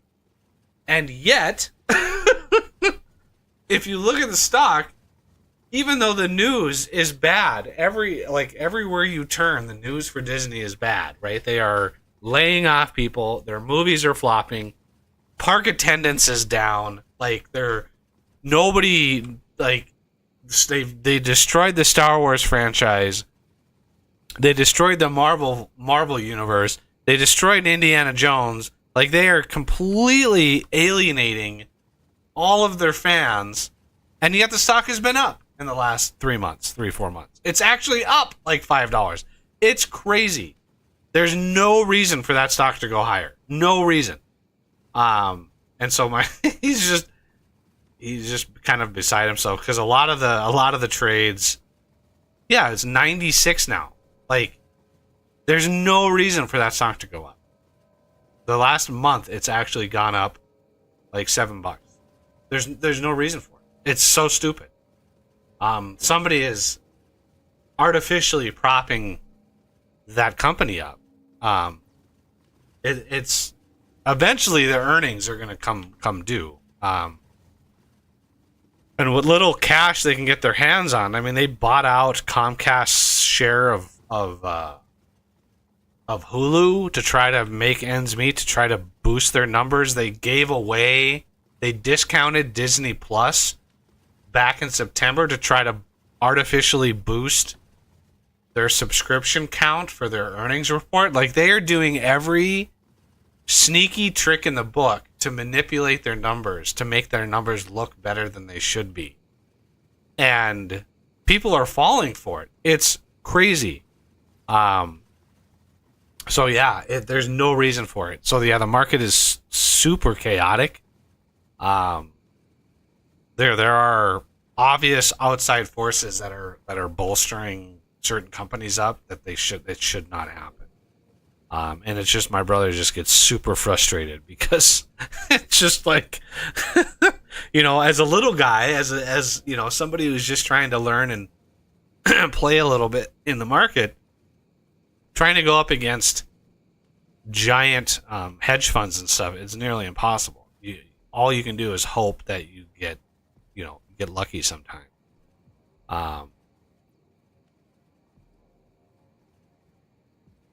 But yeah, he's just super frustrated, which I understand.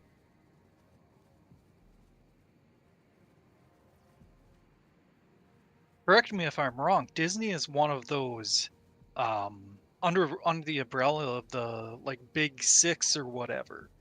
I'm sure you've heard of that. There's 6 main companies that own 80% of all media. No, Disney is one of those companies. Yep. Yeah. Well, they're not under an umbrella of another company. They are one of those companies. They own huge amount of things. Like they own a lot. I thought Disney was owned by Buena Vista. No. It's the other way around? Yeah. Disney owns Touchstone, Buena Vista, Pixar Studio. They're a huge company. Yeah. And everything they put out last year flopped. Almost. Maybe there were 1 or 2 ones that maybe eked out not a profit, but maybe a break even. But their movie, The Marvels, an estimated $300 million they spent on that movie, it did not make $200 million. Yeah. Worldwide, not $200 million. It was just under $200 million, and that they spent a vast amount of money on that. So that was all. Now remember, when they report how much box office or how many ticket sales a movie gets, the production house doesn't get 100% of that, right? The theaters get a cut, even the first week. It might be a small cut, but they get a cut. And then a lot of times, when you look at a budget of a movie, you also have to factor in the advertising on top of that, right? And a lot of times, did we just crash? Oh, I was like, Jesus, server just hiccuped. I had just launched to a planet, so it must have been unveiling a little bit or something. It spawns it in. So yeah, it's like one of those, just one of those situations that it's kind of crazy. And I think, a lot of it is Disney also owns ESPN. Yep. And they just had a massive battle for ESPN because people are obviously the deal that they made. Here's how crazy this is, right? So, Disney has been owned ESPN for quite some time, even going back to the cable days, obviously. And ESPN was such a highly demanded channel nationwide, one of the highest demanded channels uniformly across every demographic, that the deal that they had for like if you look at like Comcast or Mid-Continent, all these giant cable companies, for every subscriber that they had, if they wanted to carry ESPN, they had to pay Disney $8 per subscriber. Right? So you look at that, and you look at that factored over the entire country. 100 million cable installations, right? If you had ESPN, $8 out of your cable bill was going directly to Disney.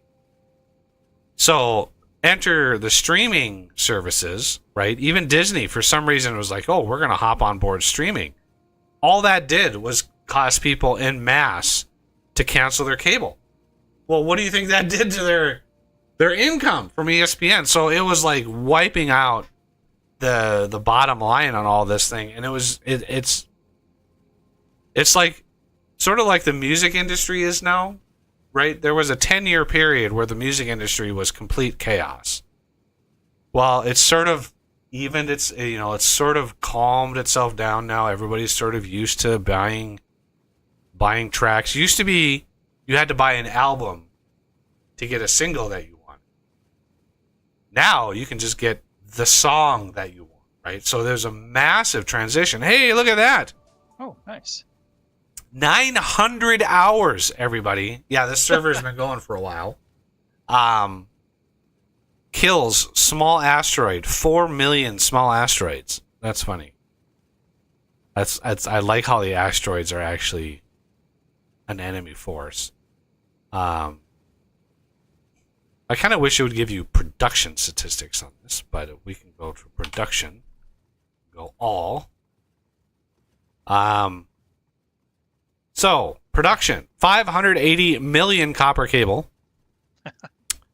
243 million green circuits, because of course. And consumption, yeah, we actually consumed all those copper. That's crazy.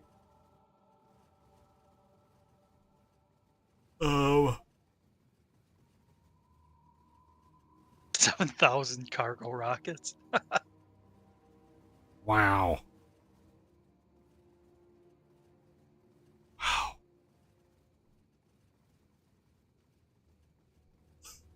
25,000 significant data. I don't know if you care to look at the pyramids, but I've gone to 3 new ones now. I mean, it's basically just different symbols inside, right? Yeah. And there's that like triangle symbol underneath. Those are different also. Oh, so those God. are probably part of the equation as well.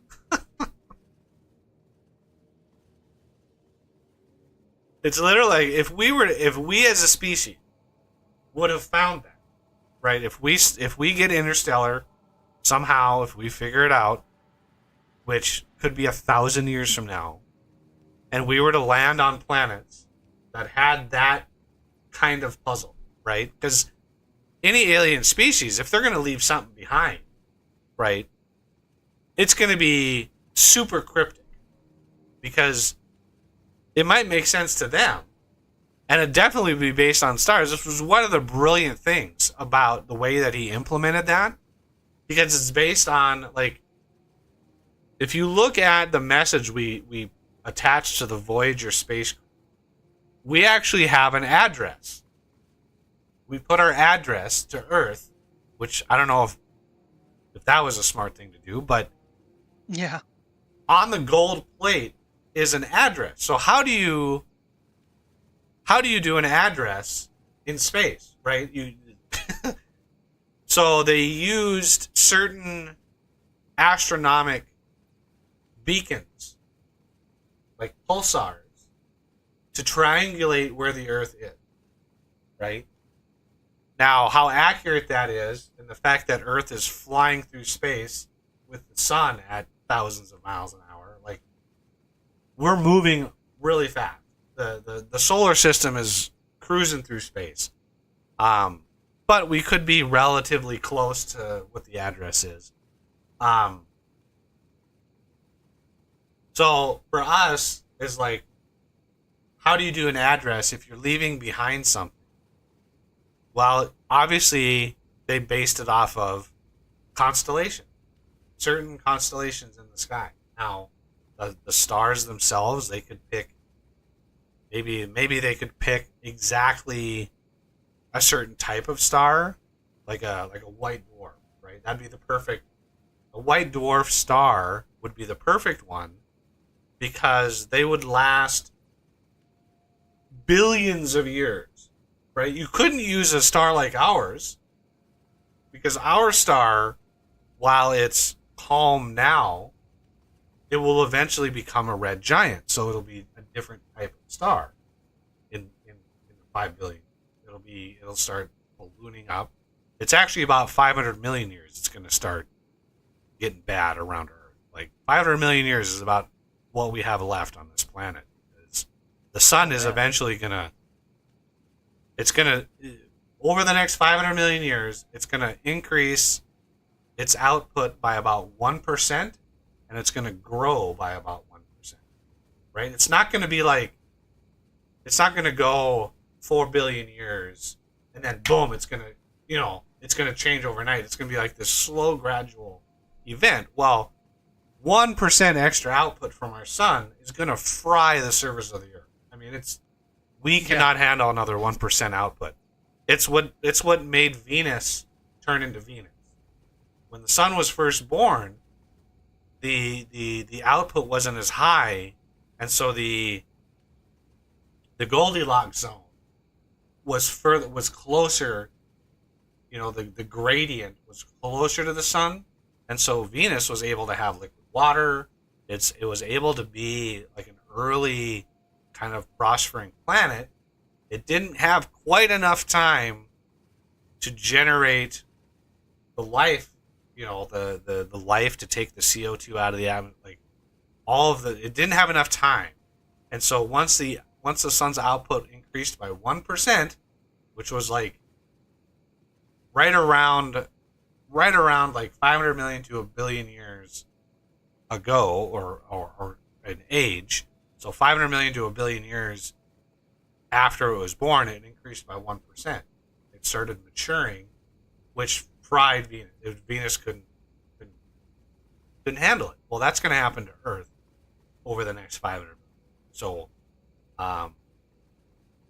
So when you leave an address behind, you want it to be stable.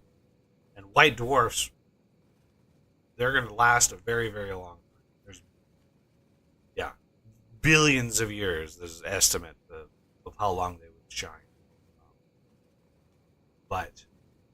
So the author, Arundel, he did a brilliant job of sort of simulating that. But if we were to come across that as a species, we were to start traveling to like Alpha Centauri and land on a planet, survey that planet, and we were to find that, we would literally have large teams of PhDs figuring that shit out. Like, what does this mean? Like, all these symbols, we would have teams and teams of people as a brain trust trying to figure out what these mean. And to do that in a game is just like, it's astonishing. It's astonishing that he put that amount of stuff, because it is not an obvious solution. I think Dosh even had to look it up. Have you seen the movie Contact? Oh yeah. Yeah. Yeah, that was brilliant. Very, very. It was based on. Was it an Isaac Asimov, or was it a? I know it was based on a novel by somebody. Arthur C. Clarke, maybe. I think it might have been That an I'm not sure on. Arthur C. Clarke novel. Those early sci-fi guys really nailed it with a lot of what they did.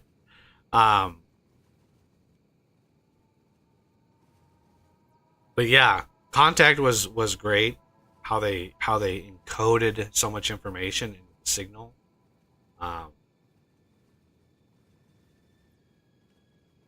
Yeah, that was a brilliant movie. It's when I see movies like that, it just hurts because it's like I want the world at large to reflect like, hey, we found this, right? Instead, you get a cover up, right? The end of that was a total cover up. Yeah. You know, and it was like, come on, you built this enormous thing twice. You built two of them, and you're not gonna announce that there's some serious weird shit going on. You know, I kind of felt that way. I read the Hail Mary by Andy Weir, who wrote The Martian, and so Hail Mary is a brilliant sci-fi story, right? It's absolutely brilliant, but it's missing that one piece of information right at the end. It's missing. I was hoping for a scene, like a homecoming scene, where he was like announcing to the world a certain thing, and that never happened. And it was like, the story was brilliant. I would give it a 9.5 out of 10. Like, it was fantastic. That last 0.5 was what I was missing. It was like, if only he would have had a little bit extra on there. Only. Maybe he's planning a sequel. I don't know. It would be brilliant, though. But the premise was unique. The solution seemed obvious when it was revealed. I was like, oh my god, he thought that shit out. It was brilliant. In stark contrast to like Moonfall, which was horrible. It was horrible. So yeah, Hail Mary. I would highly suggest, if you're looking for a book to read, it's just sort of like chill. I would highly recommend that one because it was brilliant. Yeah, when a book is really good, I read it really fast, and I think I read that entire book in like 4 days, just reading at night. Because I read really fast if I'm really engaged in the story. So yeah, like 4 days, and I was done with that book, which is frustrating because you want more, right? You get done with the book, it's like, god damn it, I want more. Are we ever gonna get to where the hell we're going? Like, Jesus Christ. What's the travel time left on this shit? 26 minutes! Jeez. Oh, and yeah, Death didn't want to interrupt you, but he went AFK to pick up his kid, I think. What? Why would he do? Just make him walk. Yeah. But yeah, so what are we gonna stream going forward? Any requests? Any like, hey, let's do this or let's do that? I could do a single player Dyson Sphere. I would love it if we could get the multiplayer working, but I'm assuming Yeah. that there is a huge amount of stuff that has to be added because the base game changed quite a bit. Like the construction bots, that whole system completely rewritten. Because now you can place buildings that have their own construction bots. So there's battlefield buildings that they have their own batch of construction bots that can go out and repair damaged buildings on their own. And so it's not just the mecha that has construction bots anymore. So they broke that whole system out to modules. So they have construction modules now. And so the mecha has its own module, and the buildings have a module. So that whole system is rewritten. and you would have to synchronize all of that in a multiplayer game. You'd have to synchronize the modules, synchronize the bots, synchronize the commands, and that whole system. I looked at it. I don't know how any of it works. I have no idea. And that's just one system, right? All of the added research and all of the combat stuff, the missile, like all of the targeting systems. I don't know how you would synchronize that over multiplayer. I was really hoping that the developers themselves would introduce multiplayer. Really hoping they did. They still could, obviously, but it would be better if they did it. So that would be a single player. And, you know, Renegade, his time is short. He's going to be working again in a few months. So, Yeah, it'd be great if we can get his input on it. Maybe we'll have to chat offline some too. yeah, But we just can talk about some other potentials. so I've been watching a little bit of content on the game Enshrouded, and for one, none of us have it, so we would have to buy it, which is I try to avoid that as much as possible. And Enshrouded looks like a cross between, it's like V Rising and Valheim, like a cross between those two games. So I don't know how much like unique stuff. I don't know how fleshed out the game is. How much unique stuff is in there, because we've played games like that. I mean, we could try Valheim again. I don't know how far along that is. It's been a long time since we've done Valheim. That was a little rougher to some multiplayer because the resources you need to make a full set for everybody is just so astronomical. It's It was exponential amounts of work. Yeah. But it allows people to be like farmers and to focus on, you know, resource gathering. The tough thing about Valheim was everybody has to be involved in fighting the boss creatures. Otherwise, you miss out on crafting materials, which you need. Yeah. Right? So it's like, if you're not there for every boss, then you miss out, which is unfortunate. But other ideas, I mean, I'm open for other ideas if Let's see. Yeah, Wildman also posted Pal World. that but I you have said that I one's, just like, have. everywhere. It's not only everywhere. There's nothing interesting about it. I watched several videos, several people playing it, and it's like a cross between Ark and Pokemon. That's all it is. And I mean, I've watched several videos on it, and I was bored the whole time. Like, it was not engaging, it was not interesting. The game, I didn't find anything interesting enough to capture my attention. Unfortunately. So I'm looking through my wish list too to see if there's anything else that might spring to mind. Oh, Planet Crafter has a multiplayer mod. If you have interest in that one. Is it updated? Because that game has come out with several updates. Yeah, that I'm not sure on. I'd have to poke around. Yeah, anytime there's a mod that adds it, it's a little rough because it has to be updated just constantly. Yeah. And since there's no incentive, there's no monetary incentive to keep it updated. A lot of times those mods they just kind of go away.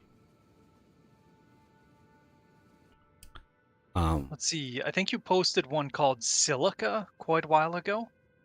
That one looked kind of interesting, but I'm not sure if it has a first person view. Yeah, third person games I just don't like at all. Yeah. Some of them we've played. I mean, V Rising was third person. Yep. That one they pulled off well. A Yeah, lot of the like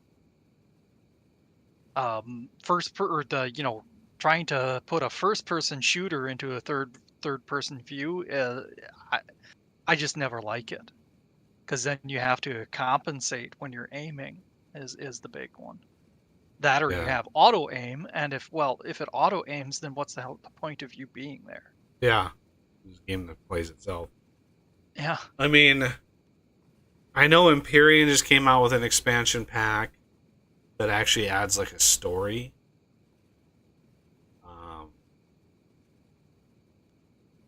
So that, I mean, it's like a $10 expansion pack or something. That could be a possibility. I don't know if I want to, need to do a whole like brand new $40-$50 game, but a $10 expansion pack might be doable if somebody wants to get into that game again. I was thinking about space engineers, but then I was like looking through the mods, and I was like, oh my god, there are hundreds of thousands of mods for that. Like, Yeah. trying to find the ones that are like good, and if you don't do mods at all, that's one that's one option. But then it's super tedious. There are certain aspects of that game that I don't enjoy.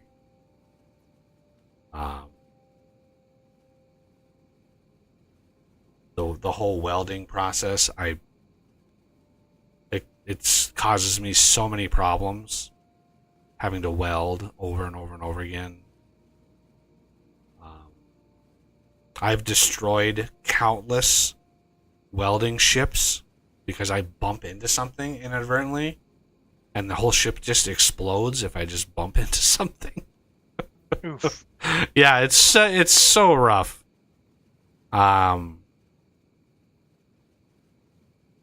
I think somebody posted this one a while ago. LOD Venture, LOD Venture. I don't think I looked at that one. Sure. Okay. It's not familiar. It's a top-down view. I think you can kind of adjust it. It looks like, but it looks like it's got survival crafting elements. Oh, there he getting on a horse. It's interesting. Yeah, Yeah, it looks like it's a dungeon crawler, third person. I'm just throwing out games here. I don't know. They made it to my wish list, so they were at least partially vetted.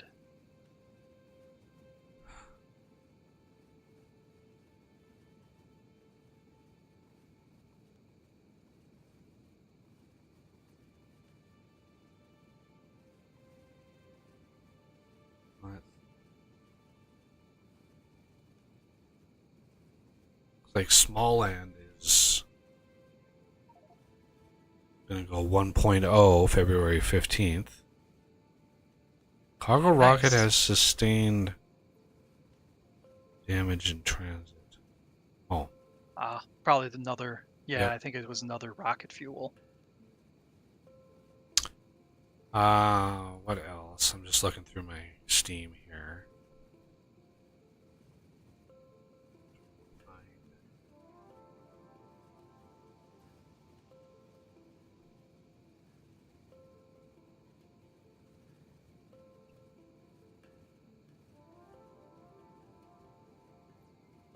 Generation Zero has had quite a few updates.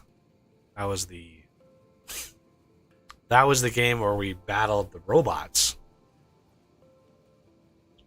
Yeah. That has had quite a few updates since we played. Not sure how many more multiplayer games that we have.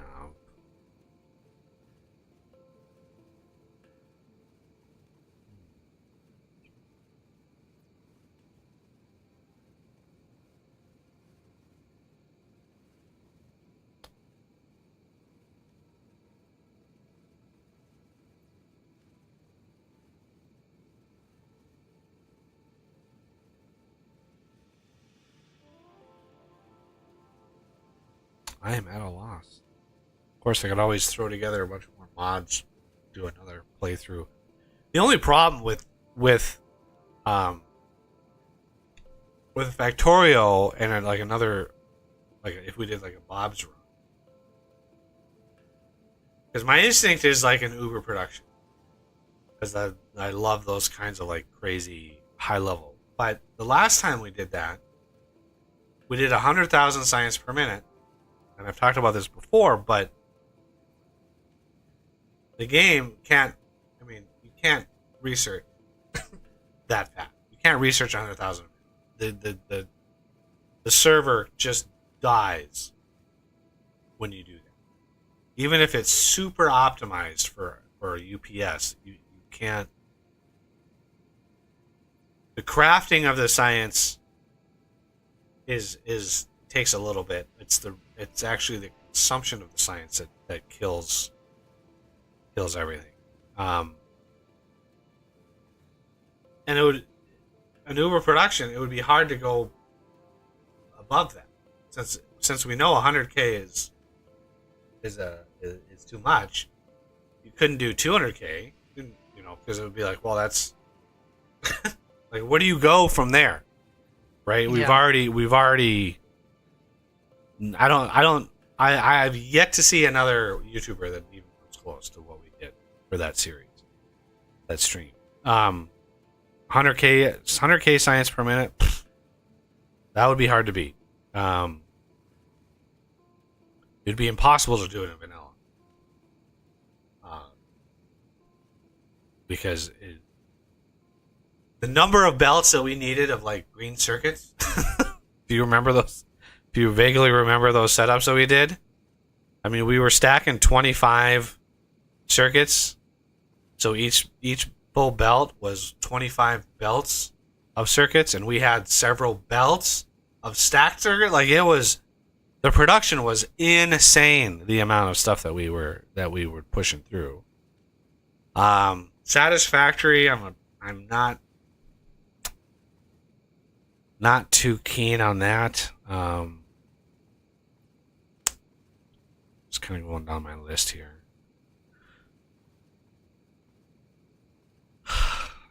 I don't know. Nothing jumps out at me.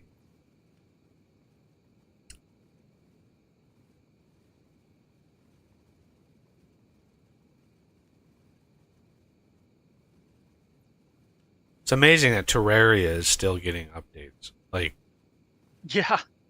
the original developer of Terraria has died. The guy died, and the team that he put together is keeping it going. Yeah, crazy. He died of like cancer or something, and yeah, that was just a few months ago. I think that happened. And yeah, they're gonna keep it going. I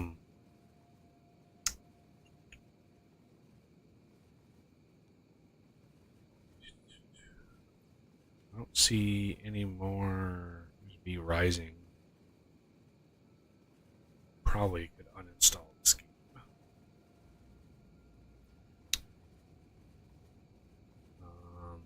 Valheim.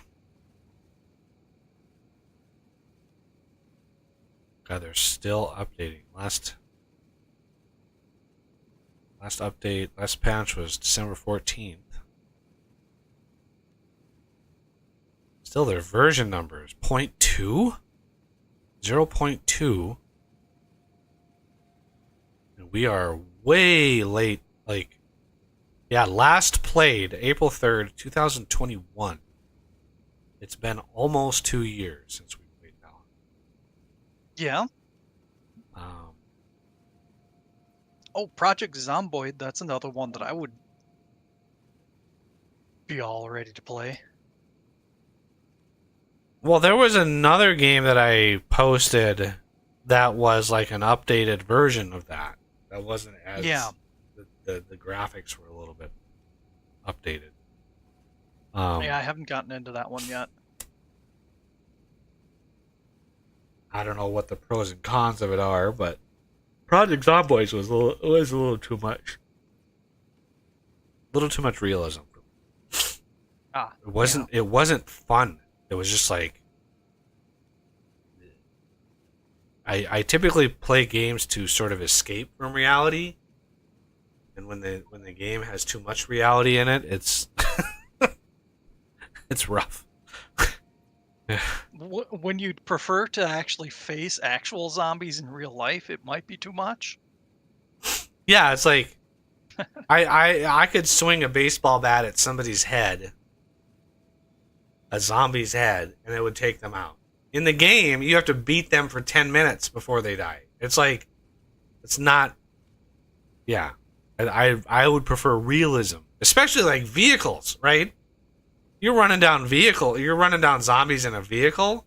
You can run down a lot of zombies in a vehicle before the vehicle would ever like break down. Especially if you like, augmented it a little bit with like a steel, like a front like steel thing to reinforce the radiator. You could run over them all day. Steel versus a human body. There's no contest.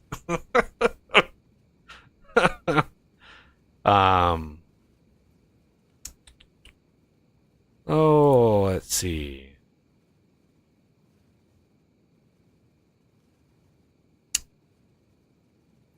You guys available Volcanoids. Volcanoids was one.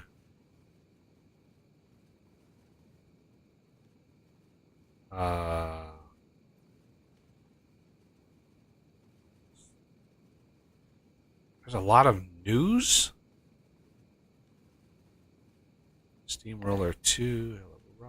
Welcome back. Trying to figure out what to stream next, because we've basically done with this. So I know your time is limited on when you can join us. So I got at least another, let's say, I mean, it's a couple months, I know, but two and a half, 3 months. This is our 14th stream of Factorio, which is 7 weeks. Well, just imagine if we had done, C block. I don't want to imagine that. Wow, shocking. I only have 2,700 or 27 some hours into Smallland. Yeah, usually it's just we hop on for a few hours and that's the stream, and then we all sign out. Jesus Christ, this is taking long enough. 7 minutes left. We got Volcanoids. I got Void Train. Void Train? Is that a game? Mm-hmm. Yep. Okay. I don't know what that is. What kind of game is that? I would say it's similar in concept to, like in how it plays, like Volcanoids. But instead of making a drill, you go through the ground. You're building a train that goes through. Why not? Oh.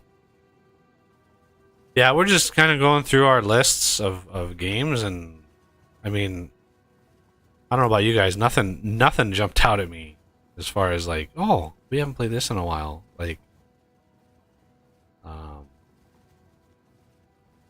well, in terms of stuff we haven't played in a while,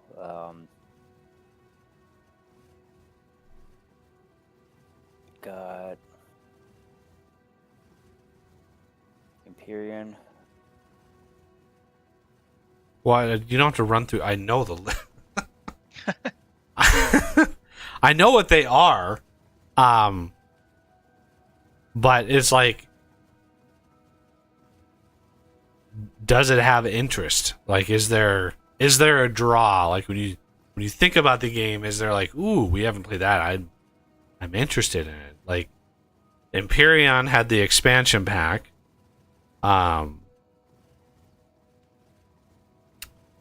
So what is it called? Dark Faction. I don't know how much that expansion pack is. Junk Punk has gone through a lot of updates.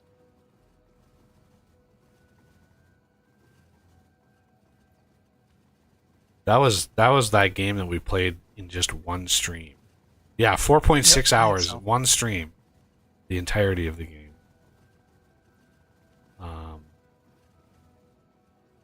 Yeah, that one again doesn't jump out at me. I'm just like, oh, it was like, I don't know.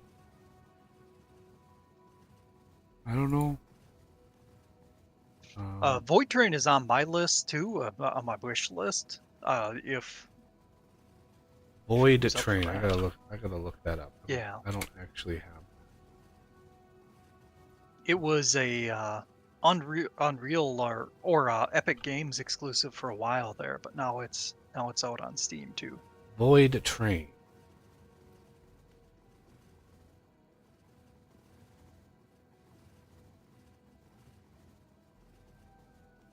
What the hell? This game was made by somebody on LSD.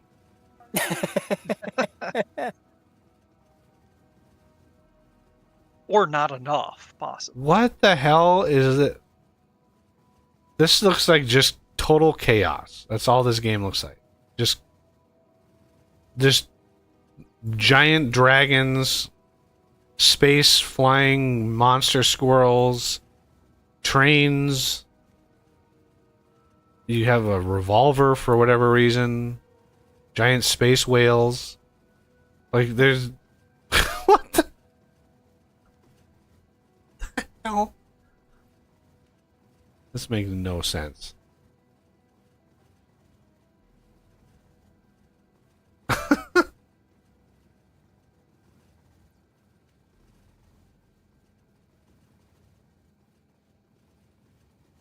I don't know. Maybe I'm becoming more cynical in my later years. I've just played too many games.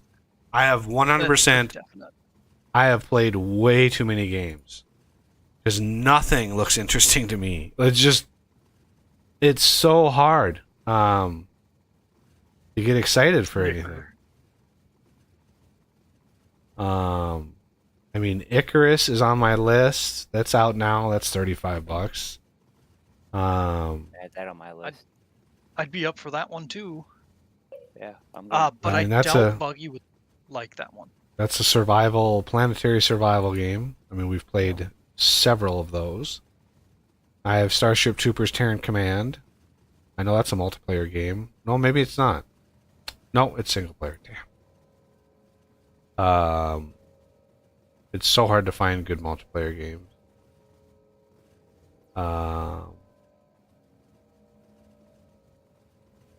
Builders of Egypt. I'm still waiting for that goddamn game. I added this.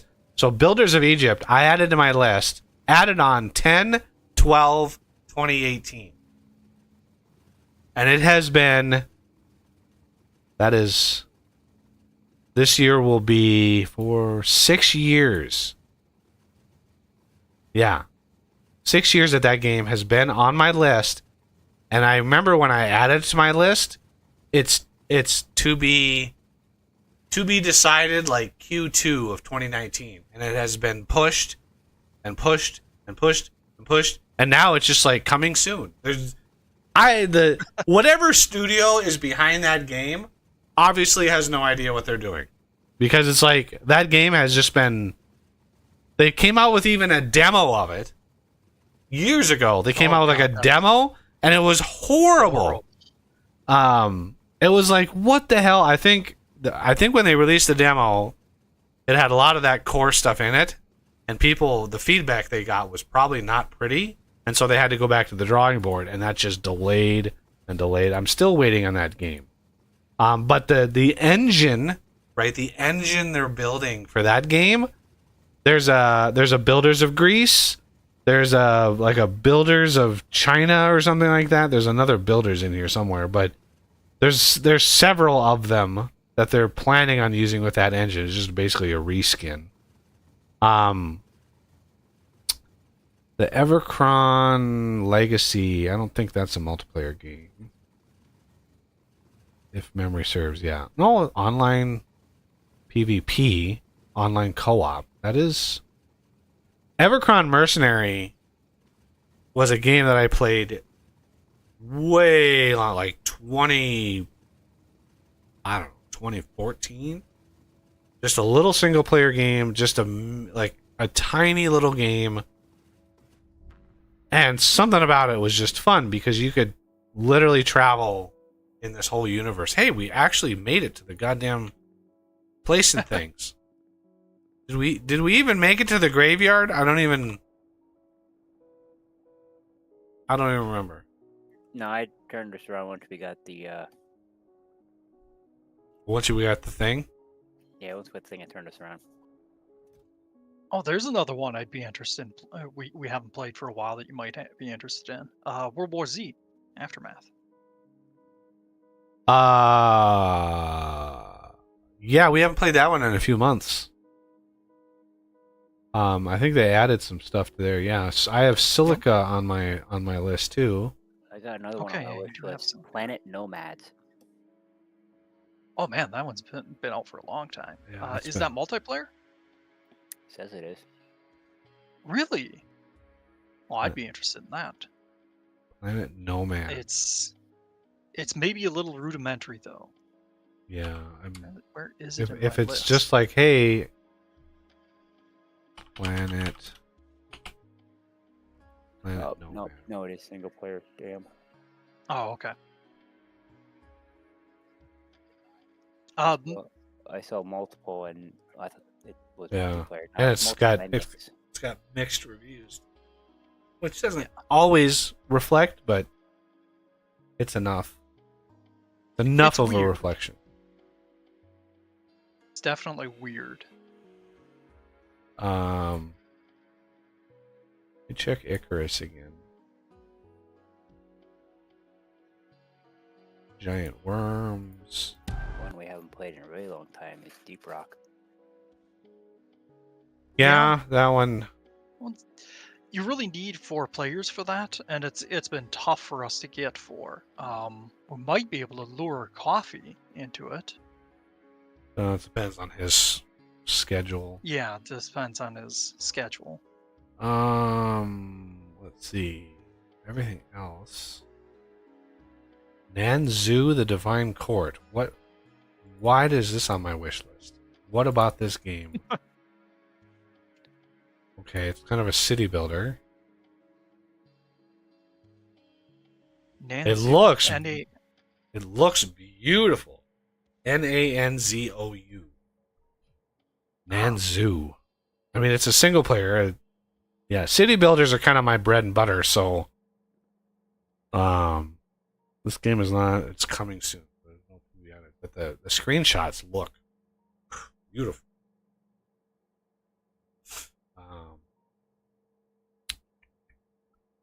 Viking city builder, The Crust. That's not a multiplayer. So yeah, Silica. Let's look at that. Something about Silica was single player online co-op.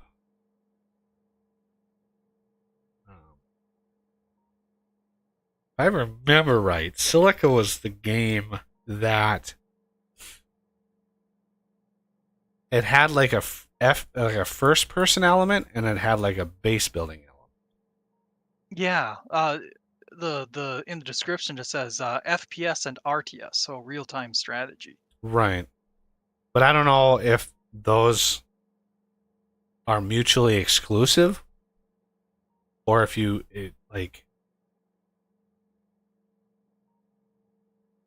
if you have to pick one or the other, or if you can switch between them at any time.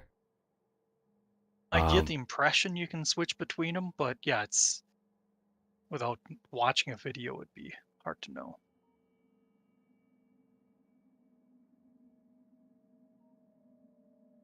It's got the base building got an element of what's the term? Tower defense. Got an element of tower defense to it. I mean, I think that might be unique enough to try it. I have Terra Nil on here. I don't know if that's I don't think that's multiplayer. doubt it. Any city builders usually not. 2-point campus. I'm gonna remove that one. I don't want that.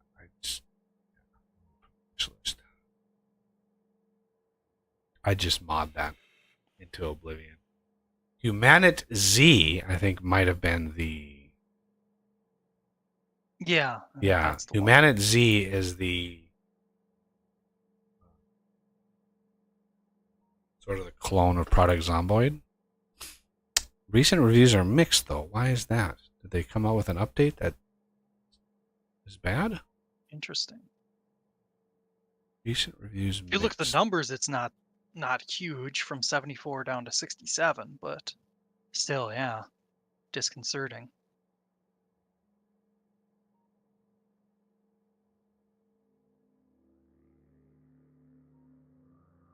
Looks like back in September, they had a lot of positive and negative. Posted. Okay, these kind of reviews really confuse me, right? So this one says recommended 1.2 hours on record, and the review says wouldn't load a world, kept crashing every time, or it closes on its own. It has great potential, but I can only play the tutorial. Don't know if it's on my end or the game's, but if you can make it work, it's good. Like, what? Weird. Why is that recommended? If you can get it work, it's like, oh, if it works, it's good. I totally hate this game and everything it stands for, but I highly recommend it. Yeah, like what? You can always tell when somebody like, I don't know, when somebody like refunds it. 1.1 hours on record, and this other one is 136 hours on record.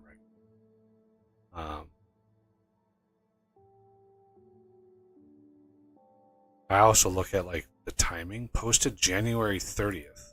So this is like today.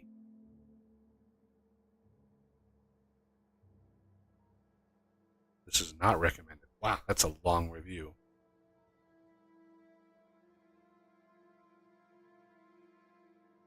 Yeah, it looks like it needs more time in the oven. Is Yeah. kind of the gist of it. Must be a small development team that's just trying to hang on by their fingernails. I mean, Yeah. it looks engaging. It has that Project Zomboid feel, but it's a little more polished as far as graphics go. I'm really hoping that they, fix the issues that it has, but especially if they make it moddable, and like Project Zomboid is like super moddable.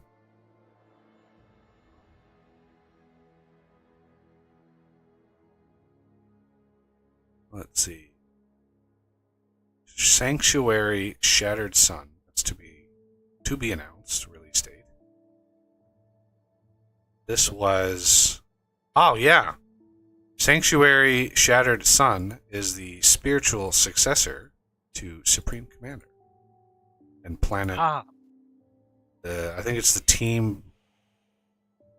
Some sort of team behind the Planetary Annihilation crew got back together, and Planetary Annihilation, the team that did that, technically speaking, I mean, they did stuff that was super unique. Being able to, build an army on a planet and, do that kind of stuff. The problem with me was it was just too big. Right? If you had multiple planets, multiple armies, it was too much to manage. For a real-time strategy, it was too much to manage in real time, because it was very easy for the AI to just blow you away, because it could manage everything way better than you. So I found it super frustrating trying to play Planetary Annihilation, because every time the AI would just build the planetary gun that would just blow your planet up, and it would win every time, because I could not manage multiple planets all at the same time in real time. So I think that in the long run hurt the game. So what it looks like with this Sanctuary game is they bringing it back to a single plane, a map, and trying to get everything up and running on that. But yeah, it looks like they incorporated a lot of the tech and a lot of the sort of the lessons of the Supreme Commander genre, sort of bringing forward Chris Taylor's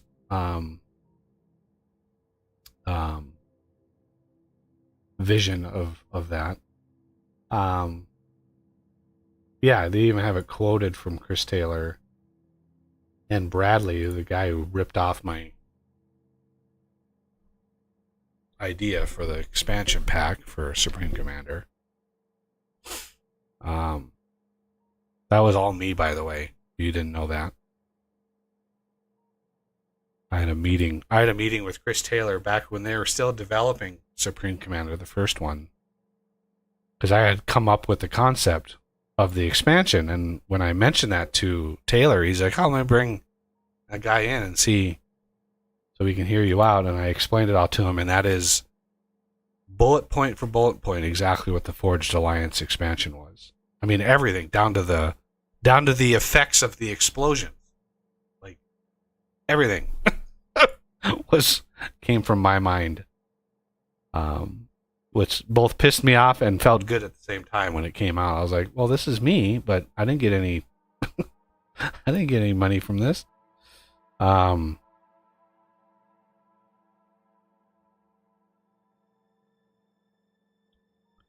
right. Any other thoughts about the games? Is there... I took a list of the ones that we were suggesting that seemed to have some traction. So I got 4. I suppose I could put a Dyson Sphere on there. Sphere. Yeah, a little Dyson Sphere stream. I don't know. It would not be one stream. It would be several streams. Yeah. So Dyson, Silica, Void Train, Icarus, and Gen Zero. Those are the ones that like more than one of us was like, oh yeah. Yeah. Holy cow! What is that creature? So Icarus has some interesting creatures. So Icarus has got, very positive reviews. Oh, it is. Nice. Yeah, Icarus has got really, really high reviews. That's the team behind Stationeers, by the way. Really? Same, yep. The same crew? Yep. Yep, Rocket Works. Well, they've even got expansions out for it. Yeah, a lot of expansions. What? There's a $30 expansion for Icarus? It's probably the newest. It's almost as much as the game itself. Yep. New Frontiers. What?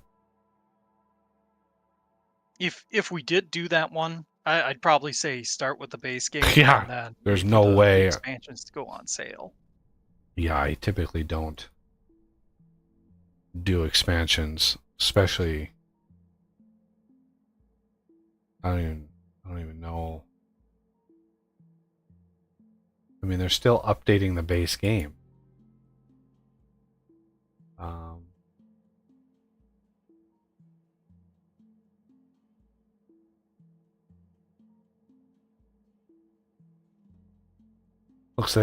Looks like the same crew has another game coming out, Art of the Rail.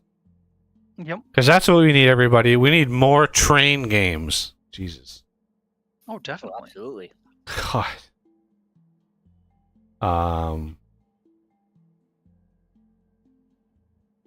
Yeah, I would put, as far as the list, for me, if I were to rank them, Icarus,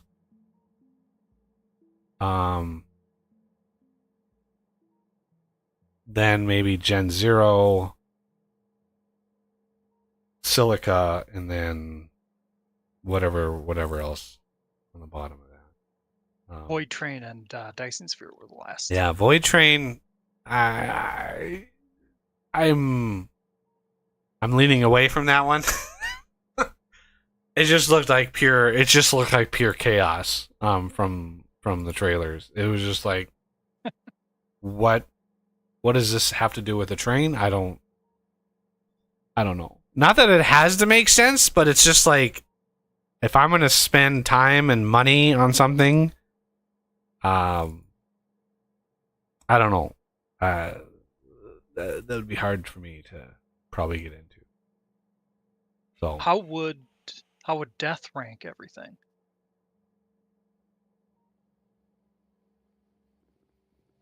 Well, I'm okay with Icarus being first. Okay. I mean, it's on my wish list. Yeah. And I can get it, so that's not an issue. As far as everything else, honestly, I'm neutral on everything else. Okay. Well, that sounds like a winner then. One thing I haven't played a new version of Icarus, but I did buy it, but then I refunded it because my video card wasn't capable at the time. I think they've done some performance updates since then because it was a pretty early version.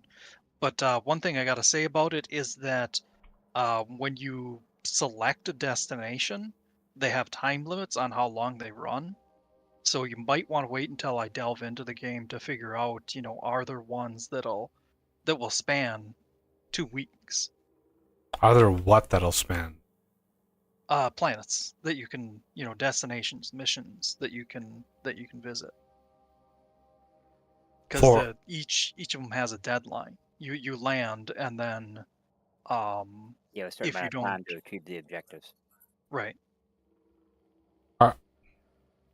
Okay, I guess I don't 100% follow what you mean. There's a certain amount of real life time that you can that a mission is available. Are you logging into a central server, or is this like a single player, like client server, like game? I think it's connections between. Like, do I host it myself and have you guys You connect host to it, me? I think you host it. Sorry, I'm having trouble. Because if there's time limits, then if we log out, does the time keep going? I think so, and that's the caution that I wanted to throw out there. But like I say, that was an early version. I would need to know definitively if that's the case. Because if that's the case, then that's a no-go. If we're time restricted on something, I don't know why a developer would do that in this day and age of streaming. Why you would restrict that so heavily? That's a ridiculous decision as far as game mechanics go.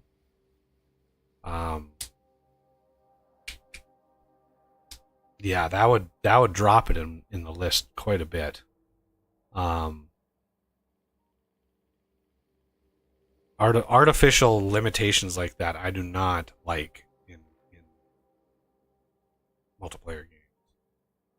Like, oh, you just have 10 minutes to do this. It's like, why? What is possible reason for that? That just forces you to play the game when you don't really want to play, and not exactly good for business.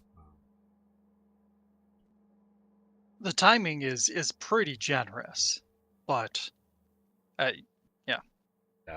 Anyway, I've if you guys wanted to poke into that a little bit, I'd hate to have you buy the game and then be like, oh yeah. I've already bought it, so don't worry about it. I plan on buying it eventually, anyways.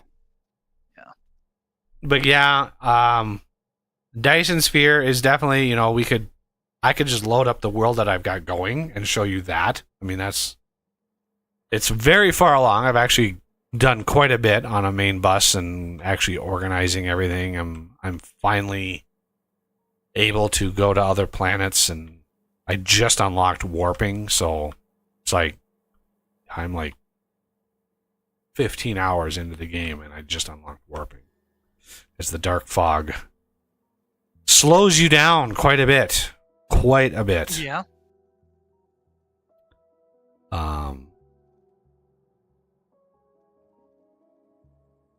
But even with my mods, even with my well-rounded mod, I've died a couple times. I've been completely overwhelmed with the dark fog attacks, and I end up chewing through my shields pretty fast. But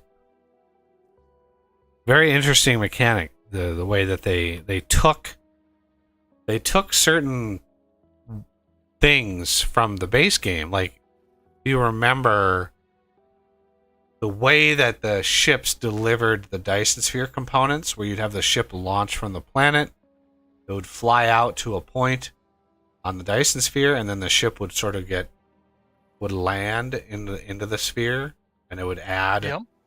So they took that sort of mechanic, and that's how the dark fog grows. Is they have basically resource mining on the planets, and they don't deplete a planet, right? The planet's not going to deplete its resources, but the way that the hives in the solar system grow is they farm stuff off the planets.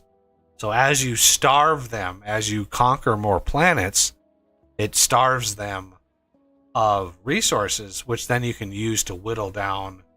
Because the hives in space, the big ones, they max out at 1,500 ships to defend. 1,500 ships. And they have point defenses in the hives. So you fly near one of those, you are toast.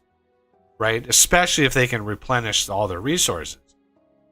So you have to whittle them down over time and finally be able to take them out into the solar system. And some systems have more than one. So it's a long process to actually defeat a hive in a single system. But it's a really interesting game mechanic that I didn't think would be as engaging as it actually is. Even modded, it's challenging.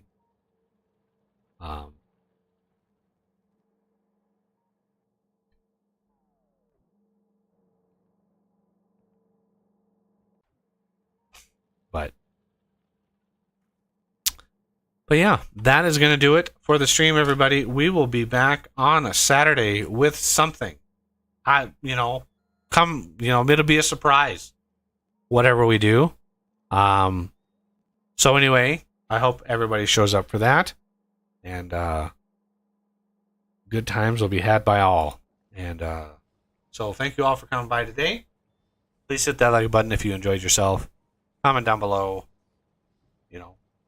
next couple days to give any suggestions for games, or use my Discord game suggestions tab, whatever. And consider being a patron or a channel member and joining us on these multiplayer streams, whatever game we might be covering.